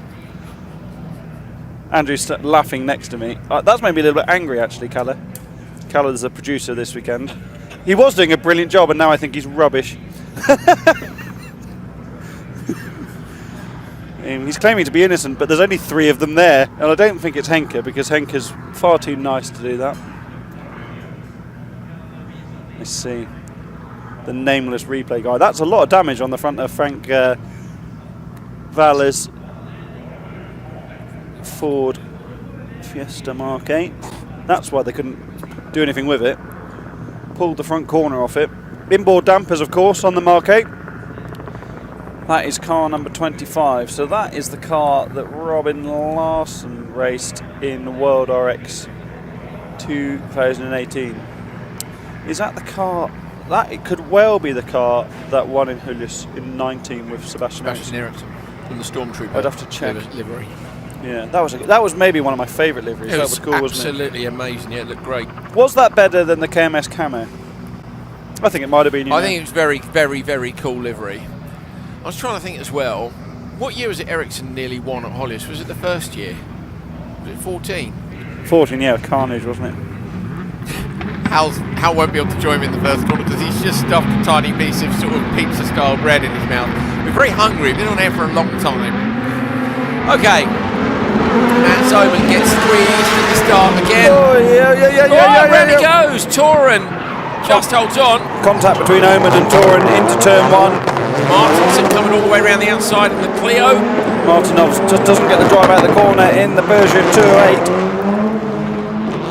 Rainis Nittis will be busy looking at that one, I think, in the run down to turn 1. Really, I think Matt should have come out the throttle if he could have done, because he was already turning Daniel around. They were side by side, and ultimately Terenz lost out badly there. We'll have a good chat with Rainis about all the decisions. So there is a plan for us to have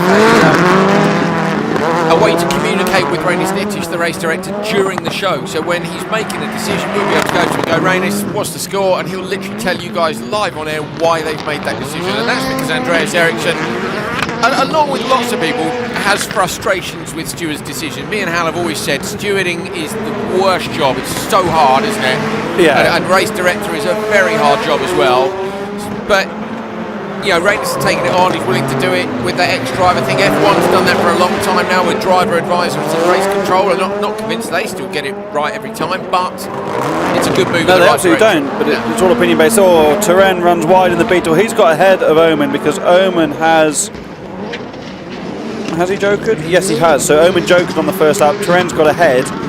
This could be feisty, couldn't it? Let's stick with this little battle for a while because Terenz might feel a little aggrieved about what happened in the run down to the first corner in the Eklund Motorsport Beetle.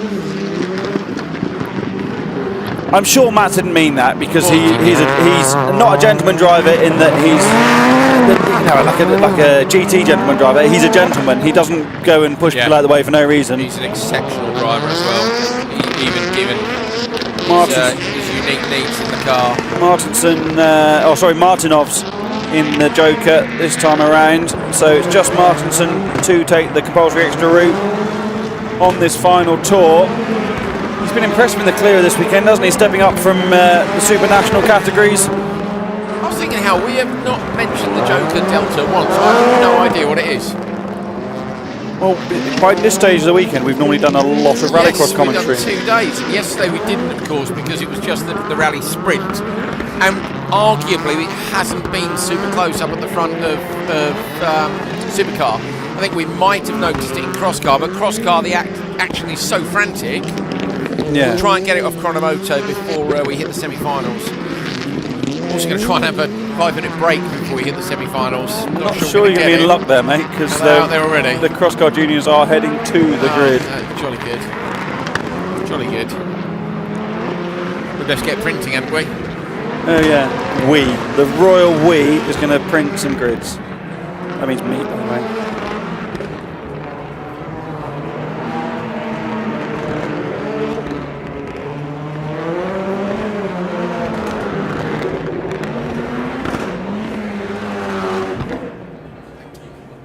Right, so we're going to have a little track maintenance session in between the final Supercar race, which you've just seen, and Crosscar Junior as well.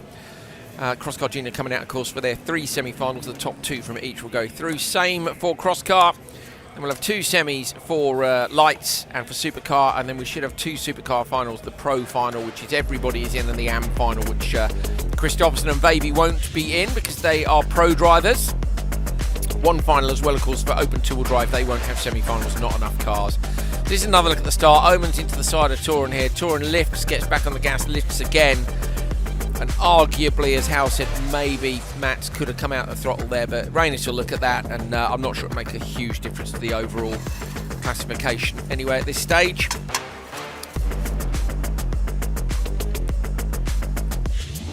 Philip Martinson in the Clio, 5-cylinder Clio. Who used to run the 5-cylinder, Hal? I love that noise. Wolfertson instigated it. Mats Leeson raced it in Euro RX. I love that Anders Carlson noise. did have it as 5 cylinders. There we go. Philip Martinson takes the final race with 3 minutes, 0.212. But Johan Kristoffersson, 2:50.6, fastest time of the weekend to win that final qualifying session and take the TQ in Open 4-wheel drive. What are you looking for, Hal? The printer paper. The printer's about to print, and then it's all going to get blown around. So I'm just monitoring the situation. So first world problems from myself, Andrew Coley, and Hal Ridge. Thank you very much for watching. We've got just 1 session left to come, which is the semi-finals and the finals. We should be back in around about, they've said 20 minutes for track maintenance, but apparently they might cut it a bit short. We're looking over our shoulder here, and there's a bunch of dust and stuff going on. They're watering the track. It's going to be a great end to the first weekend of RallyX. So join us in about 15 minutes' time.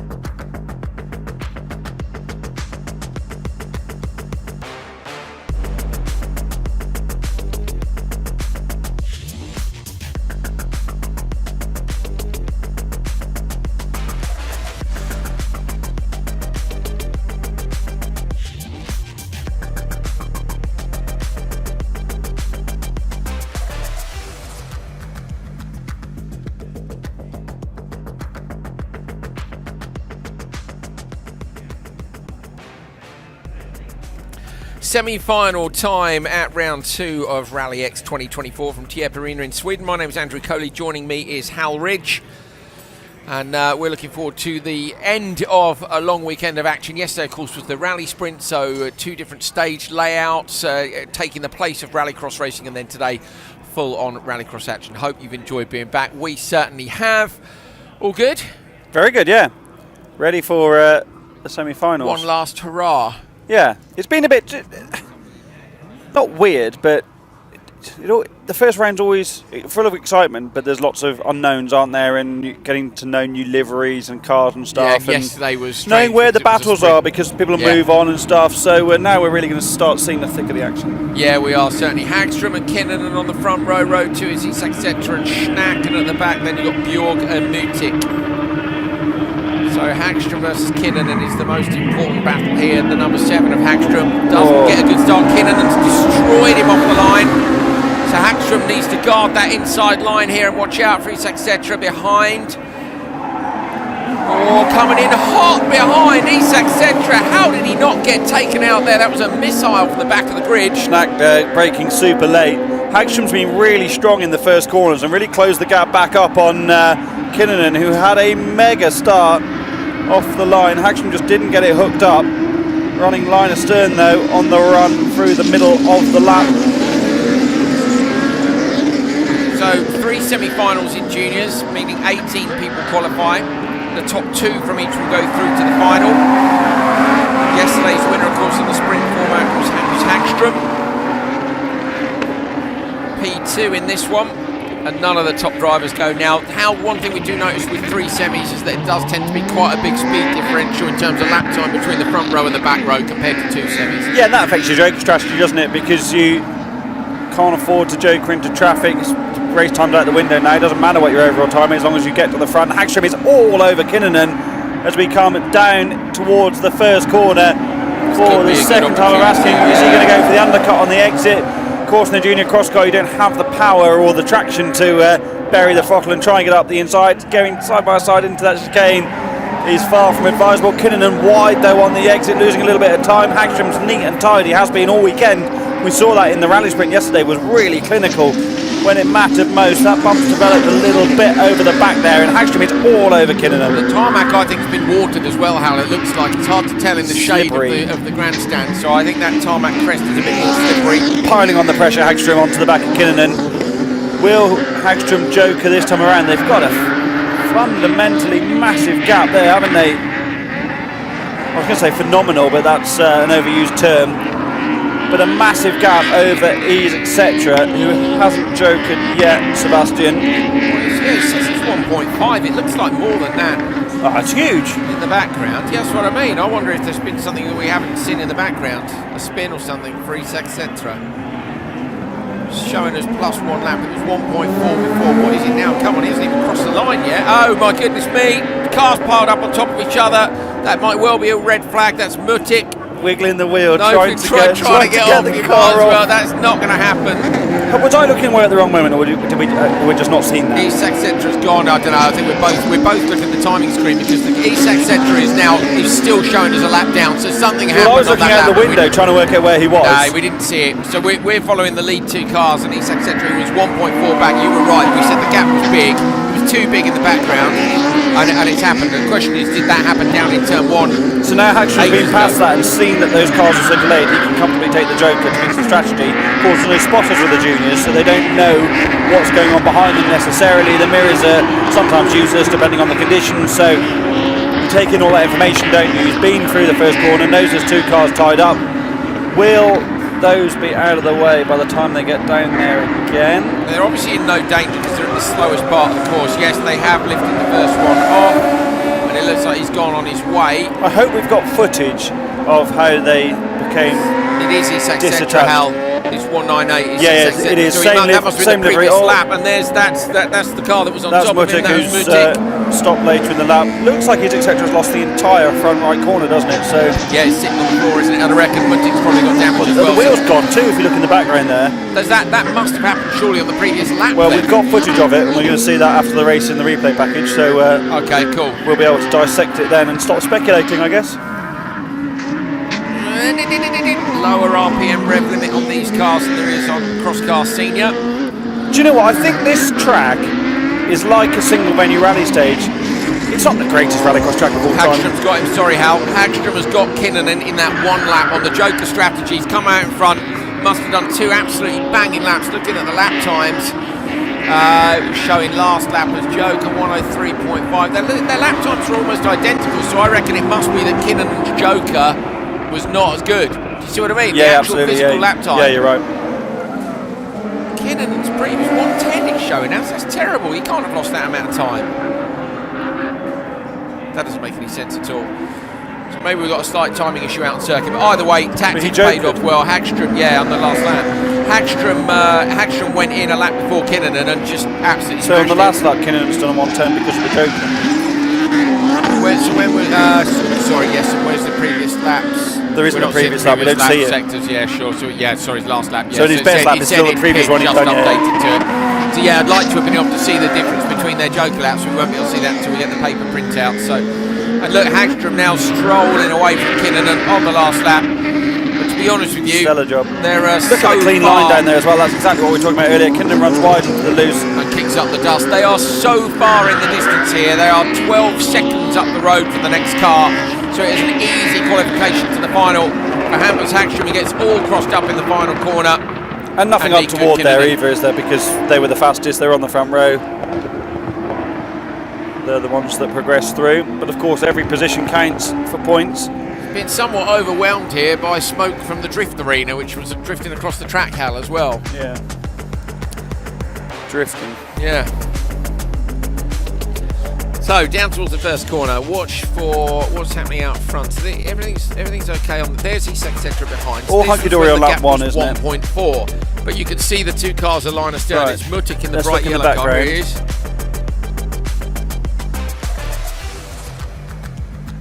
he is. Is etc. spun and what? Now Mutik's. How on earth do they What's go from happened that next? to sitting on top of the car? You're having a laugh.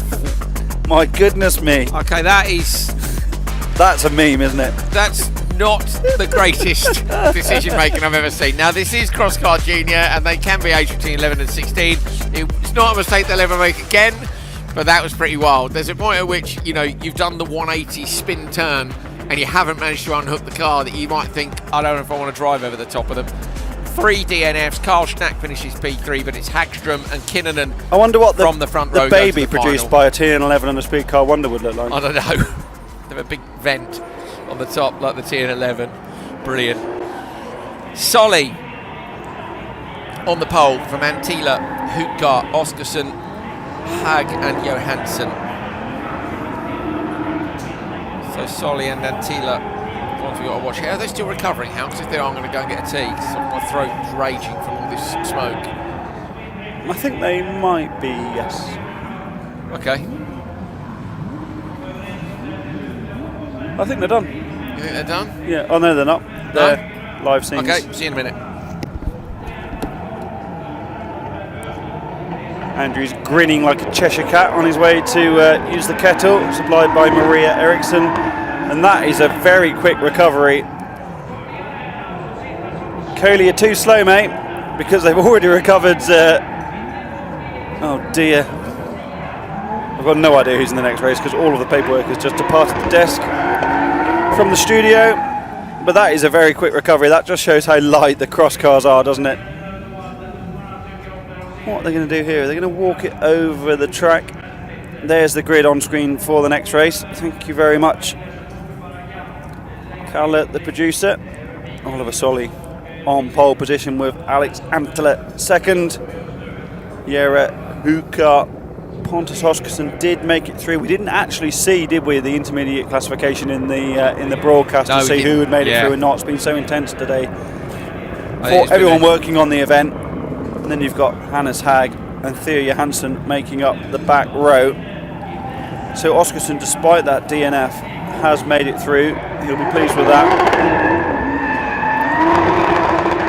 Are we still recovering? Very impressively, they picked up the TN11 at the front and wheeled it off. Over the thing. Oh, hello. This was the standings. Ah, hey, Joel. Joel Christopherson's just walked in, so we'll give him a headset. We'll switch him on, and then we'll have a chat with him. Get everything untangled. Hello, mate. How are you? Hello. You good? Yeah. What's going on? Going and watch my juniors here, but then I saw you were so alone here, so maybe join you instead. But you're all heart.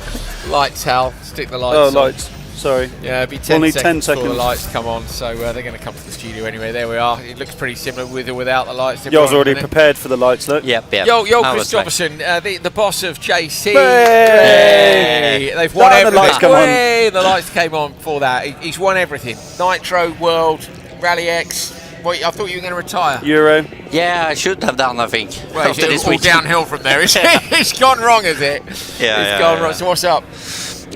Tough weekend for us. We have a sick driver. Jens got some illness already last night, but Do we need to No. give a bit of space? I have hold the space to him. So You're it's, keeping him away from me. Yeah. So unfortunately, we need to withdraw that.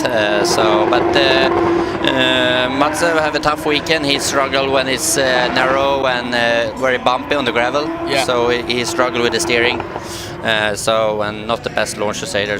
But do some more testing before Kouvola and come back. But Okay. we have a good weekend with Lucas and also with the juniors. So looking forward for this. So it will be interesting. See the semis now. Here we go then, Solly on the pole, left-hand side of the 195. That is an absolute banger of a start. He's so far in front. Antila in the 48. The black edge competition, the square colour car. Hukar comes in like a missile from the back, fires 4 of the cars out wide, and that has given an enormous advantage to Solly out front, and whichever of the other cars it was, Hal, that made it through. Rika Hukar had made a massive lunge in the last of the cross car races in Q3, but got it done, got it stopped in time. Jera Hukar just a little bit optimistic there on the brakes, carried way too much speed in, and has now also lost out because clearly there's damage to the car, isn't it? That's true. So what? Who are you running? We're waiting Arvid Karlsson. He's P3 now in semi-free. And then also Carl Svedlund, that was P4 yesterday. So had a tough day today. He had a problem with the gearbox on the Q1, so unfortunately we couldn't make the semis. But it's so tight. I mean, we stepped back from juniors for a year, but it's so nice to be back. I mean, it's so fun to work with these young guys. I was going to say, do you enjoy coaching the kids? Yeah, they are so excited. They want everything, so it's great to work with them again. They're not jaded, are they, by a decade in the sport, you know, of all the problems and the politics and what a series is. I want to win. Show me how to win.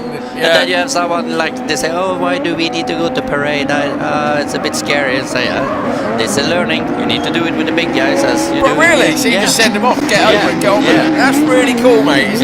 But when they come back, they say it was very cool to see the people, and But it's first time for everyone. I was going to say it's scary, isn't it? But you know, if We've seen such progression, haven't we? I know Oliver Solberg, for example, did cross car very young, but for you, Isaac Rierson did junior cross car. He was stunning in cross car, wasn't he? And then he's done other things, but now gone rallying, driving the Rally 2 Skoda with you this year, and he's doing an amazing job in the Swedish Rally Championship, isn't he? Was stunning on WRC Sweden. It must be so lovely for you to have that progression. Yes, you can go and sign Johan Kristoffersson to win the World Championship with, like you did, but to bring a young guy through each step and see them progress must be an amazing experience. I mean, we have that with Isak and also with Alex Gustafsson. He went for touring car racing last year and doing very well there as well. And then Lucas we brought in 2 years ago. So it's really great fun, and they are so flexible, or would you say it's easy to teach them or help them to do as good as easy to mold. We have 2 driver coaches that help them, and they listen very well, and it's great fun.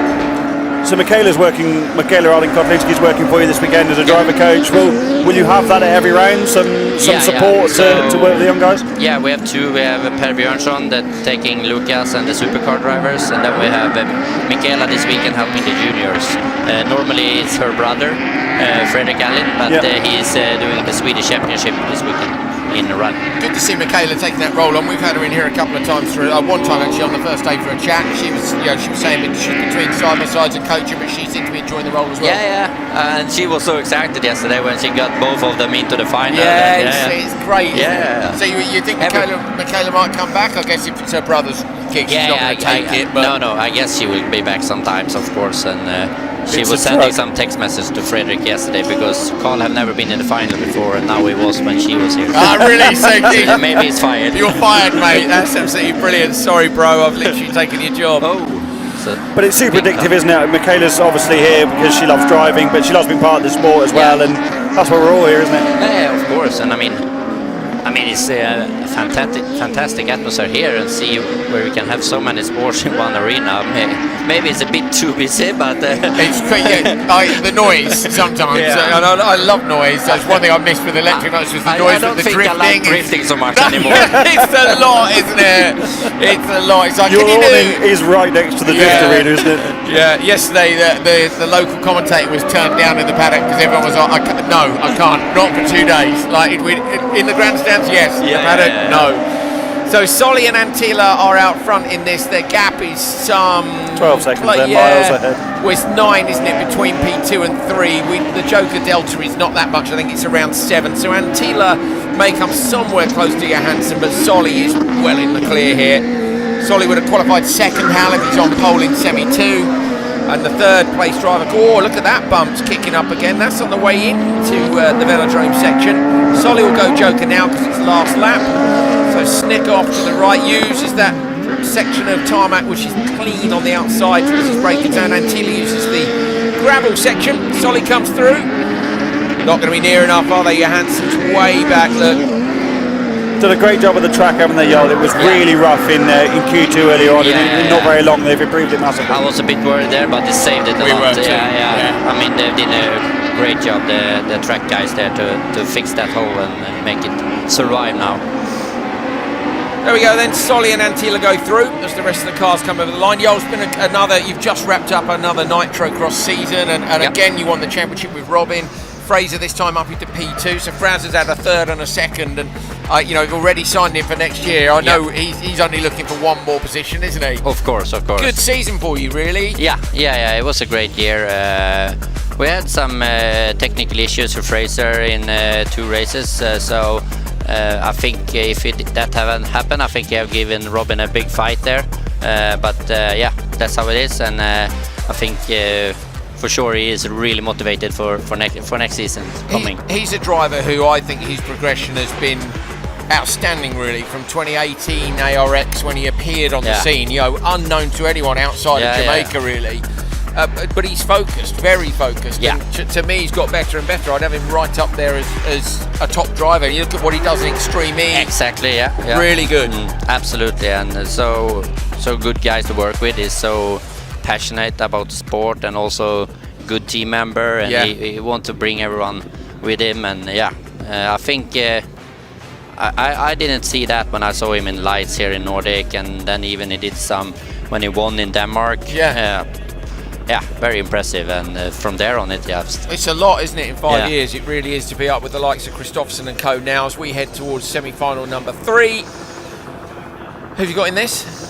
Carlson, 79. Okay, Carlson, 79, middle of the, in between the two.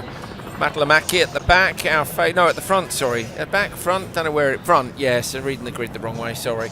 Tierp front row left, Matalamaki front row right. Carlson is in the middle of those two, 1 row back. Then you got Nielsen in the yellow 334, Schnack and Hag at the back.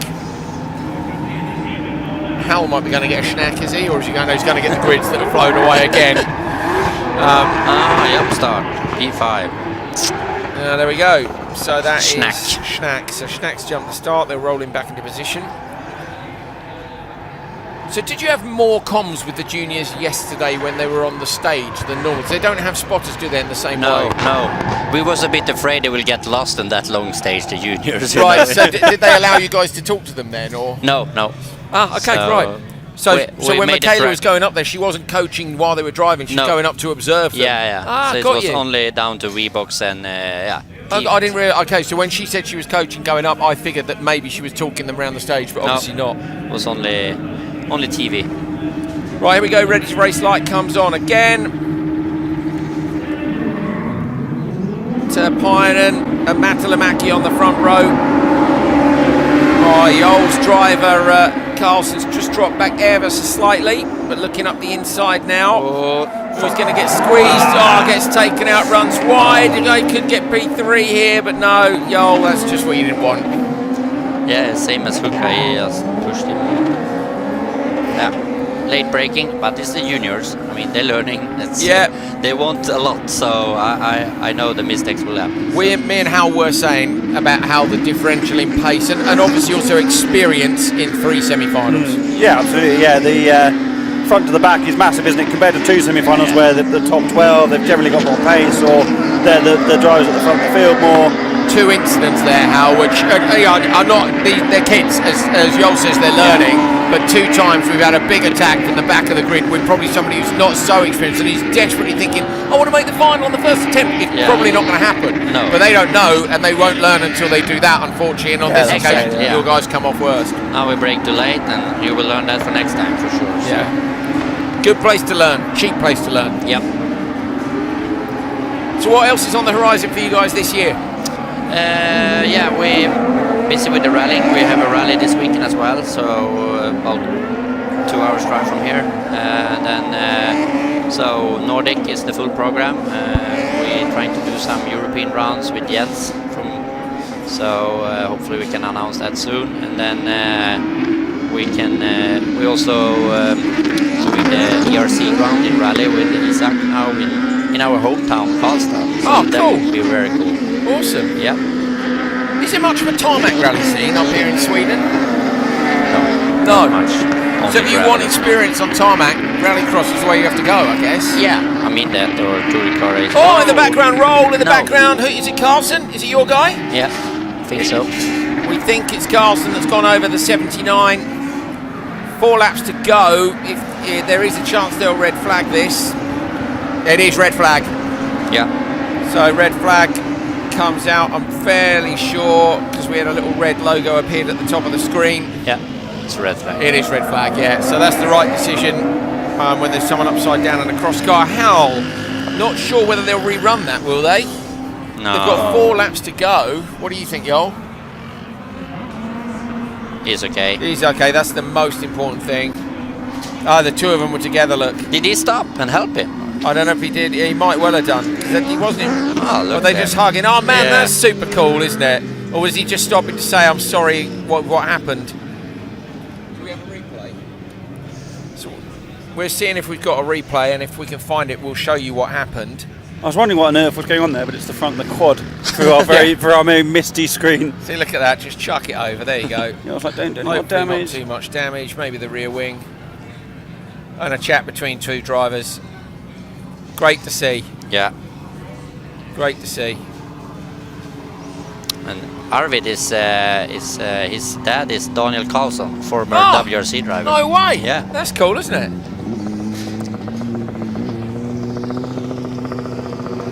Okay, we've got a very brief replay coming up, so let's take a look and see what happened up in the velodrome section.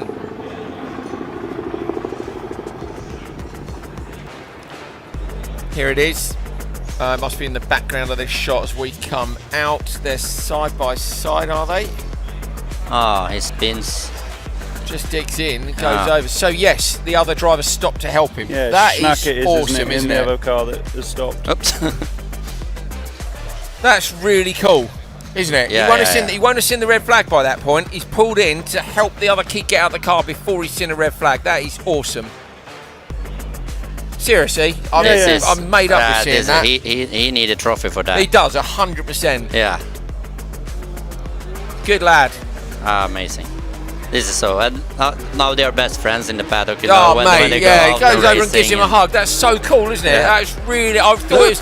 Look at him. Yes.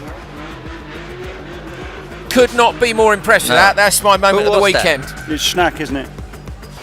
Yeah. That is my moment of the weekend. Well done. Yeah. Actual Schnack. Well done.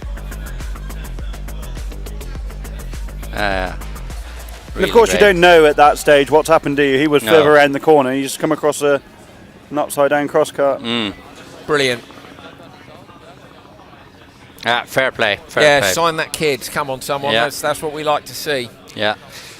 All right. I need to go. Yeah, you're gonna G.I. Joe. What you got? Cross car to fix. Yeah, cross car. Cross car to fix. That's not so hurry, but we have lights coming up. Yeah. So and then Anderson. Where are you gonna go to spot for him or? No, I'm just watching, helping the spotter. All right. Yeah. Go on, crack on. Thank you. Thanks for See coming, you. mate. As Bye. always.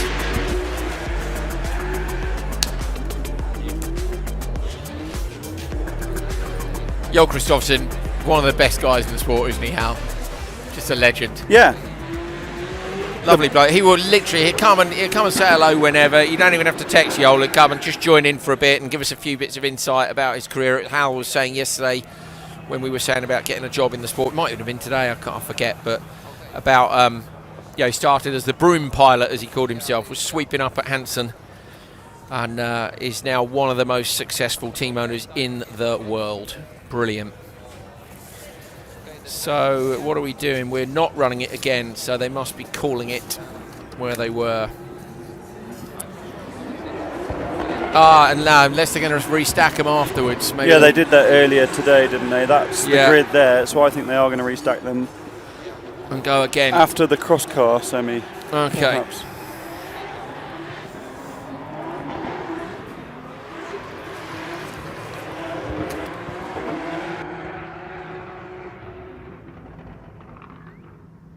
Okay, timing, track, yes, we go.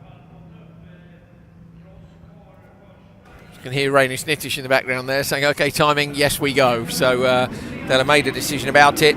So then, this is big pressure for Uniten Julalami on the front row alongside Ugard, Nilsson, Grana, Eganson and Hume. Julalami with a top qualifier in the first time in senior cross kart with the rallycross format. Hume had a hell of a reaction time at the back of the grid, but Julalami's got a good one at the front as well. Hume and Grana trying to come around the outside line. Julalami goes super late and super smooth on the brakes. Oh, outside all the way from Hume. He's on the limiter, can't get through. Side by side now, Ugard hooked up with Robin Grana. Grana side by side with him. Grana goes late. Ugard thinks better of it, slots in behind. Right in behind him is Hume, but out front, Julalami has got the whole shot from the TQ. And crosscar is so competitive that slight bit of over sideways from Hume in the first corner could have cost a place in the final this afternoon. Of course, only 2 drivers from the semi-finals go up with 3 semi-finals in crosscar, just like crosscar junior. And you can really see, I love the transition between crosscar junior and crosscar. So do I. You really see the performance increase. The RPM immediately, can't you? So in the background you can see that Ugard has gone Joker with Nilsson, so they've lost out at the start and have gone Joker straight away. In as tight as they can on the right for Hume, trying to chase down out front. Julalami leading. What's Julalami's gap? Interesting that Ugard went so early and risked the traffic. There was a lot going on behind though, and you don't want to get held up, do you? We know that the speed in particular, I would say this is our most competitive category this year, with the most drivers 100%. Who are fast. Supercar has been it in the past, but I think this year it's going to be cross car senior, I really do. Grana now is the driver looking to close onto the back of a rising star. Julalami, there is Julalami. Look at the sun starting to set. Just around to say that weekend, and that will be really hurting the visibility in different points, especially with the dust. If they don't have any time to manage it through the course of these semis, look at the dust roosting off the back of the speed car. It's so fast down there through that chicane because you'll be full throttle all the way through there. It's a bit of a corner, not enough to slow you down. In the background, who's gone into the judges this time? Eganson, so not going to cover off Ugard. Ugard's got through. What's the gap back to Ugard, Hal? It was 8 seconds from the lead, so this might give us a better idea of what the Joker split is going to be. Best lap of the race so far from Julalami on a 57.2. Did a 57.3 last time around. He's absolutely on a mission. Grana's best lap is a 57.8, so half a second behind. So Julalami is just edging away out front. Grana's got 7.4 over Ugard. That's a gap we need to watch as well. And then it's a further 2 point. Yeah, sorry.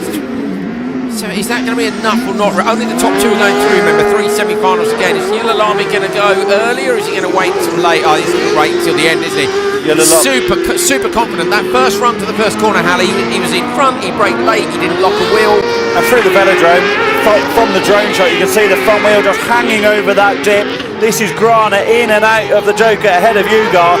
Grana really capitalised in turn 1, has got in and out of the extra route. So it was 7.4 was the gap. When they come over the line this time round, that'll give us a good idea of what the Joker Delta was.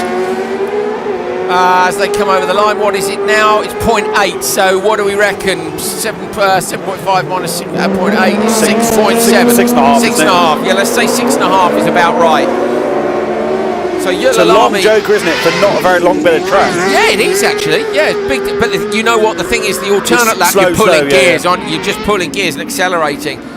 Watch the front inside wheel there. If we see it, just hanging the wheel, so it's in the air over the drop. So it's beautiful car control. Yeah, he's going in with a lap to go. I'm standing here grinning from ear to ear because this is what I love to see. This is a kid who's made the step up and he's smashing it. It's got another race to go. This will be Yulalami's first experience with a spotter as well in RallyX, so that makes a massive difference. Yeah. In the juniors, you don't have the spotter, you've got to manage the strategy yourself.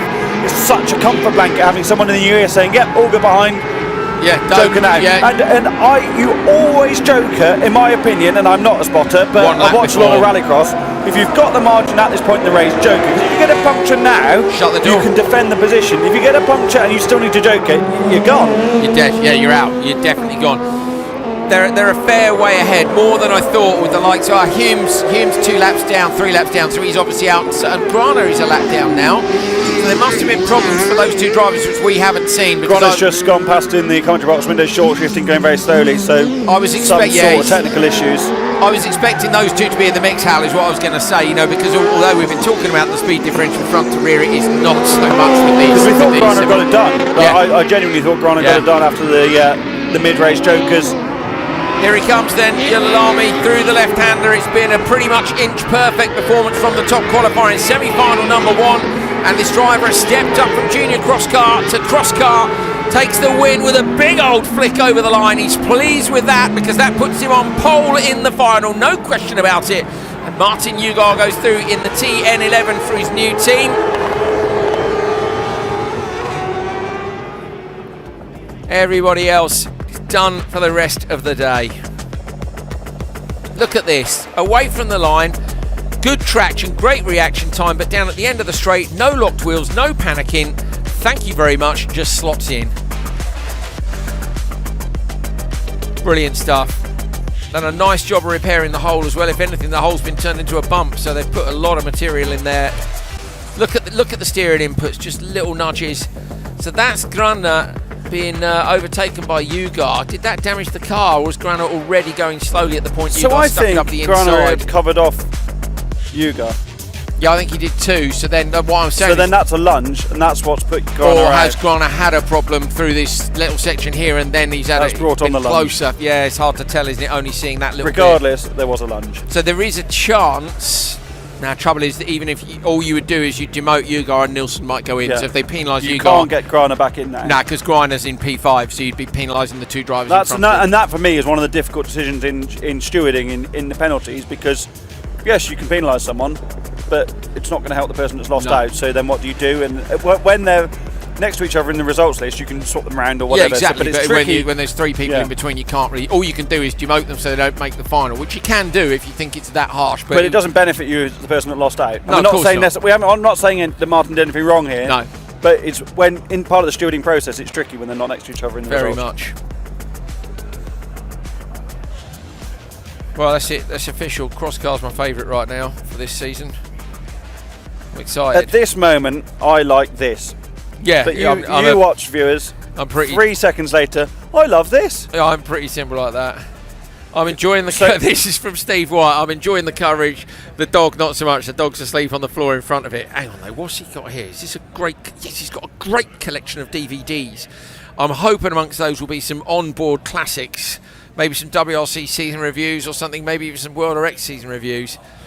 But I very much approve, Steve. I've still got a load of DVDs under the spare room bed. I can't get rid of them. I've got like Loeb on board from Donegal and Chris Meek on board in the Super 1600 C2. It's just not the sort of stuff that is on YouTube. It's just not there.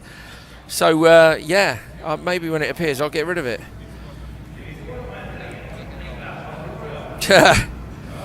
So, by the way, here we go. We got one from Dan. Hang on a minute. This is Dan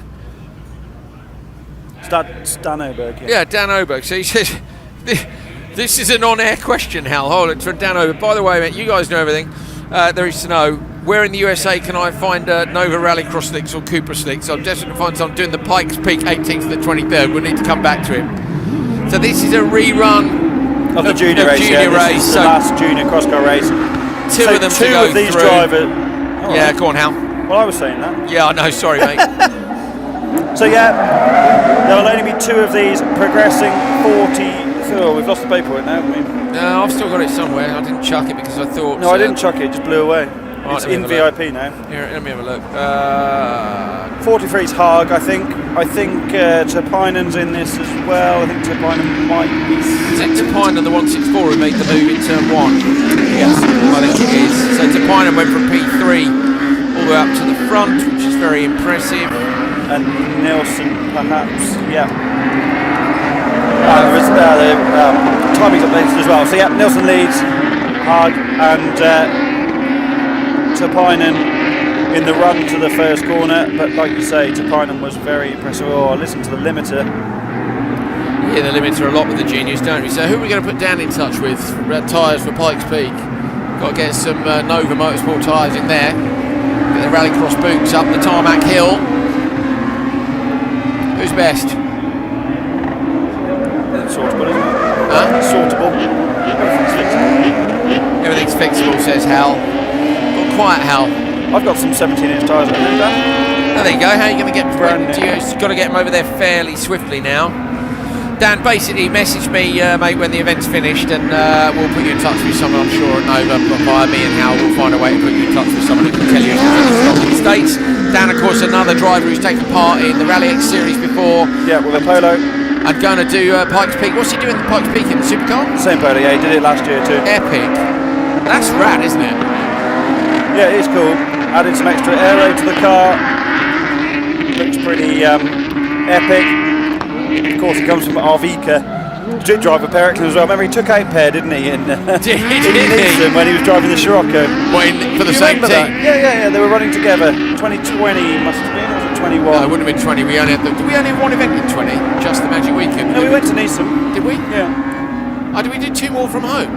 We did Arvika from home, and there was something else. So there was a full season? Yeah, in my head I just had it. Did we start with the Magic Weekend? We did. Yeah. And we ended in Nielsen, I think. Was Neil there? Was that who drove the car into the studio? Or that sounds like a terrible crash.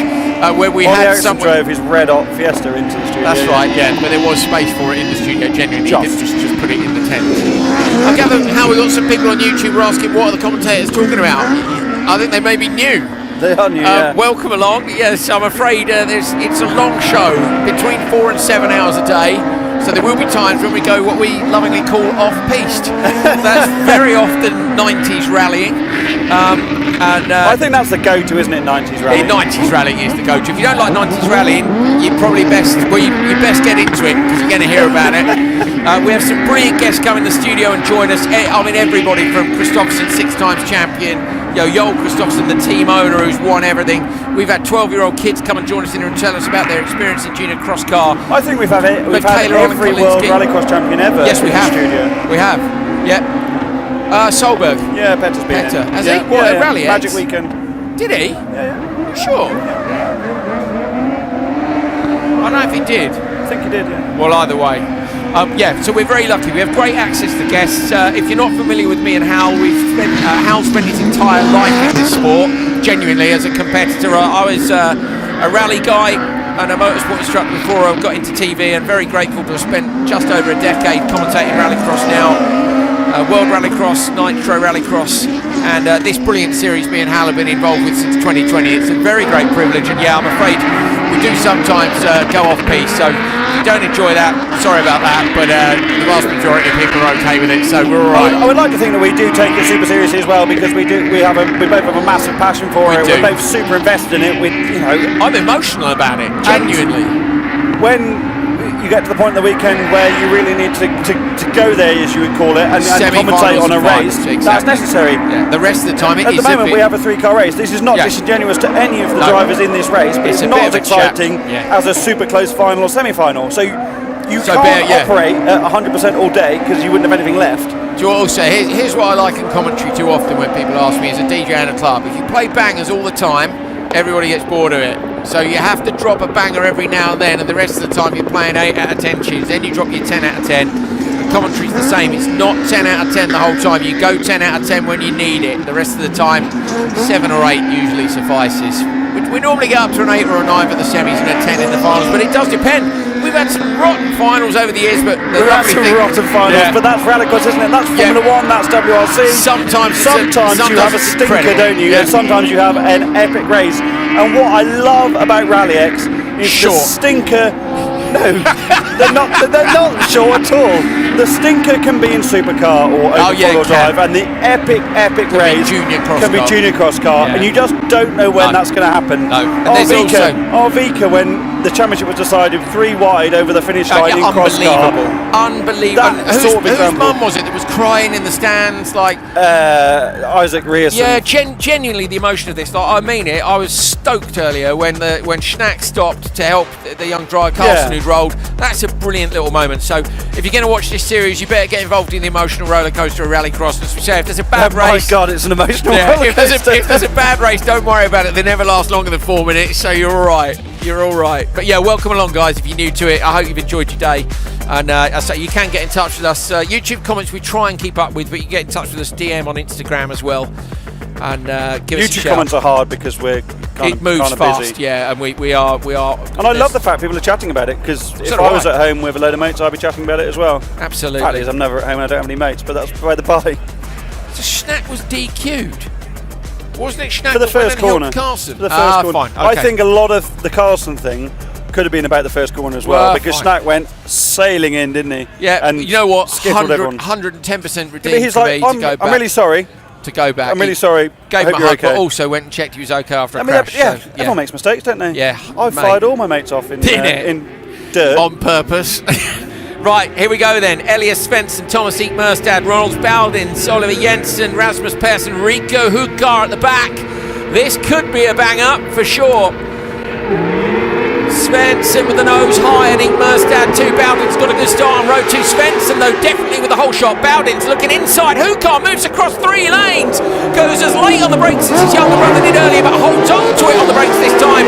Baldins keeps the door shut. Eek-Mørstad drops in behind Hukar, and it is Svensson who leads. Very clean start there. Baldins carried so much pace through the first corner. You've got to be so reliant on not locking wheels, haven't you, when you bury the throttle mid-corner for the drive out. Hukar just had a bit more of an aggressive angle on the way in by being that bit tighter, lost out a little bit. Now they all bunch up.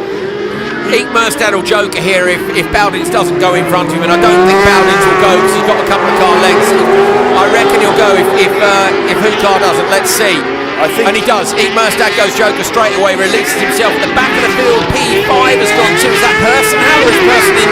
No, this is Persson. Jensen. So that's also perfect, because I would say, and this is not unfair, it's the one driver Jensen. He's the one driver we don't really know the pace. He might have an amazing year, I'm not saying he won't, but we don't really know where his pace is compared to the other 5 in this field. So perfect for Eek-Mørstad, and we know how good Eek-Mørstad can be. Remember in Norway last year, he was racing the supercar and the cross car on the same weekend. All these drivers are so experienced at this discipline. Cross cars are getting bigger in the UK in the BTRD Club British Championship. It's been introduced to the 5 Nations series to race along 5 Nations, the RX 150 category in 5 Nations. Do they run together in terms of championship? No, different points. Right, okay, so they have set, because I was going to say, is there a balance in performance? Because obviously the cars are quite different.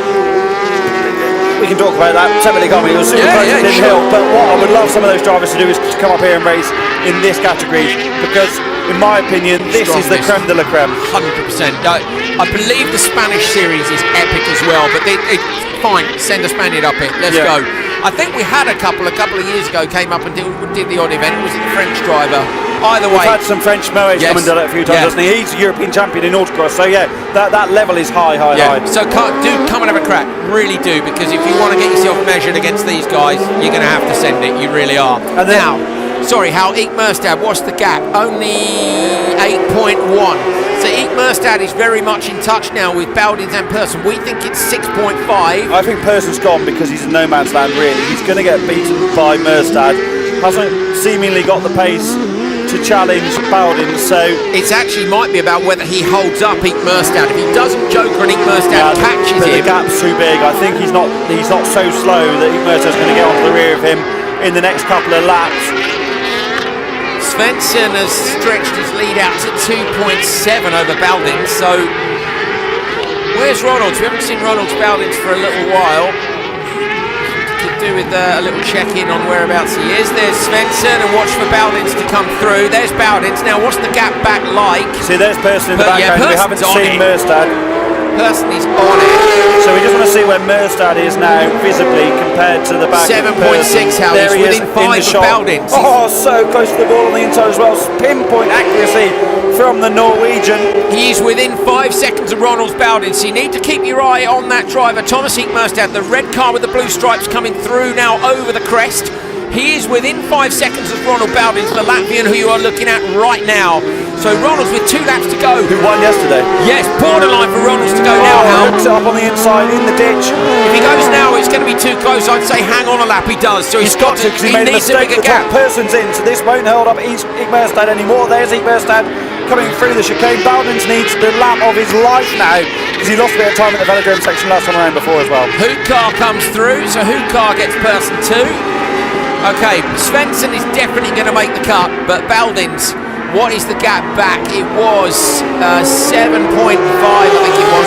The gap was 5 between them. Here comes Eek Murstad. What is it now, Hal? 4.7.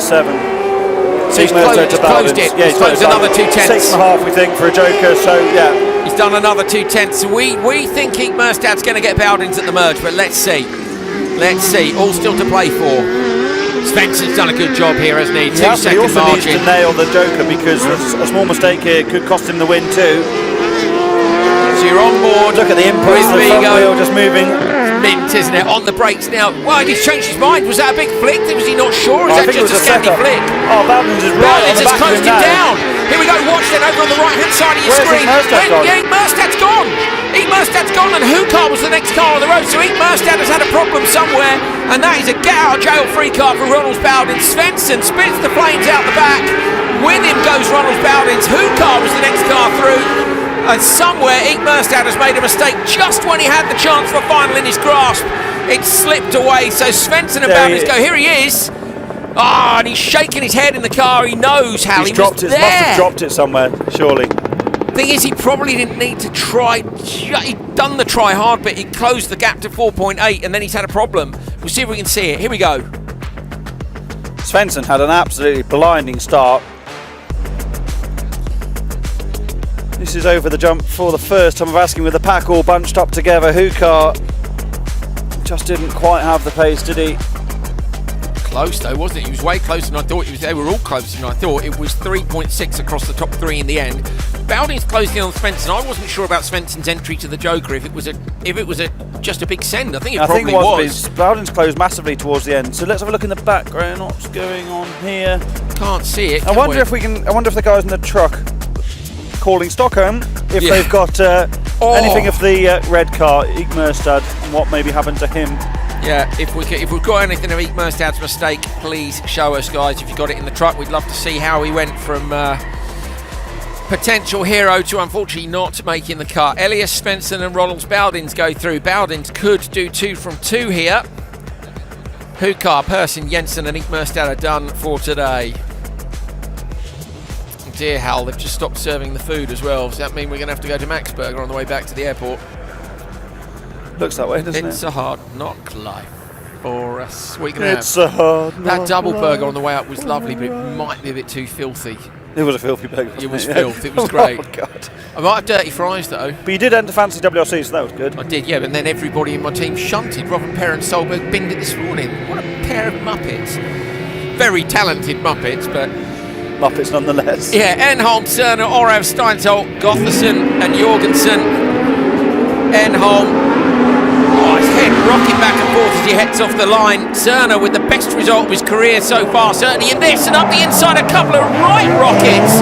That is Gotherson in the yellow 44 and Orav in the 70, the green car. That was actually, the others saw them coming. Luckily, that was pretty well executed. It was, yeah. The big lunge on the brakes, so everyone gets out of the way, and it worked a treat. Was it Ayrton Senna that used to dive in people's mirrors to make them jump out of the way, and it's almost the same thing there, isn't it? Oh, and Ora's run wide. Goffson looks to the inside, but there isn't really room there because the track comes back to the right-hand side. Is Enholm? I thought Enholm had gone 5th when he happened. He's 3rd, is Enholm's 3rd, yeah. Yeah, he's 3rd. So who's going to go joker here? Enholm doesn't. Enholm stays out. In the background, you can see that we've got Zerner's gone. Yeah, Zerner as well got totally marked. Zerner was on the front row, wasn't he? Really not ideal for the Pace Motorsport driver. Look at Orav, fellow Estonian, absolutely sending it out of what is the final corner. I'm loving the green. I don't like the black bonnet. I'd like that to be green too.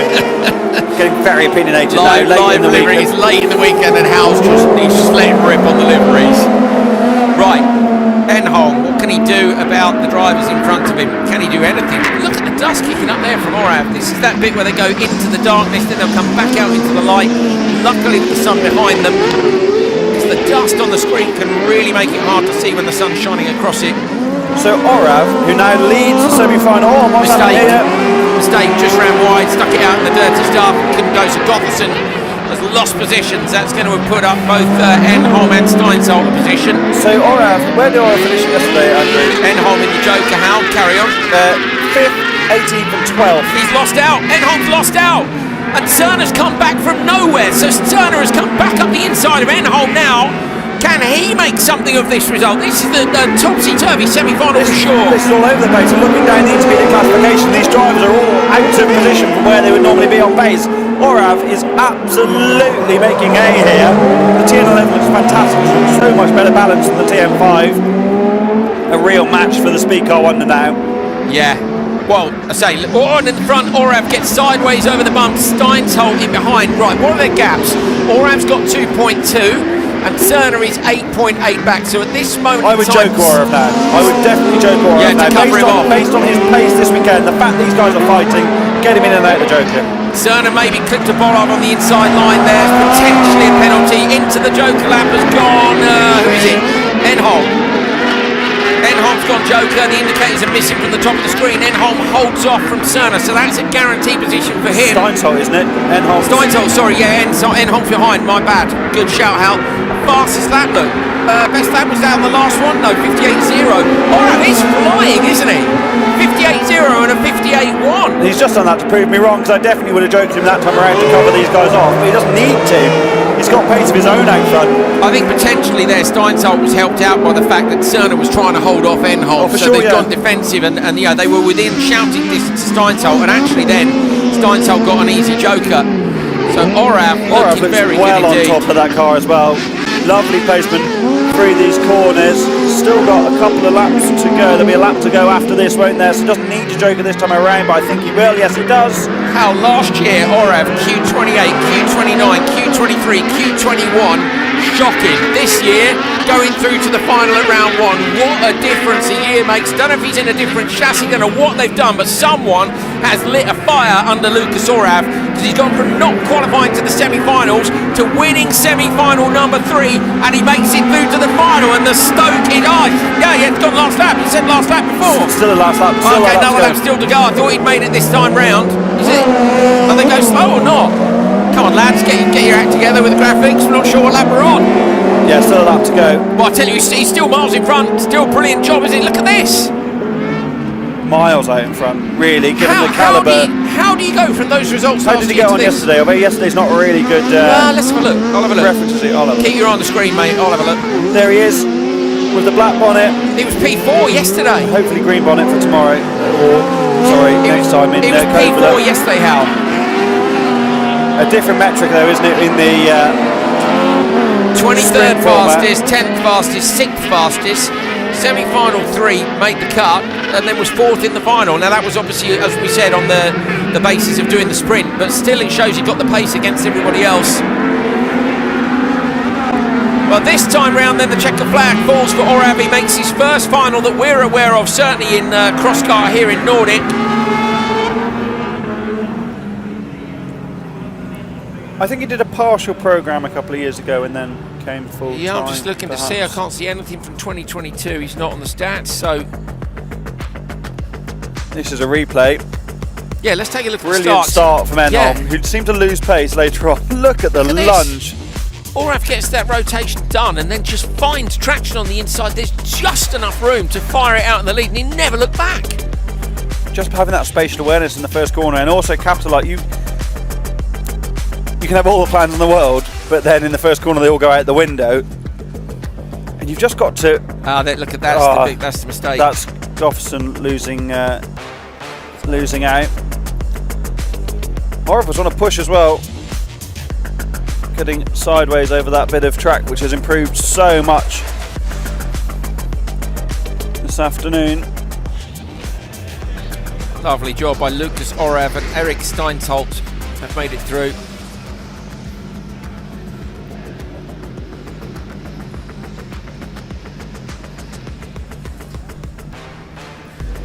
We'll take a break, mate.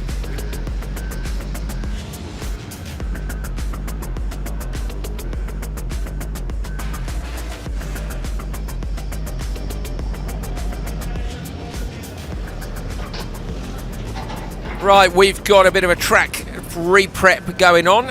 As you can see, they're out there watering and sticking gravel down, rolling and sweeping to get ourselves ready for the remainder of the semi-finals. Quite a late break in the proceedings, but we'll be back with Supercar Lights and Supercar for the semi-finals, and then heading into the finals after that. So stay with us, we'll be back soon.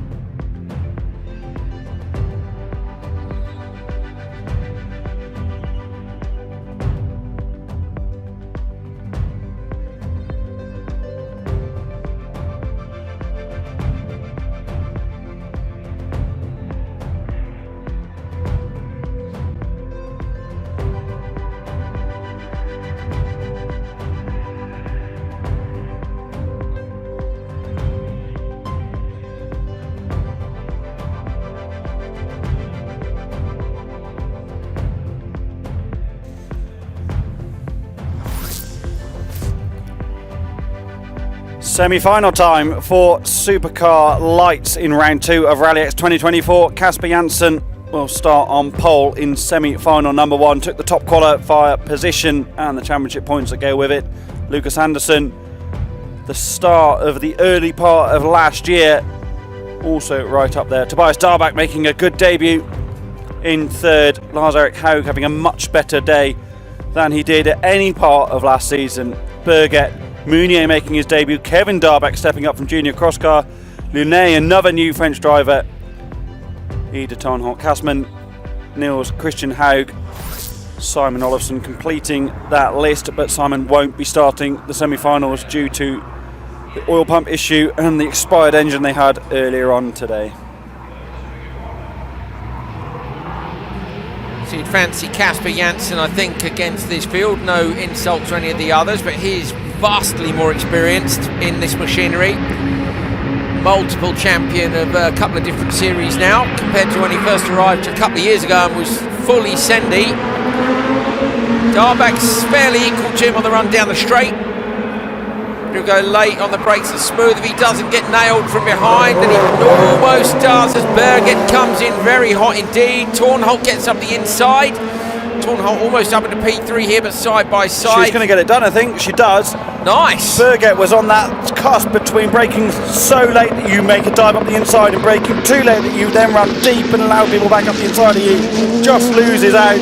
Kasper Janssen, though, how good is he in a Supercar Lights? I don't know if he's quite up there yet with the Ollie Ericssons and Cyril Ramonds and the drivers that really dominated this category, but he's pretty close if he's not, because some of his performance, especially in America, have been absolutely stunning, haven't they, in the Nitrocross series? Yes. And he came into this as not a rounded rallycross driver. He came into this totally wild. We found it hilarious how committed he was, and he's just changed his style so much to be really at one with his Supercar Lights machine. And how many times have we seen a driver get their style polished by this machinery, Hal? I think that's the success of the decade, 12-year-old, I think it is now, cars. You know, what are the 54 of them that have been made, and look at the names that come through. You just named half of them, but there's a bunch more. The point being that if you're too wild, then sometimes you can't get on with it. And he's managed to change his style to be neat enough to execute amazingly. And fair play. I mean, you've got Kevin Hansen, Kevin Eriksson, Ollie Eriksson, Cyril Raymond, say not really in rallycross anymore. In America, Conor Martell. You've got Fraser McConnell. They both came up through it too. There's a number of drivers in America who've departed rallycross who would be able to compete at a high level. There's Thomas Brinterson. All of these successful names have had a dabble at it at one time or another. Early on, Andreas Backwood was racing in America, Eric Fahren.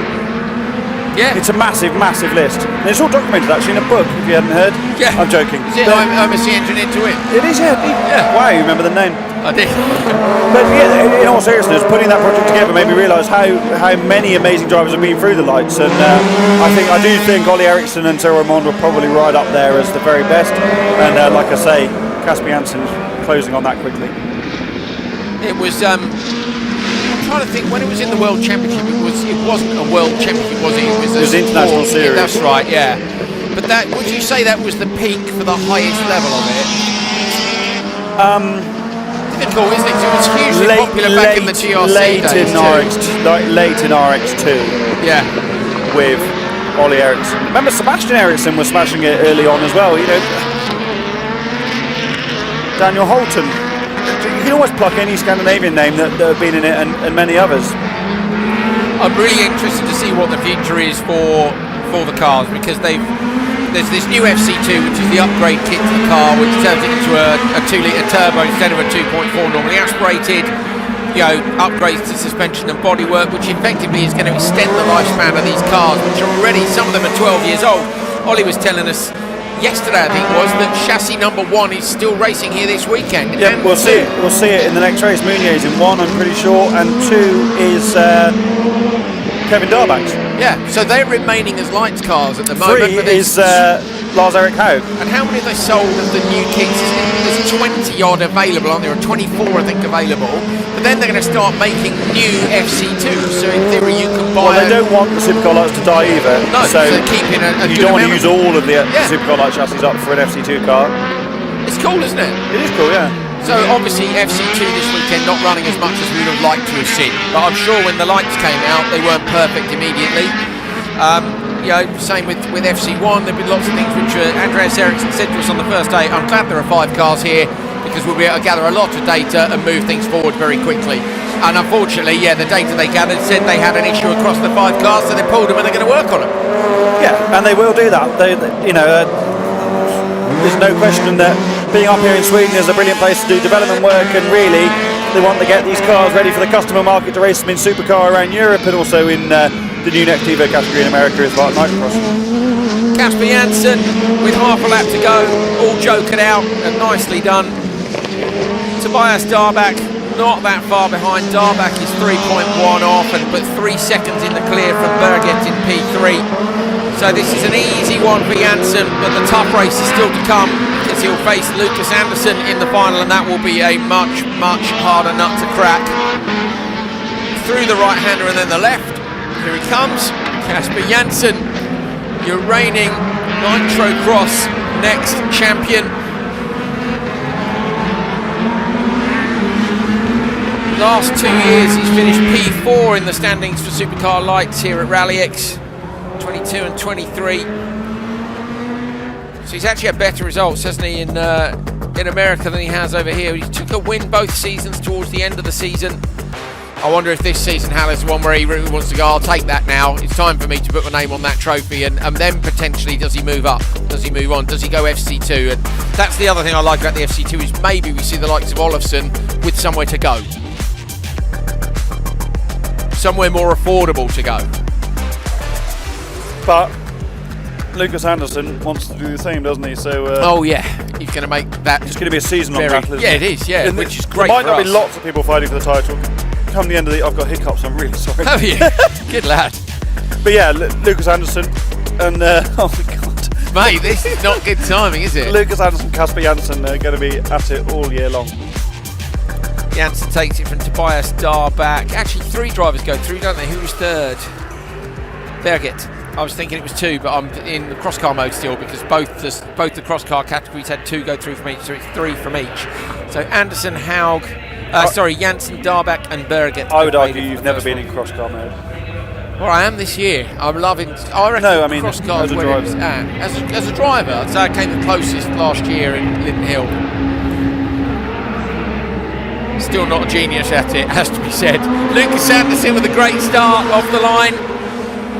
Want to keep it clean. I hope nobody does anything too crazy behind them. The 2 French drivers coming in hot as I say that. They get collected round the outside. Mounier gets away with it, holds on to P2. Launay, I think it is, has dropped down into P4. And Anderson is away. Optimistic from Mounier, I think, into the first corner with the late. Oh my goodness, hiccups. With the late braking. Which of the Haugs is that? I think that's Lars Erik Haug in third. Nils Christian Haug joined us for the first time last year. Hard to see the numbers. We should ask for luminous yellow numbers on all cars, shouldn't we? It's easier to read. Yeah. When we've got 2 Haugs in the same race. It is Lars Erik in chassis number 3. So Mounier, Launay goes Joker, isn't it? Yeah, Launay. Yeah. I wonder if he's got I wonder a lot of if understeer there. Loads of understeer. I wonder if the suspension might be bent from that first corner contact, Hal, because that did not turn in, did it? Maybe not. It's hard to tell. Could have just come in a tiny bit too hot, and then if you get into the throttle and don't get out of it, it will just be terminal understeer the whole way through. You can invoke understeer quite easily in a lights car, can't you? And yes. Certainly with how good these tyres are, it's quite hard to get them to brake traction. What is that noise? Someone's got something stuck in a brake disc there, haven't they? What is a firework?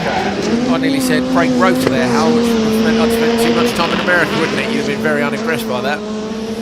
Anderson, a little kick on the rear, sticks the wheel in the ditch, comes out of it nicely. Janssen's time was a 5:06.4. So I suppose that would be a good indicator. Maybe you're right, is it fireworks? It kind of sounds like it. Do you hear it? I'm unlikely to be right. I don't know. It could be tinnitus, to be honest. Also had a decade of tinnitus. I wonder if the rallycross and the tinnitus are linked in any way. Who Not knows? anymore. No, not anymore, sadly. Oh, one of the Hags stopped. That is... I just looked at the graphics which just show the name Haug. Niels Christian Haug. Well, there's only one Haug on the graphic. I know. We've lost a Haug off the graphics anyway. So Niels Christian has stopped. This is another fairly exuberant ride from Lucas Anderson, but he is a substantial way up the road from young French driver Julien Meunier. Meunier coming to the Joker. Races a... might lose out here, Hal. Nah. Lornay's got a lot more speed coming down here. No, you're right, there he's in front. 3 laps to go. Jokers are done for half the field that's still circulating. Both the French drivers.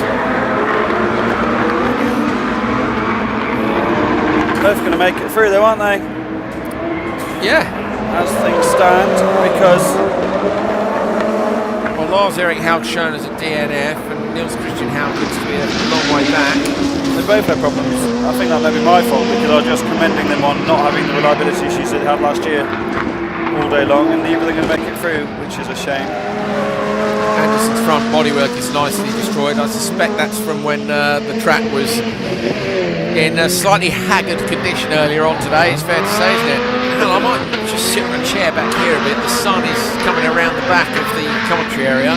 It's gone cold, isn't it? Yeah, slightly too far away from the screen to see it, which is, some would argue, won't hamper my job whatsoever. Is that all your grids that have just blown away? A few of them, yeah. Is that something we actually need?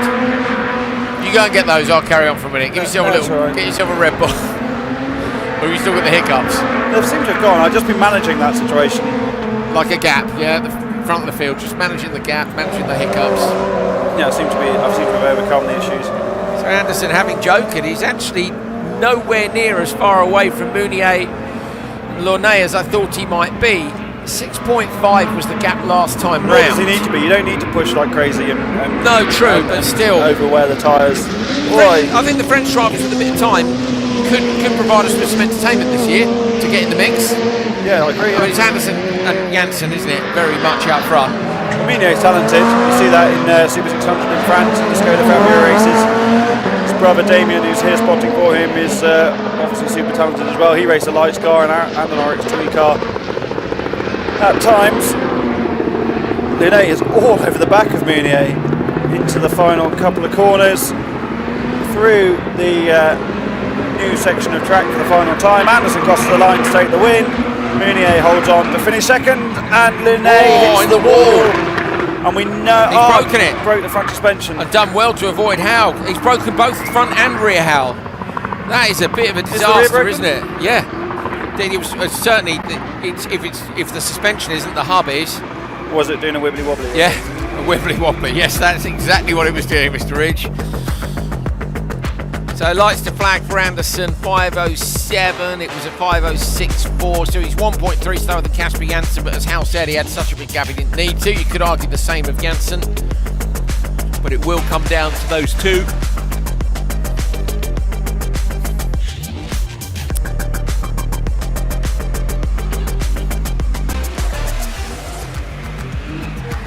Oh, the French driver was gutted about that. It's a big bill right at the end of the weekend that you didn't need, and they've got to try and fix it in time for the final, which could be a tight one, to be fair. But they are running with Ermessy.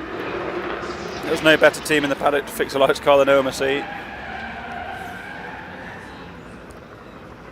Lucas Anderson, Julien Meunier, Marcel Launay qualify. You had lunch with the Launay family, didn't you? I did. They're really nice. We were using Google Translate a little bit, but I thought it was nice to welcome them to the series. I actually wanted to talk to them about the livery, the St Mary Glees livery. But I guess that's quite tricky. It transpired that was going to be tough with Google Translate. It was going to be a laborious process, so I sacked it. There'll be time. There will. Hopefully they'll stick around for a while. Right, what have we got left, I think? Just open four-wheel drive semi-finals still to come. Right, you have another look at these replays. We'll be back shortly.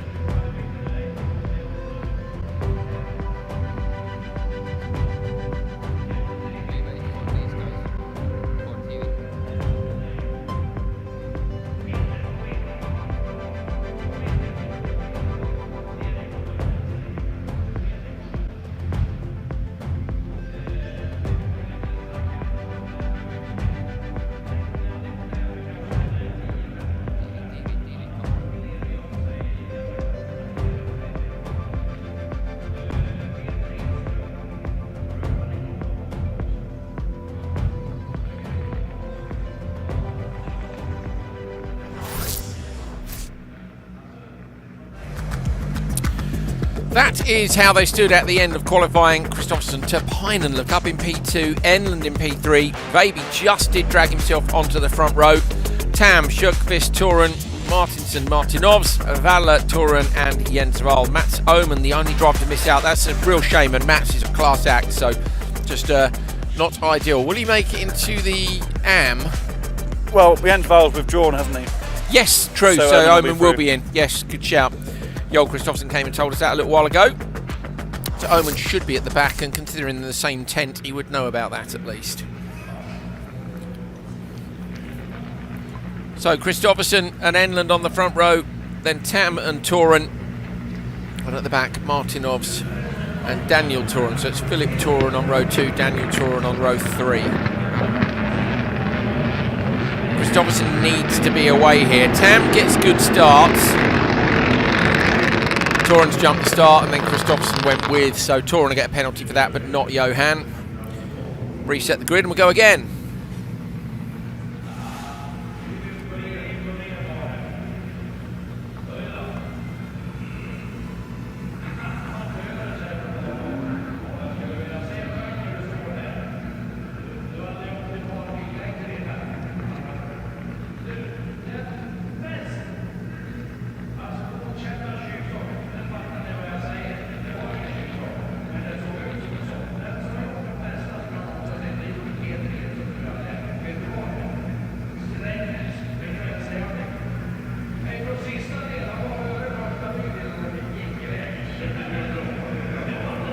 Okay, now this time we get a thumbs up. That should be a penalty joker lap for Toren in P4 on the grid. Philip Toren, the yellow and grey beetle. Ready to race light comes on and goes off. There's the green. Kristoffersson with a strong start. Enlund's got a good start alongside too. Daniel Toren, I thought got a good start there from the back row of the grid, but too early on the brakes. Enlund's going to hold P2. Maiko Tam P3. Toren and Martinovs as they head off up the straight for the first time. Kristoffersson out front, where we expect him to be. Hal, he's got to get there, and then I reckon it'll be him and probably Vaby on the front row in the final. A variety of experiences and executions there of the first corner, wasn't it? And I think Enlund really showed his class and his experience of both racing a supercar lights car, but also driving a high-powered car in a Rally 2 car in sprints and hill climbs, even though it's his supercar debut weekend. Did a good job there to get clear of Tam and the two Torens. Kristoffersson, though, in a class of his own. I just asked one of the mechanics if they consider tying his legs together just for the afternoon to make things potentially a little more interesting, because he lining up a bit, yeah. Yeah, he is just. Oh, and Enlund's got an issue going slowly towards the end of the lap. Oh, he's pulled the front right wheel off. I can see out of the commentary box window. Oh, he's nudged into the wall on the outside. What a shame. He nearly got connected there as well, Hal. So that is a great shame for Enlund. What a shame for Martin Enlund. After what's been a been really one of good the stars of the weekend for me, definitely. Hasn't he? But he needs to get it fixed so he can be in the Supercar AM final. He's not in the Pro final, forget it. But he'll really want to win the AM Championship this year. But how many AM drivers are there? Enough for a final. Yeah, but I think there's 8. In which case he might not make the cut. The final's already decided on the intermediate. It is, right, okay, good stuff. I was thinking it was based on the results of the semis. Remember a couple of times last year, Victor Franks would retire from the semi-final in the Pro and then make it back out in the AM final. Yeah, so he will need to go, and he'll want to get that fixed ASAP, won't he? It's a bit of a battle raging at the back there. Say the second Toren's got to do another joker. Oh, gutted. Too late. Late decisions like that cost you a lot of time. It's still the right thing not to go in with him, but I don't know at that stage. Go in and make the move. Back yourself to make the move. Yeah, especially if you've got he's got 2 jokers to do anyway. But especially with the experience he's got compared to Martinovs in the RS3 class from last year. Okay, he's new to the supercar, he's done some testing. Back yourself, follow him in, get the move done. Still a supercar light parked out there on track. That was the one we were looking at a minute ago and wondering why we were restarting the race. But out of harm's way though, isn't it? Yes, absolutely. How many emails do you reckon it took to get Red Bull to sign off a black logo? A lot. Exactly.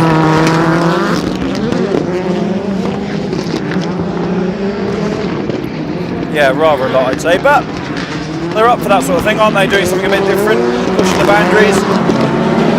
I like it. I don't think I'd like to see it all the time, but I do like it. No, it's very cool. As an alternative. Johan Kristoffersen is absolutely miles out in front. I'm just trying. How many times has he won this series, Hal? Is it twice or is it 3 times now? No, he didn't win it in 22, did he? Nicholas won it in 22. Yeah, he won it in 23. Who won in 20? Ollie Eriksson. 21, Johan. 22. Nicholas. 23, Johan. So it's 3 times. Can't remember. No, twice. The trouble is he's won so much, so often, hasn't he? I'm rather looking forward to the final. I've never heard of the bloke, to be honest. Right. I'm looking forward to the final in Supercar because this is not a challenge, is it, right now? Although Johan will no doubt be challenging himself to best laps, most accuracy, exact same gear change. And then he'll send a video of a video of the V-Box going, oh, look at this. 3 milliseconds difference in this corner, nailed it. Do you reckon I picked the wrong one earlier? And that Yeah, maybe. Yeah, I reckon he was crossed. You? No, I don't think he cares. I actually took a screenshot of it and tried to zoom in on the numbers, but it's too blurry when you zoom in. So yeah, I was wrong. It was maybe not Johan. He sent us a split screen video of the two of them in one particular corner. Which one's me? This Polo looks so good, doesn't it? It does look good. I love seeing a new supercar as well. Just fantastic. I just think the balance looks amazing. Yeah. Looks like it's going exactly where he needed to do. There's no drama at all. It was better for us last year, wasn't it? It was in the Killer Pig. The Killer Pig was harder for him to win with, and that made it, at least he had to really, really try. I'm not saying he's not really trying now. It is Kristoffersen who wins semi-final number 1 and goes straight through to pole in the final. Behind him, what is going on? We haven't seen anyone behind him for ages, and that's because the gap is very, very big indeed.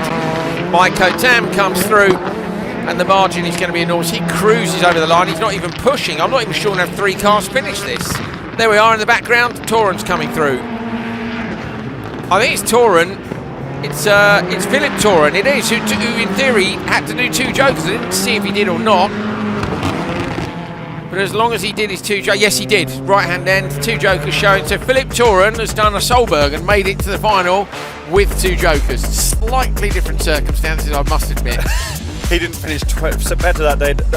I'm not being cruel to Philip at all, but the gap there was huge. But that gap is exaggerated by Johan being in one of the best supercars, arguably the best RX1 supercar ever built. 17.9 seconds, so mate, is over time, yeah. But Tam was cruising over the line. It's still a lot. It's a lot, yeah. It's 5 laps. Right, back to that thing about tying his legs together. 3 seconds. I'll hold him down. Yeah. I bet he'd be pretty wriggly if you tried to hold him down. Yeah, I reckon he'd fight you. I don't know if he'd be a fighter, I think he'd be a wriggler. Yeah. I like the fact that when they mask off one of the top air intakes, they do it with the camo livery as well, so it looks ultra cool. Well, it just looks correct, doesn't it? Yeah, it was good.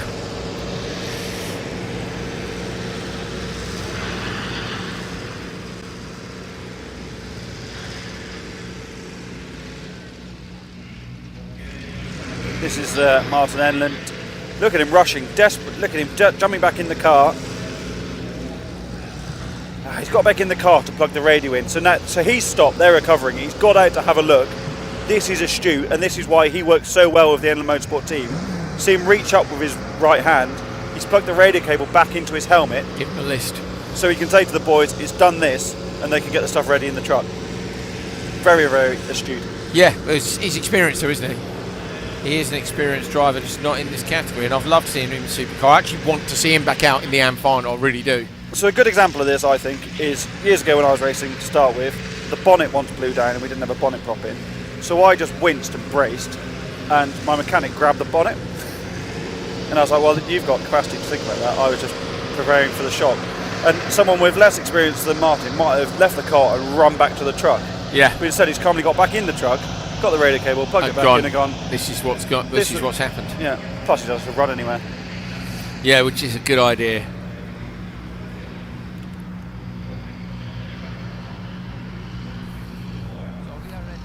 We'll be back shortly. Enjoy the quick track clear up. It will be very shortly, I promise.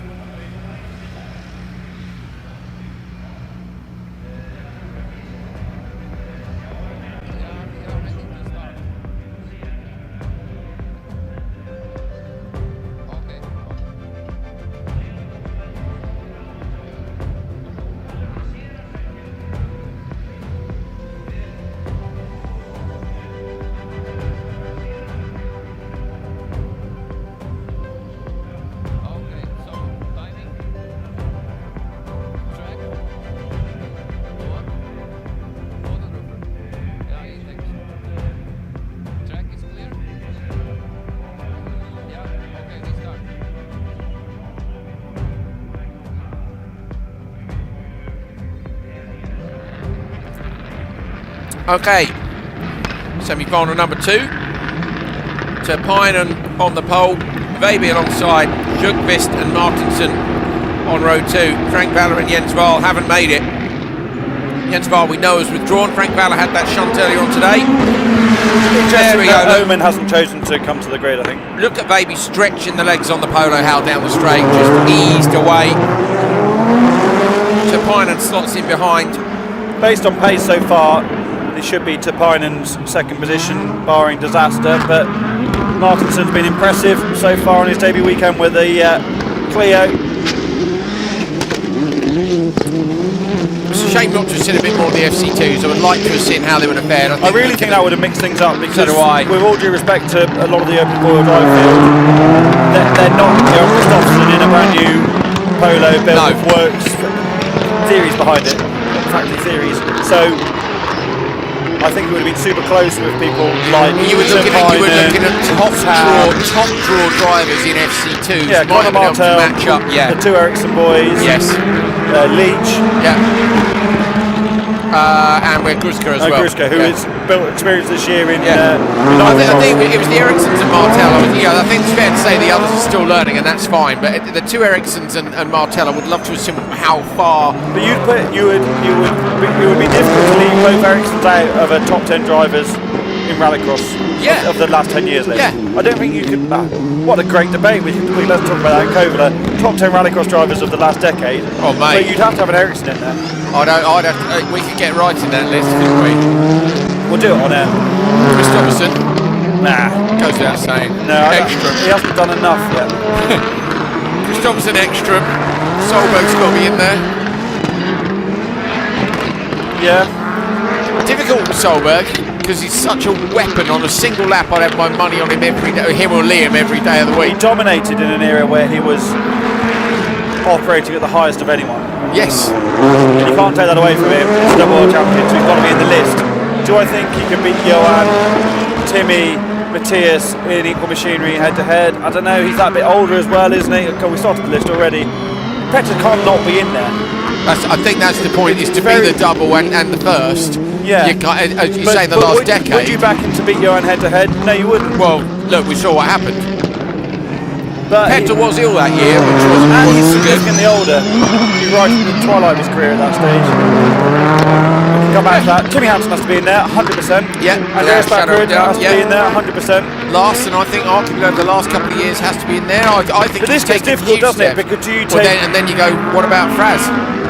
Because to me, he's one of the drivers who's made the biggest progress in the last 5 years is Fraser McConnell. Anton Markland dominated the European Championship. True. Developed cars. It's tricky, isn't it? It's tough. Rainis we're going to have to do won the it. European Championship at home in Latvia in front of his own crowd, stood on the roof, everyone went mental. Was it Rainis or was it Yanis? I'm sure Rainis won it there. No, I'm joking, Rainis. Yeah, in the Fiesta. Yeah, the X-Block Fiesta. 2018, yeah. So yeah, I think this we're going to car, struggle, mate. Not very close. In the meantime, Martinson's out. Sjöqvist's going to make it through to the final in the pro category and the AM category, so that's good for the RX2 runner. How many pro drivers? We've only got 2 pro drivers, haven't we? Vaby and Christopher. Tam. Tam's pro, is he? Yeah, because he won AM last year. You can't win AM. Got you. I didn't realise that. Okay. So I have to ask the question now. We're going to be short on cars, aren't we? I mean, obviously they're going to have enough for the pro final, but then it's a case of who can get the car repaired in time for the AM final. But we have the AM final first, usually. Will we? Yeah. Yes, because the last final of the day should be the pro final. So there is a chance we see more damage there. So we know we're going to see Tam, Vaby and Christopherson in the pro final at the end of the day. Aside from that, Sjöqvist should be there, but obviously could be damaged. Martinson's just retired. Valler and Wahl haven't started, so they're out. Nicholas Grono. How many World RX wins has he got now? Actually, yes, so thinking about it, mate. Owen didn't go in. Matt Owen didn't go in. We still start the AM final. I said, we didn't go into the semi. Yeah, but I don't know why he chose to do that.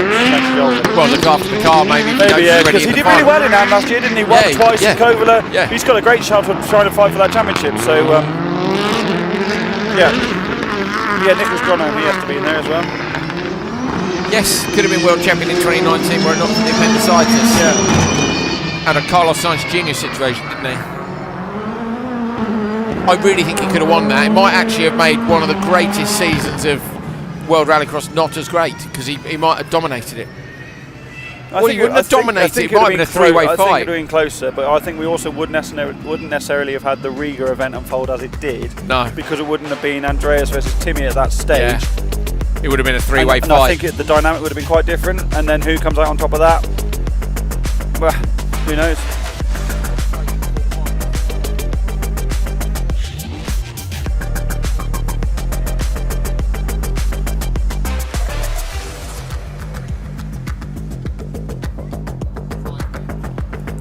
So I think we're going to be going straight through to the finals as they send the scoop out to pick up another car. We'll let them scoop up those cars. You guys take in these shots, stunning drone shots with Vigo Koch at the sticks of the drone. We're going to get our stuff together ready for the finals. Ola Christian Baby wins that one. Joni Tapainen, in theory, Philip Martinson, who was it? No, Shockfist was in there as well. Shockfist is missing from the graphics, so Shockfist is P3 in that, and will qualify for the Pro Finals. So we've got 2 Supercar or Open 4-wheel drive finals to come, and we've got also, of course, the finals for Junior Cross Car, and Open 2-wheel drive, as well as Supercar Light. So stay with us. We'll be back very soon. Nearly there.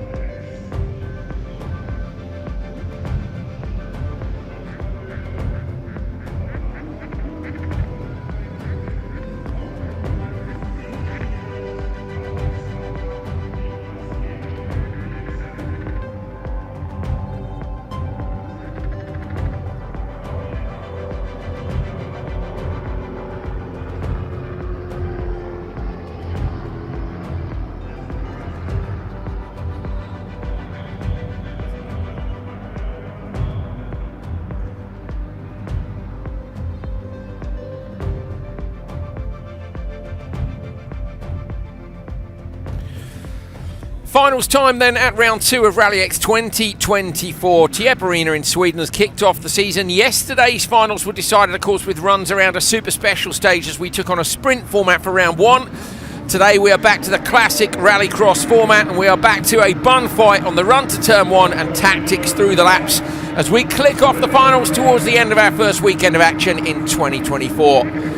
On the pole, Hampus Hagström. Next to him, Oliver Solly. Kinnunen getting a good start from row 2, moves across to try and shut the inside line. Solly's got the whole shot here. Kinnunen, will he take a dive super late? He won't. They're going a bit more sensible, and this is what you get when we've got drivers, I was going to say, who are a little bit more experienced in the background. I thought we were going to see a big old shunt, but everybody's kept it clean, and out front it is Solly leading. Solly really opened up the exit of the corner and carried good momentum out of the hairpin, pulled that little bit away from Hampus Hagström, and that could make all the difference come the end of this race. The pace has really been set by those two up the front of the order through today, hasn't it? The two blue machines. It was a blue machine that was so stunning last year in Michael Uito in the junior cross category. Where's Uito headed off to? Yeah, that I'm not totally sure on, to be honest. Oh, yeah, shame to have lost him. Maybe we'll see him later in the year. But yeah, absolutely dominant last year, wasn't he? Bar Kubler, where things I think went a little bit wrong. Yeah, drove over the bank at one point, I meant, didn't he? But yeah, between the three fins, it was nip and tuck. And I think we're going to have the same again this year, aren't we? Hagström all over the back of Solly. Solly's really climbed the ranks. It was Solly that Hagström offered the driver of the Audi to. He'll be about ready for that soon, won't he? Yeah, he will. He will. I would be reminding Matthias of that every day if it was me. Yeah, but Matthias is here. Maybe you should go and remind him. Matthias is here as spectator number 1. He is fully liveried up. Red Bull hat, glasses, martini. What's it called? Martini colours. Yeah. What's the attire? I don't know. What word do you think? Well, whatever. Merch. Oh yeah, merch. Yeah, merch. Fully merched up. He literally looks like a bloke who's You didn't even recognise him, did you? Because he just looks like a fan. Well, the thing is, he's wearing a martini top, but with a Red Bull hat. The Red Bull hat should have been the giveaway, but I was also desperately looking for food. And I'm afraid if it's food or Matthias Ekström, much as I'm a huge fan of Matthias Ekström, I was really wanting something to eat this morning. Maria Eriksson serves breakfast at about 6:30 in the morning, and as me and Hal weren't on air until 2, we figured we'd skip that, and then we realised that there was no other show in town. Well, we tried leaving the track. Yeah, we couldn't because the queue of cars coming in was so big, so we starved ourselves. It's been amazingly successful today as a spectator event. It's been absolutely packed. Way ahead of last year, definitely. Massively. Way ahead. Right, let's take a look then at where we are in terms of who's joking. Kinnunen's gone, Antila's gone, Nielsen has gone. Kinnunen is 9 seconds off the lead. We've got Painen only 2.4 back, and 0.9 of a second back is Hampus Hagström. So these front three here are running within 2.4, and then the gap back is 6.5. So at the minute, the top three are safe, but they'll stay out, I reckon. Well, of course, they're juniors, so they don't actually know what the gap is. I think Solly and Hagström will split their strategy. If Solly goes, Hagström won't, and vice versa. And there he goes. As we say that, Hagström's gone Joker with a great entry. That is a fantastic Joker entry from Hagström. Painen gone in as well. Painen has gone in, but might lose out here. Kinnunen's going to get him. So does Antila. So there we go. That's a big difference here. I wonder how as well if that's... we were looking at the Delta, weren't we, for senior cross car, which was about 6.5, and with less power, the Delta's probably a lot less here. A lot more here, sorry. The front guard is hanging down on Solly's car. Now, I don't think that's a problem in isolation, but if that were to dig in the loose surface section, I wonder if we see that head on of the race leader at some point. That could cause him some dramas. It's so dark there in the shadow. See it flopping up and down, actually. Oh, you can hear it there as well, can't you? Oh, you mean? Oh, I see what you're saying. Yeah, the underguard is dropping. Is it Ali?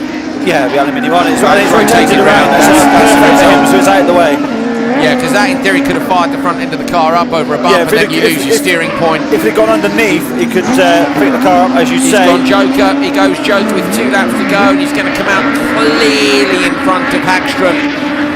So it's a battle really for P3, Hal. That's probably where we want to look, and that's where we're headed now. Kinnunen versus Antila. Antila to the inside line, late on the brakes, into the side of Kinnunen. Kinnunen holds on. What an attempt, and great respect not just to drive through Kinnunen and take the position. Good effort, wasn't it? For a second, I wondered if that was Hallinen's old car. The livery's very similar to the Licorice livery, but it looks like a Mad Crop livery, so maybe not. I wonder if Hallinan has kept hold of one of his cross cars or not as he's headed off rallying this year. I'd quite like to have seen Lowry head up to senior cross car, but I don't think he's old enough for that either. Possibly not, yeah. I can't remember how old Larry is, to be honest. Hello to the Hallinans if they're watching. Stop asking all the questions, it's late in the day. Yeah, it's late, we're tired. Tired and hungry. Oh, and the food's gone. Right, that's it, the Max Burger. I'm having a chicken burger on the way back. What, so you feel healthier? Yeah. I just fancy it. Sure there was one with some sort of sauce on it. Solly then, doing a brilliant job here, coming down to take the win. Kinnan and Antila behind, still fighting it out. I'm looking back at the cross car junior results, and Solly's best result so far has been a P2. And on the last lap, he comes around to take the checker flag. Oliver Solly takes his first ever win in cross car junior here at round 2. Over the moon, we got half donuts and slides going on, but Oliver Solly has taken his first ever cross car junior win. He got a P2 last year, and that was his first time on the podium. And there he is, donuts for the winner. Fantastic, that's what it means to him. It's brilliant. It's been a great progression of him over the last 3 seasons. Same for Hagström as well, celebrating as well. Won yesterday, not really a rallycross win, is it, but still a win. But they'll both be delighted to be at the top of the order here, and they'll be fighting for this championship all season long, I'm sure. Yeah, Solly was 6th in the standings in 22, and Hagström was down in 12th last year. Solly was 4th, Hagström was 5th. This year, as Hal said really rightly earlier on in the weekend, some of the drivers have moved on, and I think these guys have stepped up as well. I suspect if the other drivers had stayed, they'd be making their lives hard. They're where they deserve to be. They've put the hours in, and they're at the top of the table in juniors. Yeah, there's no replacement for experience, is there, in having raced a few times over the last couple of years and being right at the front of the order now this weekend shows just how much progress they've made. Great stuff from Cross Car Junior. Cross Car coming up next. Then we've got the AM final for open four-wheel drive. Then it's open two-wheel drive, supercar lights, and the Pro final. 5 races to go. Would you like grids for all of the finals? How's your recognition going? I think on the people that have made the finals, they're okay, but it's a bit of a gamble. I like grids anyway. If you want to do them, do them. But I do appreciate the printer is from 1984.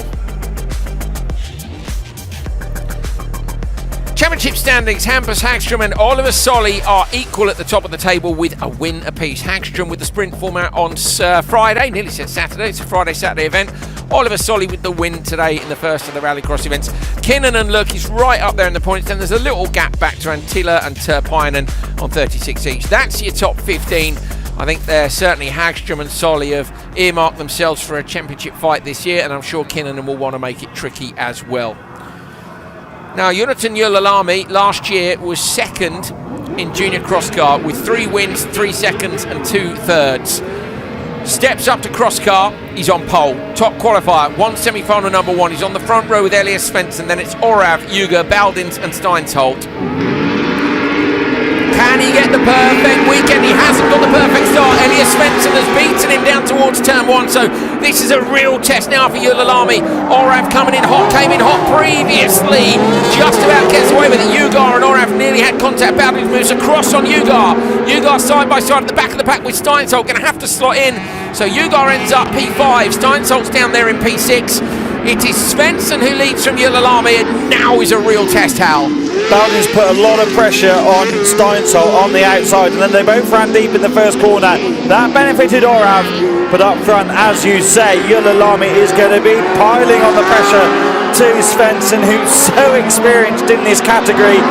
We're seeing a real mix-up this season. Orav straight to Joker for the first time of asking. Steinsholt going in, that will only help Orav. Now they can get their heads down. Orav's in a fight for a podium here. It'll be a first podium, I think, for the Estonian. He finished 4th yesterday from memory. Brilliant performance from him so far. Yeah, you're right, he was 4th yesterday. I'm trying to see where Orav was in previous championships. Yeah, say way off in previous seasons, absolutely miles off. So real step up this year. But I'm keen to see what can Yölalami do from P2, Hal. You know, it's very different. Leading and not making any mistakes is incredible under pressure.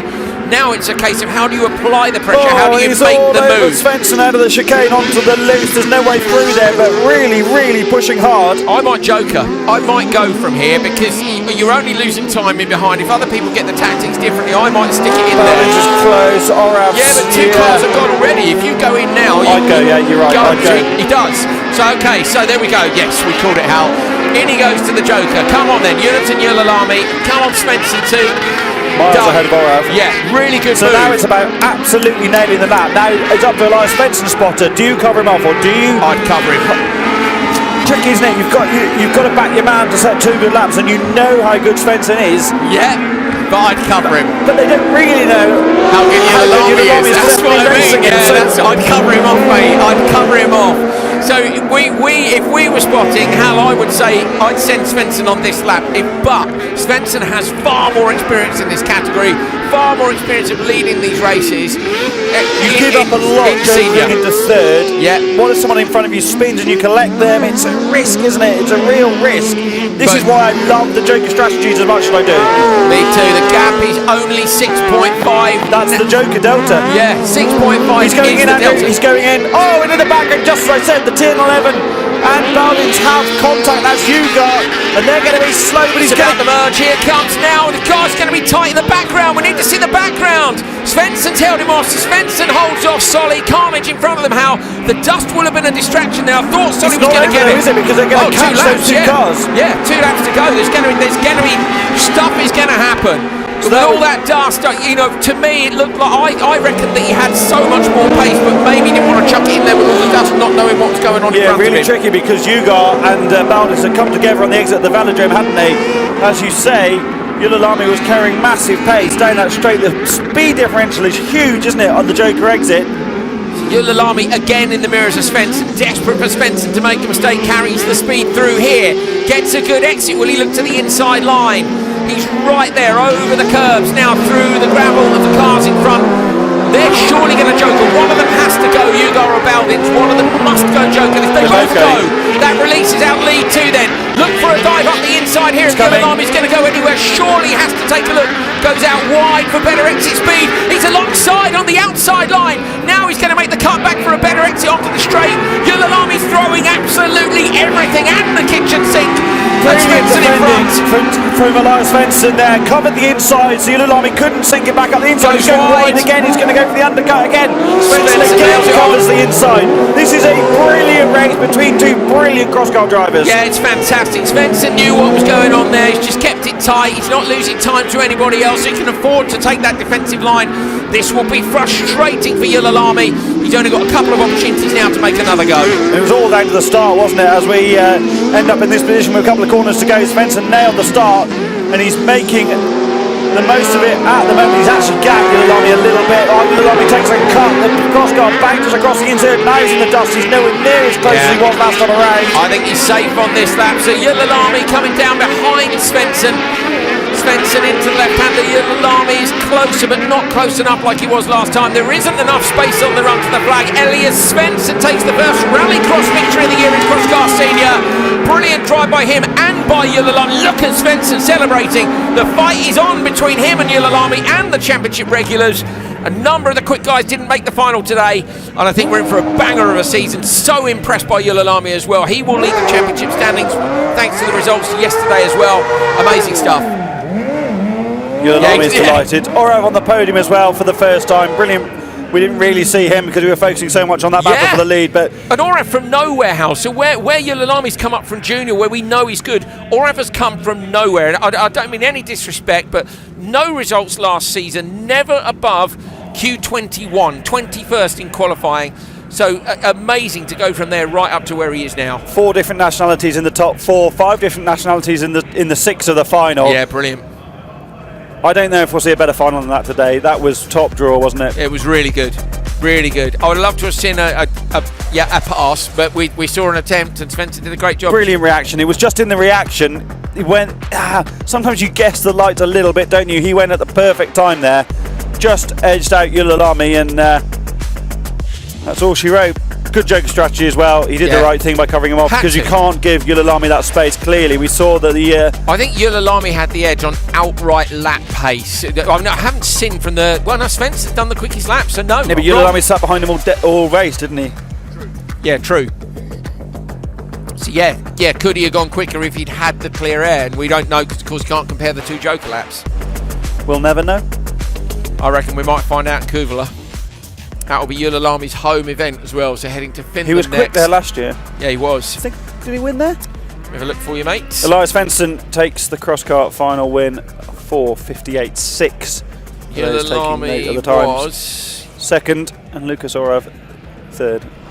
Double win in Kuvula. Yeah, I thought we'd have to have your money on it. That's going to be a good one. Yulalami does lead the championship standings by 4 points from Elias Svensson. Ronald Bowdent is right up there. Lucas Orov with a great performance today finds himself fourth. Romet Cerner, another driver who's put himself in the mix when we haven't seen him up there before. Martin Yuga too. So 2 drivers there in the top 7 in the new TN11, both with Pace Motorsport. And then you've got Thomas Eek-Merstad 6th, Enholm in 8th. Enholm, of course, last year's champion. Eek-Merstad P2 last year. Elias Svensson could have won the title a couple of years ago, but got DQ'd from the win in the first round. Effectively, he's won the first Rallycross round here this year, but Yulalami is going to be right in the mix with all those aforementioned top cross-car drivers. Woo! Deep breath. Now, I thought we were due to see Supercar AM next, Hal. Maybe they give it. Maybe they're giving at the last minute. We're hearing time. Changed at the very last minute to see open 2-wheel drive.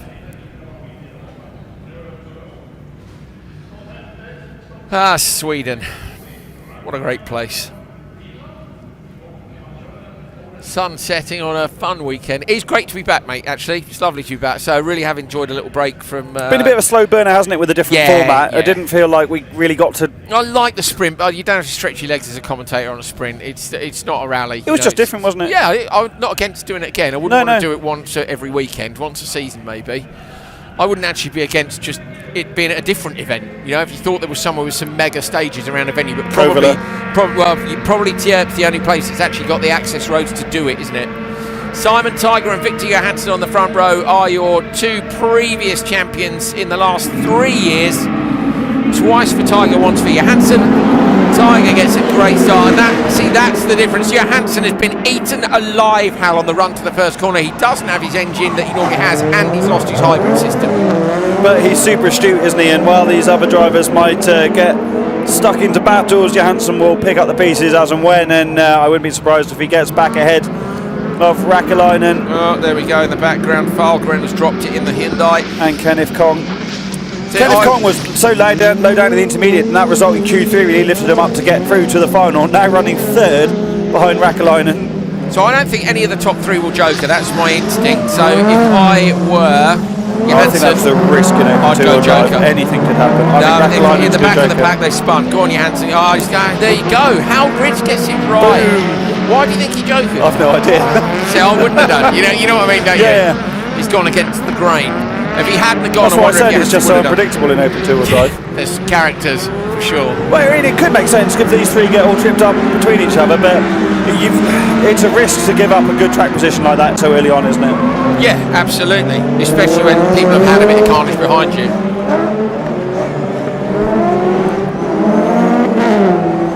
I do enjoy the different engine sounds. There's whistling superchargers down there, aren't there? There's the Wankel rotary engine, I think, in Tiger's car.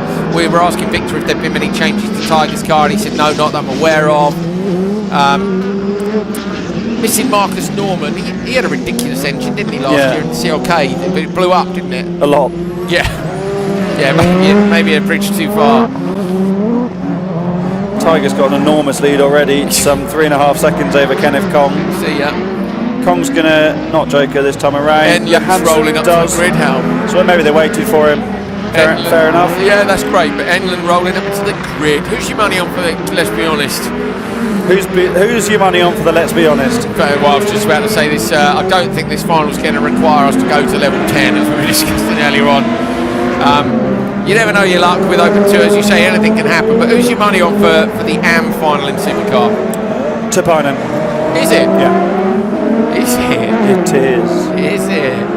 I'm going to go inland. Sendland. Oh, that's great, How have Hal. we never said that before? Hal, that might be the best thing you've ever said. I'm serious. I know you've written books and stuff. You've said loads of clever stuff about rallycross. You know more about rallycross than anyone else, but you've just elevated yourself to a very high status there for me with Sendland. You should be very I thought about that pleased. years ago. I just had it in my back pocket. You I was waiting didn't. for You the thought right about it moment. about 8 seconds ago. That is the best thing you've ever said. That's it. You might as well quit now. Are you done?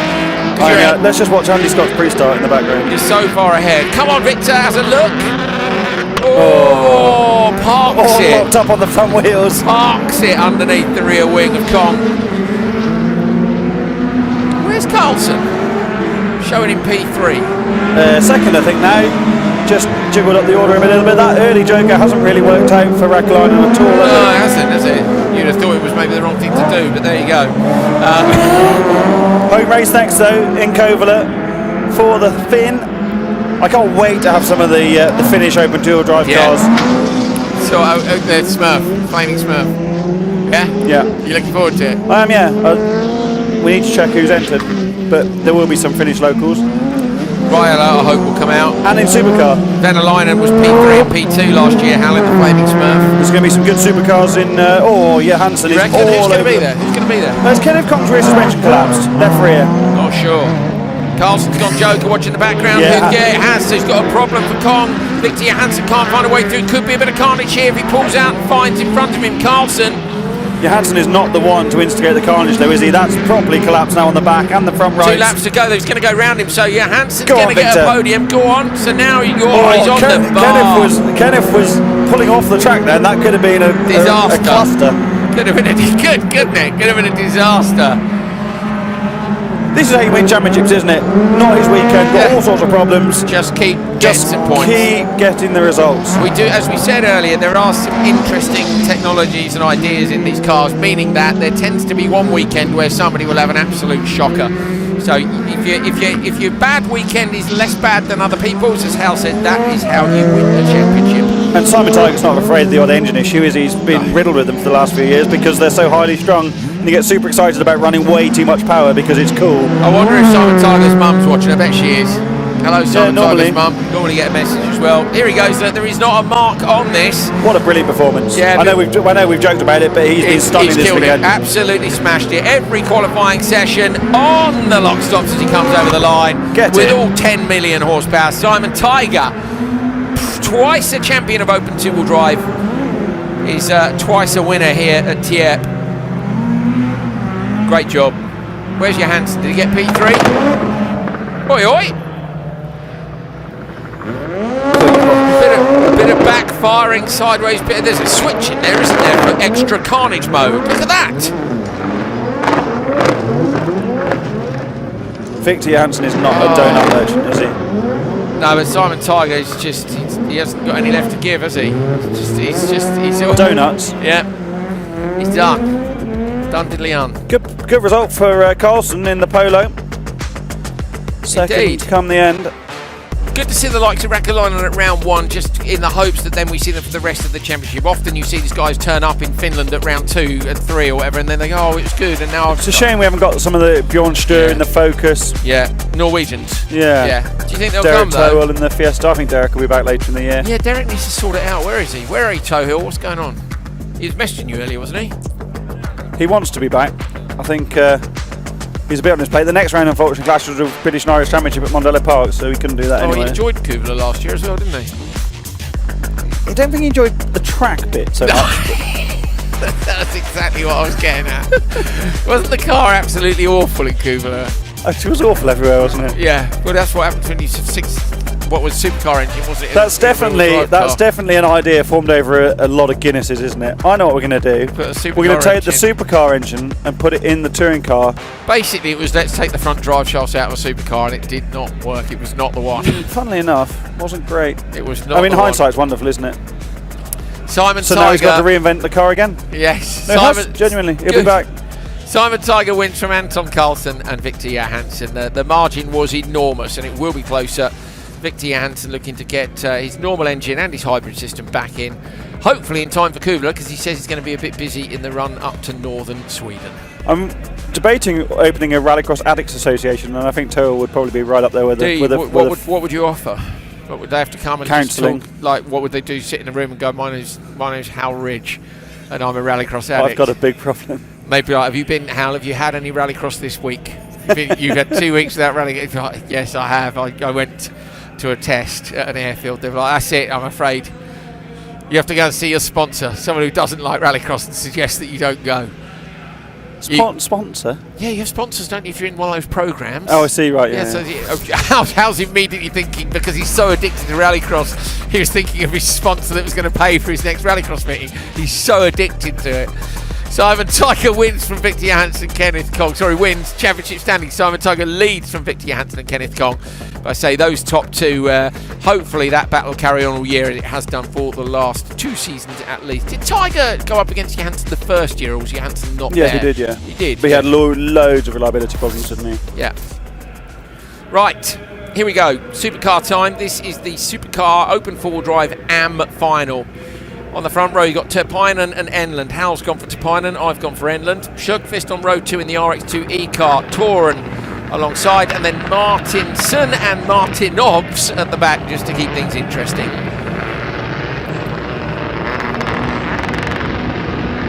You can hear all the wastegates chattering away in the background. It's a great reaction time from Enland, but Tierp's got the better of him through that first gear. Enland going to look to the inside line. Is he going to dare to go that late? He doesn't. Enland's very wise. Now looks up the inside with a bit of handbrake. Gets alongside him. Fantastic move by Enland. Can he go late enough? Tierp leans on him twice, but Enland takes it on the run to the chicane. That was brilliant out of turn 1. Bit of argy-bargy between the two side by side, but great job from Enland's Motorsport, first of all, to fix the car after retiring from the semi-final just a few minutes ago. And a great drive out of the corner.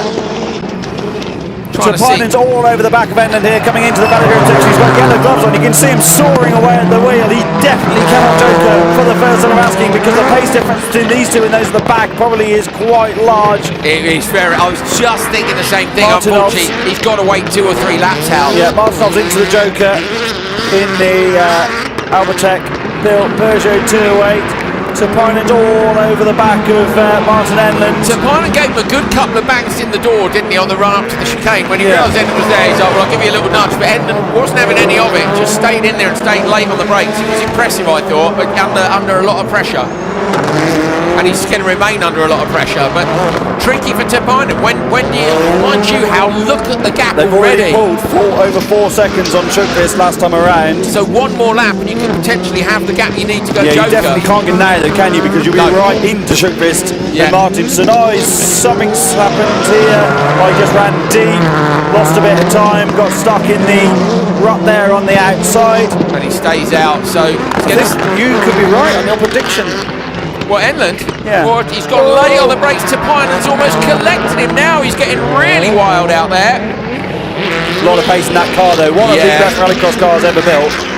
The M Sport Fiesta. Enland sideways out of the final corner this time around. It was so far ahead of where Rallycross was, wasn't it, when it came to Rallycross with Ken? Was it Hell and Lowy at that year? 2014, yeah. But it was so far ahead. I would argue it was 2 or 3 years ahead in terms of development, and I think the other teams probably woke up and realised, hang on a minute, there's a big margin here that we need to exploit every little rule we can. Enland has, well, you can see the gap. It was 0.5 on the last time round, but he's not dropping to Tierp. Their gap now is 6.5 over Sjökvist, so in theory Tierp can go this time. Yeah, so I think he probably will. Let's see if he goes, and he doesn't. He's gone with him for another lap. I would have gone that time because you want the extra laps to try and make the difference, but yeah, and behind him, look. So they're going to split it on the last couple of tours. Is that going to be enough though? You know, you want a couple of laps, don't you, to edge out your competitor if you can find it. I mean, if they respond, there's nothing you can do about it. He's got sideways or out of the final corner. Martin Enland, Tierp's on the outside, going to look to the inside. Enland sends it through the hairpin, covers it off. So good. Breaks down into the chicane. So Tierp Hal, I think this is going to come down to which of these drivers remains the calmest in their 2-lap run. And by that I mean 1 standard lap, 1 joker lap, 2 to go. If Enland, you know what? If I was Enland, I might go on this lap to dummy him off. Yeah. Because you're coming in there hot. I'd go dummy him off. He's not going to. He may come with you. At which point you've done it. But does he go or not? Massive gap. Something's happened to Pynan. Yeah, you're right. Tapinen's gone Joker now. But is there something wrong with that definitely, car? Yeah. And what's also interesting for the shape of the event is that we've only got one race between this and the Open 4-Wheel Drive Pro Final. So what's happened to Pinen's car? We're having a look at it to see. Is there a puncture rear left maybe? No, all 4 tyres. Yeah. Is it? It's off the rim. Yes, off the rim. Puncture rear left. So that's a shame. That's robbed us of a fight. Because they've both been a bit ragged, I kind of thought, who's going to hold it together over that 2-lap alternate strategy? But we're not going to see it. Is going to get up the inside. A little bit of argy-bargy. Is there really? Tapinen has to give way, does. Yeah, he does. Look, you don't have to, do you? But there's a point it's at the which... right thing to do because you're compromised. Yeah. Yeah. You don't have to, you're right. Well, that's what Martinson's coming at terrain here through the chicane. The visibility is difficult in the dust, the setting sun and the smoke from Tapinen's puncture. Enland in the Joker lap for the final time of asking. Oh, he is. He's living up to his new nickname. Sendland is on a bit of a mission in the background. Schupfist goes into the Joker lap. He's going to lose out on those positions now. So Tapinen's under enormous pressure here from Martinson. Martinson trying to come through. Tapinen might hold on to P2. Enland is coming through on his supercar debut to take the win here in Supercar Am. Behind him, Tapinen still trying to hold Martinson off. Just got to stay on the left-hand side now. Going to get it done. So comes over the line to get the position. That's fantastic. Same podium as yesterday, but in a different order. 3 new drivers to Supercar. The Open 4-Wheel Drive category. Enland. The rear right on Enland's car. I thought the left rear suspension looked like it was down at one point. Maybe it's totally unrelated incident, but that's the right rear. And he just smashed it on the curb on the way in. So totally collapsed. Look at the right sill. The right sill's damaged from halfway down the car. It looks like. Wow, well, that's just come off. It's just the Kevlar sill. Yeah, that's yeah, just maybe gone. It's been. So why are they down? Is that parc fermé? Because Enland will want to go back surely and get the car. Well, I don't think there's time. Christopherson and Vaby and Tam are already in pre-grid. We've got one Supercar Lights race, and then it's Pro Final. So what's he doing in the car? Has he gone belts on? Is he on the radio? Well, he's not going to make it either way. So he's depends if they're willing to wait or not, doesn't it? I think we're so close to the end of the day, they can't necessarily. Well, look, either way, Enland wins with broken suspension, and P2 Tapinen with broken suspension. Brilliant puncture for Tapinen. But brilliant result for all 3 of them. He's like, really? And a quick hug as well. Nicely done. Beautiful drone shot here of the end of the day.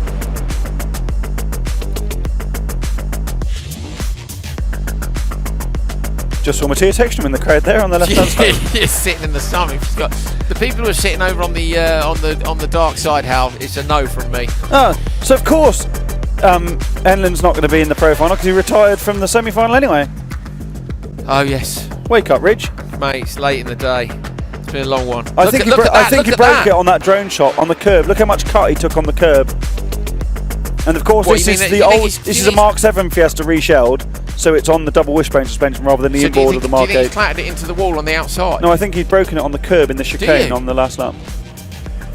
Enland wins from Tapinen and Martinson. That is your first AM final of the year. Very impressive, Martin Enland said. He looks home, and Howler's coined the best nickname ever. It is Martin Sendland, who leads the championship on 39 points from Joni Tapinen. Philip Martinson, Philip Toren, Jens Wahl and Isaac Schukfist are your top drivers, but I would suggest Enland and Tapinen are probably going to do battle for this one. That's our early prediction. No, Martinson was quick there, wasn't he? He won yesterday. Yeah. Was 3rd in the sprint after OC and JK won. Yeah. Right. So just to clarify for the lights final, we've got Kristoffersen, Vaby, Tapinen, Tam, Schukfist and Philip Toren in the Pro final. So Open 4 Drive, you meant? Yeah, you said yes. Lights. Yeah. No, before the lights final, because we're about to see that. Got you, sorry. So actually, it doesn't matter for either of the 2 drivers we saw out the car there whether they make it back or not. Got you. Right, so Darbach and Mounier row 2, Bergert and Launay row 3, but for me this is about Casper Janssen versus Lucas Anderson on the front row. Anderson gets the best start. Casper Janssen will not give it up though, and they're going to give up positions to the French drivers on the outside. Anderson gets released into a big sideways moment, but holds on in the number 99. Around the right hand, a bit of climbing going on Darbach. Mounier now comes around the outside of Casper Janssen. And Janssen's been a bit mugged there, but I wonder that run to the first corner, did he need to lean on Anderson, or was Anderson leaning on him? Hard to tell from that shot. That was pretty chaotic, wasn't it? It had the potential to absolutely kick off, didn't it? I thought Anderson was going to get turned around there for a moment. Visibility down the back is now really difficult in the low light and the dust, but Anderson exactly where he needs to be. He did so well in the opening weekend of his debut season last year, didn't he? And then he just didn't quite get it done through the course of the year, but he's been very impressive this weekend.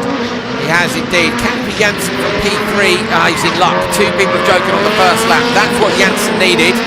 If he ends up feeling that he's quicker than the cars behind and he wants to close that gap down just a little bit. And he's all over Meunier. They've both been run by the OMC squad this weekend, but Meunier is absolutely not going to give up the place to Janssen on his Supercar Lights debut.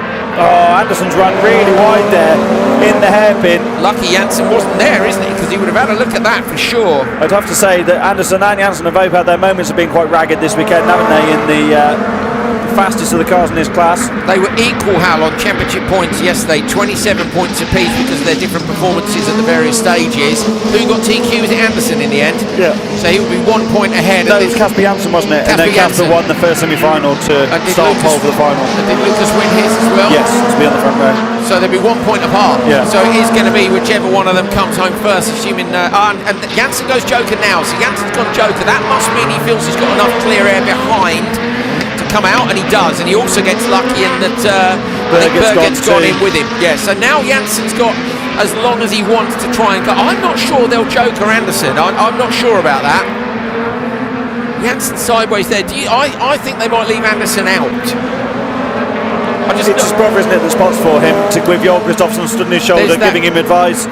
There's that trust that they can do the laps, which we've mentioned before. I don't think... He's been a bit ragged this weekend, hasn't he? Anderson. He's very, very quick, yeah. But maybe you cover him off just to get it done. What's the gap? Oh, the rear of the car gets kicked up on that bump. Yeah. That's getting a little bit worse. Hal, I think you're right. It's 7.5 is the gap now. If you leave it another lap, it could come down. You might as well go while you know you've got it. Yeah, but also get in and out while you've got the margin. Don't take the risk. Yeah, that's what I mean. It's on now. He does. On the brakes. Right, Meunier's going in as well. This then, with a couple of laps to go, may well decide the finishing positions. Watch for Casper Janssen in the background. Janssen's got great exit speed here. Anderson will move across. Janssen, though, now is in attack position. So before, Meunier was in between them, and while Janssen hasn't got the lead, he has now got his target in his sights. How there's no one in between them, so it's a two-way fight between Anderson and Janssen. But there's so little to choose between them as well. There has been all weekend. I think it's a big ask for Casper Janssen. And is he, like you said earlier, thinking this is the year I want to win this championship? He's not going to win it by having a lunge at Lucas Anderson ending up in the wall with broken suspension, is he? So playing the long game, got good points yesterday, finished second today, live to fight again, because there will be a day this season where one of them doesn't finish. And that might be what decides it. The tricky thing, of course, is you're equal on points, and yes, to say Anderson took the win, every point counts if you don't go for it. I mean, all that strategy is all well and good. If there's an opportunity to take the win and have a massive lunge, you'd probably go for it, wouldn't you? Let's see, he's closed him down. So Casper Janssen definitely has slightly better pace than Lucas Anderson. They pop the curbs on both sides of the track. This is where you might look to make a move. Come out wide now. It's so loose on the outside, though. Yeah. I don't think you can do it, Andrew. There's just not enough grip. Speed. So we saw, didn't we? It was in Crosscar Junior where somebody tried. He'll give him a little nudge there to let him know he's there. Anderson's late on the throttle, almost parks it at the apex. Really, really leaning on the front axle, isn't he, to make sure he doesn't get too sideways and open up the gap on the inside. That's all well and good, but you can't afford to open it up to let Casper Janssen go for the over-under in one of the hairpins. This is a good defensive drive, I think, from Anderson. It's so much easier to chase than be chased on the pressure front, isn't it? So, it's horrible being chased. It's all, you're just looking in your mirror, desperately don't make a mistake, hoping you're not playing it too safe. So much is running through your head. This is a great result, by the way, Hal, for Meunier in P3. Yeah, debut weekend. He's really quick in the French Championship in Super 600, and that does translate well to these Supercar Lights machines. Well, Lucas Anderson last year won both the first 2 rounds in Nice, and as Hal said, the wheels kind of fell off actually in Tierp when he was 6th in the first final. He had another time he didn't make it. The tyre wall on the way down in the back of Lucas Anderson in the last couple of corners. Oh, Janssen's gone round now. Janssen's dropped it, chased him, so Anderson gets away. Meunier comes through and Darback.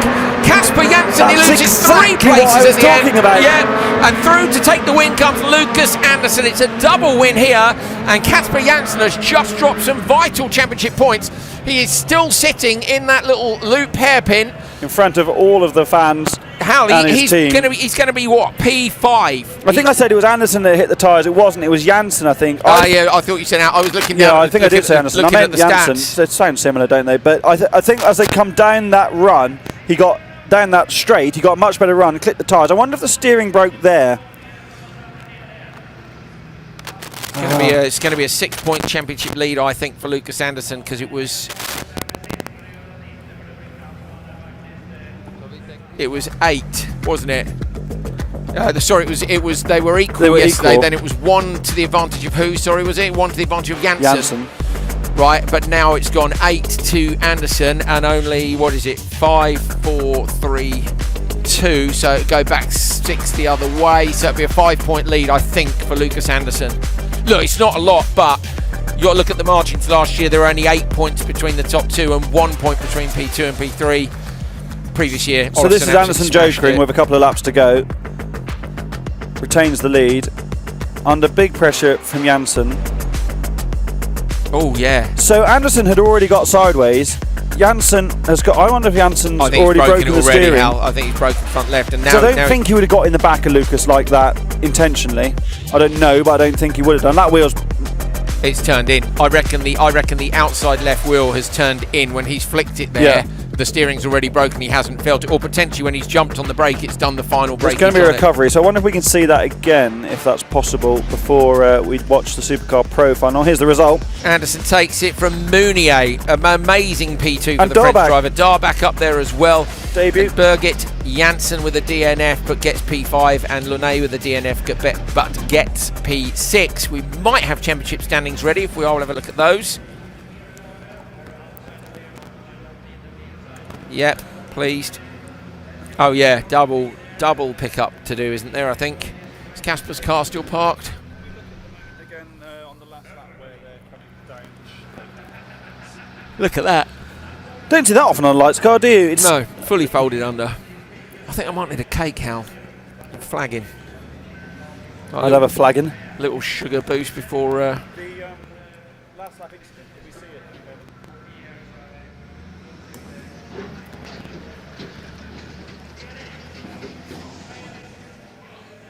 Let's have a look again. So Anderson just gets sideways. Ooh. Yeah, you can see the wheel flapping around a little bit there, I think. So does Janssen just get distracted? So I think Anderson's got sideways and Janssen's just taken too much of a nibble at the inside. Anderson did well to hold on to that with a lights car buried in the rear. When you said he'd hit the tyres, I looked up at that point from the stats and thought, well, that's what's going on. And then here, as I say, I reckon front left steering broken, but it's so hard must be, to tell. Yeah, by that. The suspension is not designed to deal with that the force from that angle. We were right. It is a 5-point championship lead for Lucas Anderson from Casper Janssen. Julian Mounier gets into third. Darback, Launay, Birgit, Haug, Olesen, the other Darback, Kastman, and the other Haug. Well, either Tornhart, Kastman. Anderson versus Janssen, isn't it? And then it will be a case of whether either of the French drivers or Darback can get a bit closer as the season goes on. And we may well see other people joining lights cars later, but yeah.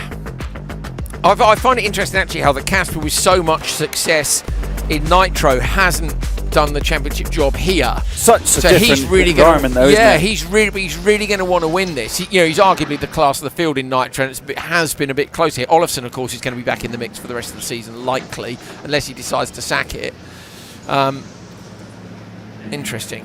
So yeah, Janssen will be wanting to take it, but equally, Anderson wants to take it as well. Get the win, yeah. Third last year, and with a brilliant start to the season, will have been disappointed not to finish it off.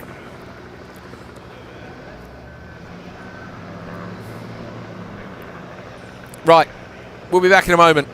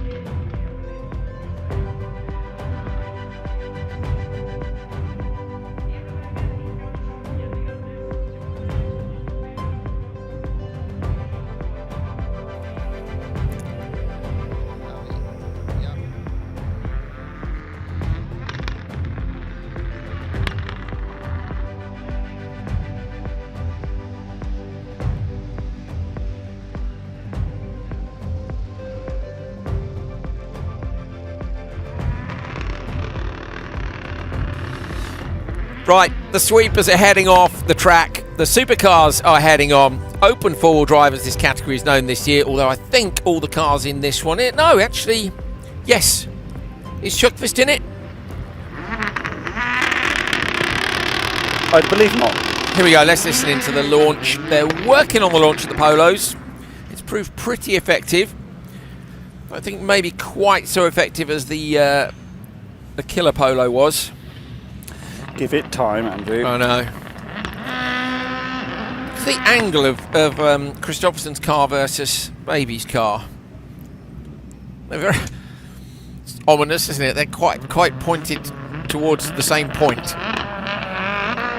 I like them both a lot, but it would be great if they had a kerfuffle in turn one, wouldn't it? I'd like to see a fight. I'd like to see a bit of a tear up. We've only got 5 cars in this, so Sjökvist is in it. Oh, hello. What's changed there? Yeah, it's been having a bit of a... The timing screen's having a bit of a mare, is it? It's decided to show us all sorts of championship points instead.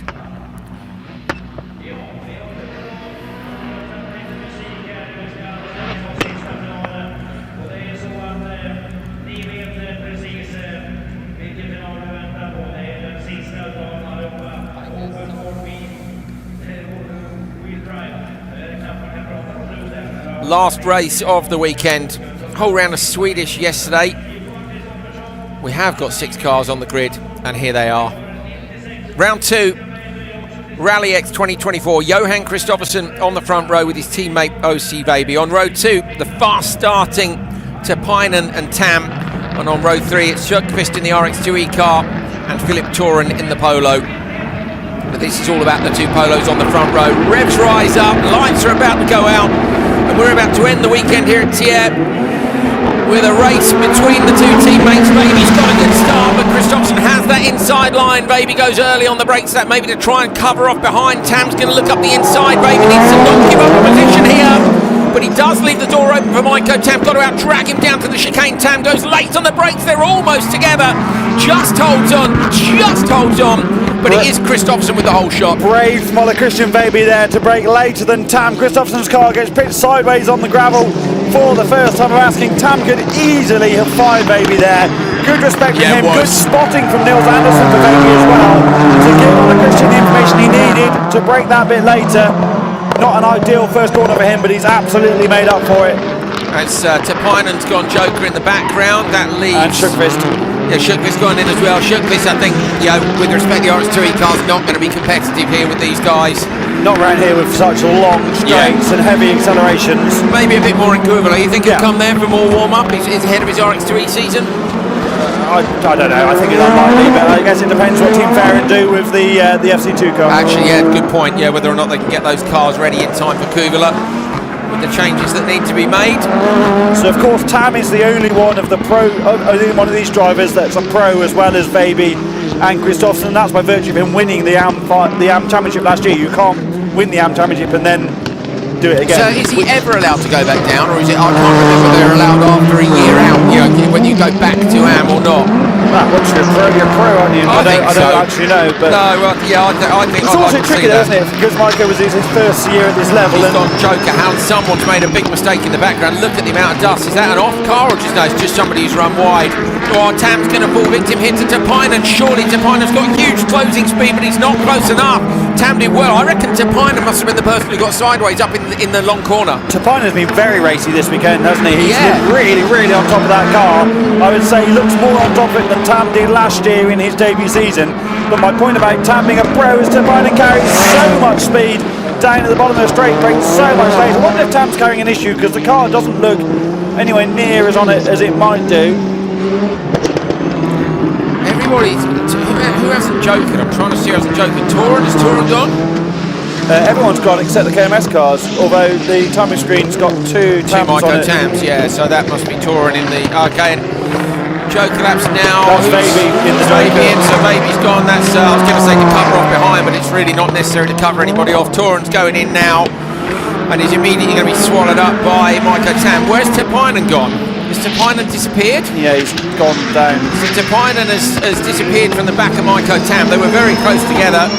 Alan said he was looking good, but unfortunately something appears to have gone wrong. He was looking racy, wasn't he? And that required lots of commitment. Notice how Vaby hasn't got the... he's got all camo rear light clusters, whereas Kristoffersen's are black when you look at the rear of the car. 7.8 how was the difference between Kristoffersen and Vaby after Vaby took the Joker on that. So Johan already knows he's got it. No, but I mean, it's worth bearing in mind, Johan will remember that he had a puncture last year, and he won't go a lap early. Yeah, but they also maybe don't want to do a finish lap with the Joker. He's going to want... He wants to do a finish lap with the Joker because they want consistent laps. This is about data collection as well for the car. Yeah. So you don't want to waste the consistency of the laps by sticking a Joker in the middle of one when you've got such an advantage. The car looks great though, doesn't it? It does. Look at it on the brakes compared to the M4 Fiesta. The M4 really, the Fiesta, you notice the way they've got it set up, but it really dives on the brakes, whereas the Polo looks much more akin to the very latest works-built World RX supercars. I'd love to see a back-to-back with them. There's one exists still, doesn't it? Petta's one, I think. Is it? A couple of them, yeah. Yeah, a couple of them. So, Kristoffersen with the number one on the car. We've been saying we'll do our top 10 list at some point, and we will. It's tricky when we know a lot of them personally, but we'll try and do a top 10 list at some point. But he is undoubtedly at the top of that list. 6 times World Rallycross champion. I think 3 times a RallyX champion. Coming through the Joker lap now with the number one on the car. His teammate is not near enough. And the 601 chassis, this brand new Polo, has proved itself to be quite the weapon this weekend. Nobody is anywhere near as they come around the roundabout for the last time. We're locked front left. That's about the only mistake he's in, but he's going to hold on anyway. Kristoffersen through the last left-hander. He takes the victory from a fully smoked up OC Vaby behind. An easy win for Johan Kristoffersen. Was it a puncture? I think you might be right, mate, because it was front all locked up. Very strange. Look how low it is on that side of the car. We said it, didn't we? Puncture, he had one last year. Let's have a look. Stay on him, stay on him. Yeah, puncture off. So that had been one lap earlier, Vaby would have got him. Massive credit to the whole KMS team, because I know we expect them to do a good job because they are the dominant force in the World Rallycross Championship, but what they have produced here is extraordinary, and it takes an incredible amount of work from everybody in such a small team based in Arvika in Sweden. Yeah. And I know they're the class of the field. I know we expect them to win. I know we know that Johan's probably going to win and OC's going to be second based on their rallycross form. Yeah. But it's not a given, and you've still got to come and deliver, and they've done an astounding job to keep delivering at the level that we know they can do.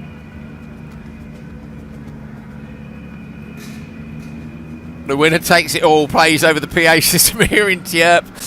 Johan Kristoffersen takes all the wins as well, it seems. There we go, Vaby's with him. Quick congrats from his teammate.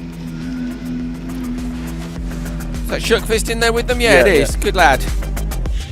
He'll be pleased to be in the final with those boys, won't he? You know, it's still a good effort in the RX2E car. Ole Christian just didn't have the same launch as Johan, and that really compromised him in turn one. He got all a bit busy, didn't he? He actually went well into the first corner, but then was stuck on the outside. I was going to say, I think when you know Kristoffersen's inside you with a better launch, you'd have been better to lift and tuck in behind him, because when the door was open, that this is Tapainen. Made it risky. Oh, he ended up with the ball. Look. Savage. Broken steering.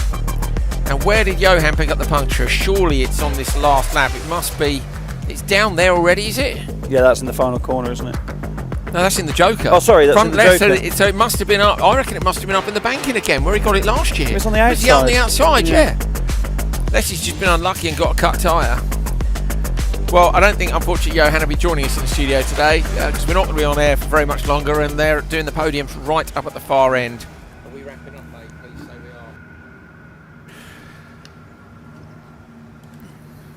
we are. Johan Kristoffersen with the win from OC Vaby, his teammate. It's a 1-2 for the brand new Polo 601 chassis on its debut. Maiko Tam gets P3, and that is how we finish a weekend at RallyX. There he is, 60 points at the top of the table, 50 points to Vaby, then Tapainen and Enland, Martinson and Tam, Toren and Schuckfist, Val and Valla are your top 10. But interesting to see whether or not they come for the rest of the season. If they don't, I think the battle between Tapainen and Enland could be fantastic, looking at how that final was going earlier on.